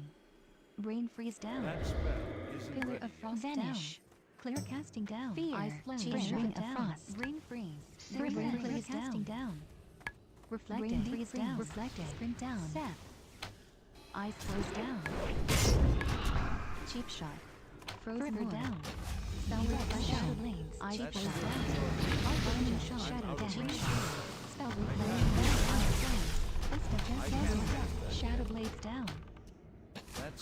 Shadow down. Eyes stealth.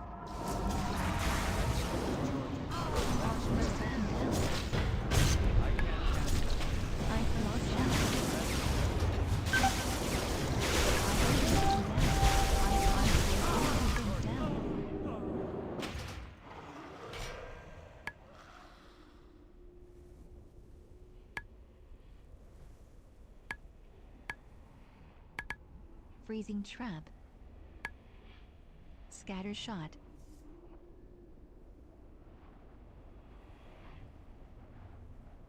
Cheap shot. Deep freeze. Kidney. Anti-magic shell. Evasion down. Shattering freeze down. Anti-magic down. Blind. Death advance down. Sweeping strike. Shadow blades down. Dash down. Suppression. Cheap shot. Cold snap. Cell reflection. Reflection shot. Clear casting down. Fear. Sweeping strikes down. Berserker rage down. Shadow strike. Slows down. Shadow down. Boxkin. I can't do Power that. dash down. Will of locust shadows. Shadow dance down. Evasion down. Clear casting down. Ice down. Alter time. Smoke down. Vanish barrier. Cheap shot. Fear. Down. Eyes down. And my life down. Clear cast. Power infusion down. Death. Rapid fire. Smoke down. Burst of speed. Burst of speed down. That spell. Borderline. Shadow dance. Shadow dance. Frost. Death. Burst of speed. Rapid fire down. Shadow dance. Hello, love. I'm destroying things right now. They called me the Nerd Slayer. I gotta live up to the name. Interrupted.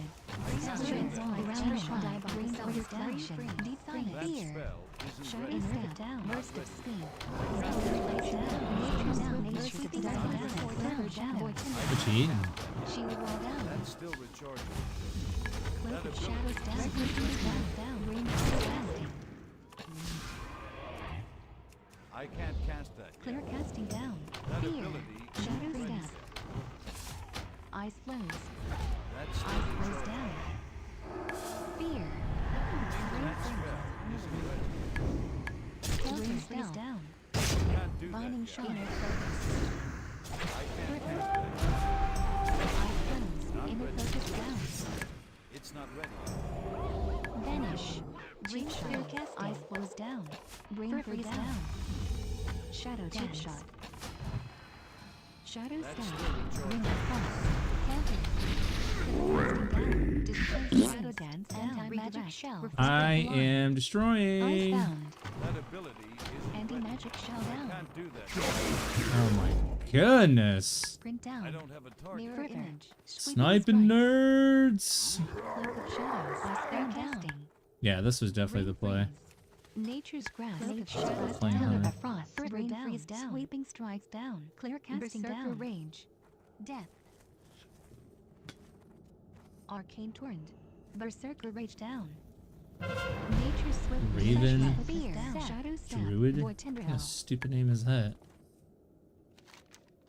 Stupid. Pillar of frost down. We're still gonna Cheap lose shot. because my teammates suck, but Quiver. we're doing good. Shadow blades. We're the best player on our team, Kidney. literally. And I've been AFK half the time. Oop, Death. I'm gonna fucking Avenging destroy wrath. this bitch. Shadow blades down. Never mind, it's a rogue. He went disappeared. Blinding light. Fist clear casting. Clear casting down. He went and disappeared. Spell reflection down. Ice divine shield. Clear casting. Blade storm. Frozen orb. Deep divine shield down. Blade storm down. Freezing trap. Shield wall. Ice shield down. Snake trap. River down. Clear casting down. Shield wall down. Freeze down. Berserking down. Burst of speed. Smoke bomb. Ice vanish. Ice flows down. Clear casting interrupted. Green counter. James freeze down. It's too far away. Stampeding roar. Shadow dance. Cheap That snap. spell isn't ready yet. I can't cast that yet. Frozen more. Berserking. Ice block. Alter shadow rapid fire. Blade strikes. Binding shot. Alter sun down. Blade storm down. Deep ice block down. Ice down. Berserking down. Nature's glass down. Fire down. Nature's expression down. Ring frost. TT dubs. Reckless fear. Bulk skin. Iron shot. Cheap shot. Dive ice down. Suppression down. Sweeping sweeping down. True. Nature's life down. How many closes do I have? Better have 3. Rage down. Feigned. Fear. Green free. Counter. Suppression. Sweeping freeze down. It's too far away. Burst of speed. Frozen countervation down. Suppression down. Ice down. Binding archangel down. Fucking Kira. Rapid fire down. Death. Burst of speed. Feigned. Burst of speed. Inner focus. Burst of speed. Faint down. Spirit shell. Further. Inner focus down.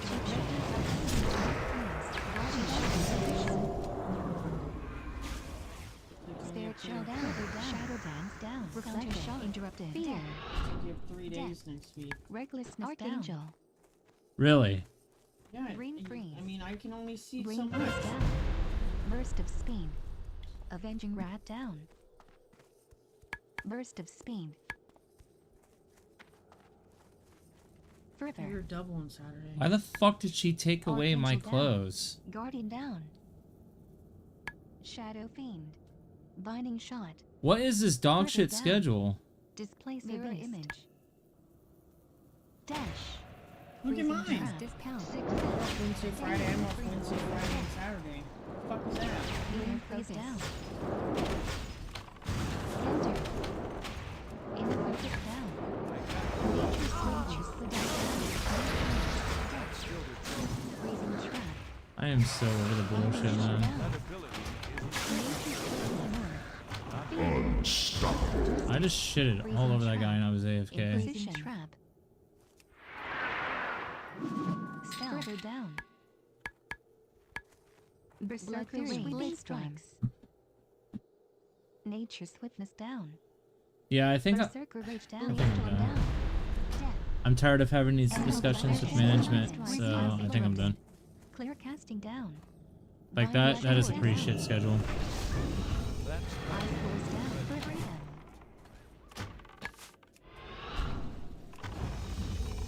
Stealth. Freedom down. Void Tindrell. Further down. Clear casting shot. Shield. I can't Sprint down. Vanish.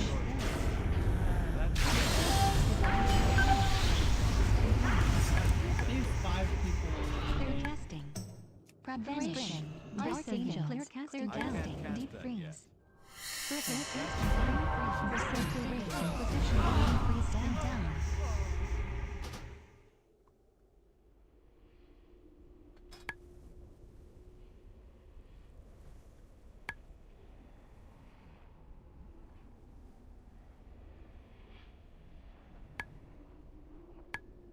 Fist of justice.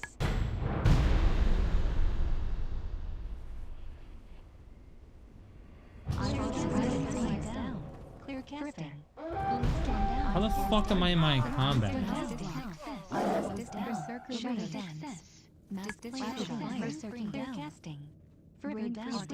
Berserker rage down. Inquisition. Interrupted. Shadow dance down. Inner reflection. Nature's swiftness. Staggering down. Nature's swiftness down. Sweep of the reflection down. Clear casting down. Will of the fire down. Getting all the good fucking ships. I don't understand. Death. Ring freeze. Ring freeze down. Further. Dash down. Ring of frost. Counter shot. Focus. Success. I don't know. Sweeping strikes. He looks good on his little stupid Binding shot. reports, I guess. I don't know. Grasp.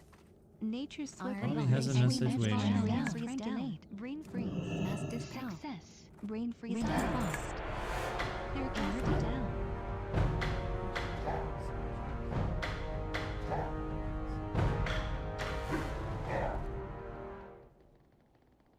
Done for me, buddy.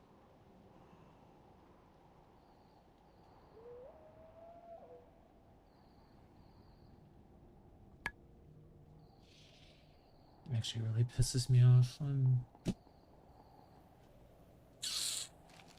Yeah, with how many times you've actually talked to them and they're still not getting it right, it's absolutely insane. My hours just went down again, 28.50. I was at 33 2 weeks ago, then I went down to 30.25, now I'm down to 28.50. So obviously I'm doing something wrong, and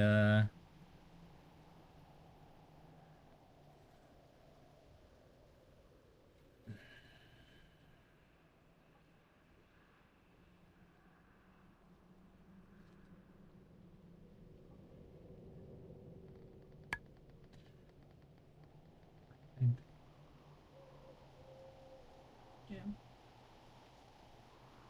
yeah, we need to go to the gym, but I'm thinking about jobs.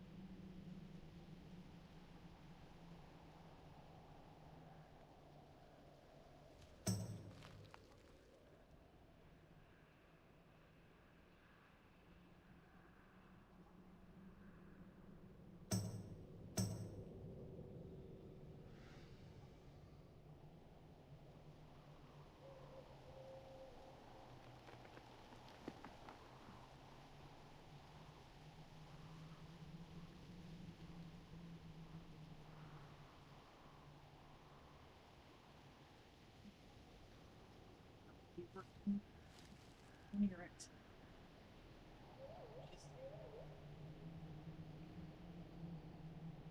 Boathouse would be the play, but that girl that was semi talking to works there. Yeah. Good. She was not like a real girlfriend or anything like that, but they were like kind of talking. That would be a little awkward. I'm sure she would be cool. I mean, I don't really talk to her anymore. We didn't have like a bad falling out. I was just like, yeah, I just don't think it's gonna work. It's not you. I mean, it was her, but I didn't tell her that. I didn't really feel anything with her, you know what I mean? I didn't feel any kind of connection. Huh? No. Kayla, no, that was my ex. Me and her were, that she worked at she's not there anymore. She quit over a year ago. She didn't work in a restaurant. She worked at a cake place over there. She baked cakes. But she's not there anymore. Her stupid ex that she got back with convinced her to quit, so she's a dumbass. That's on her. I don't give a fuck. That was the bougie bitch. That was the bougie bitch. No, this other chick works at a boathouse, and I mean, it's whatever. I'm sure I don't know. But what makes it difficult is what she told me of how it's like really rough when you first start, like the whole cutting you before you even fucking get there kind of thing. That I'm so like ready to be done with Outback at this point. I'm tired of, I should not have to be fighting for shifts. Just, I don't know. I shouldn't. Having to fight for shifts says a lot. I've been with the company 10 fucking years. I'm a key. I do everything under the sun for these fucking people, and God, I don't get what I want. And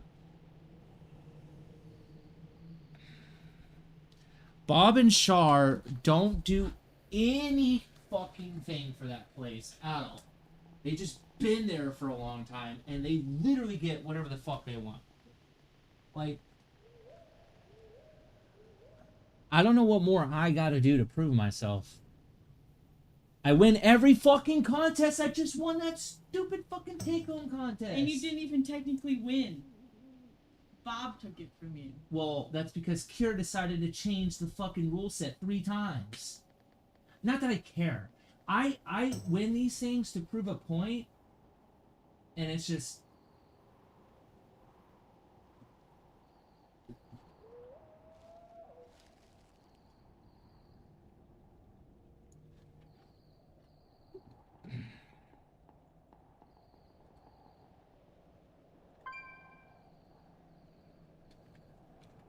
You know where else? House of Blues is supposed to.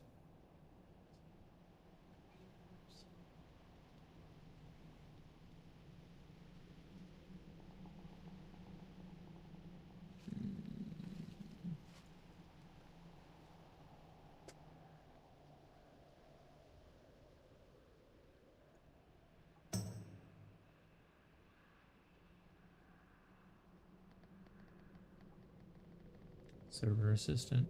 Lol.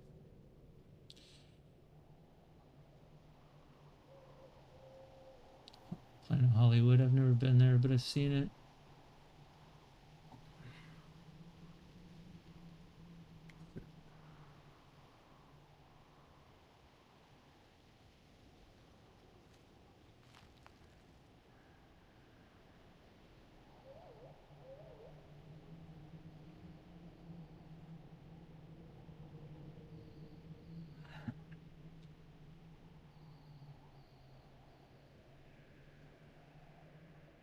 Hollywood offered that's quoting Disney screens. Disney offering participant benefits, which include merchandise discounts and park admission.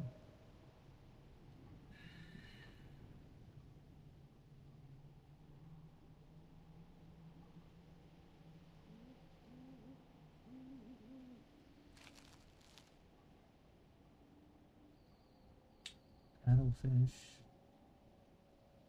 Server assistant. Yeah.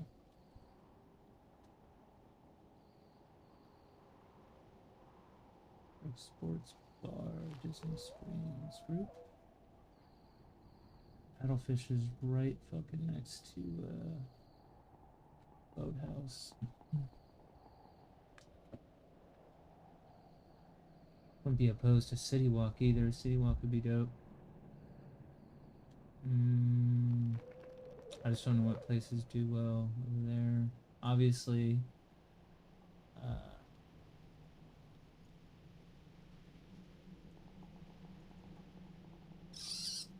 I mean, we still have yet to make your fucking resume.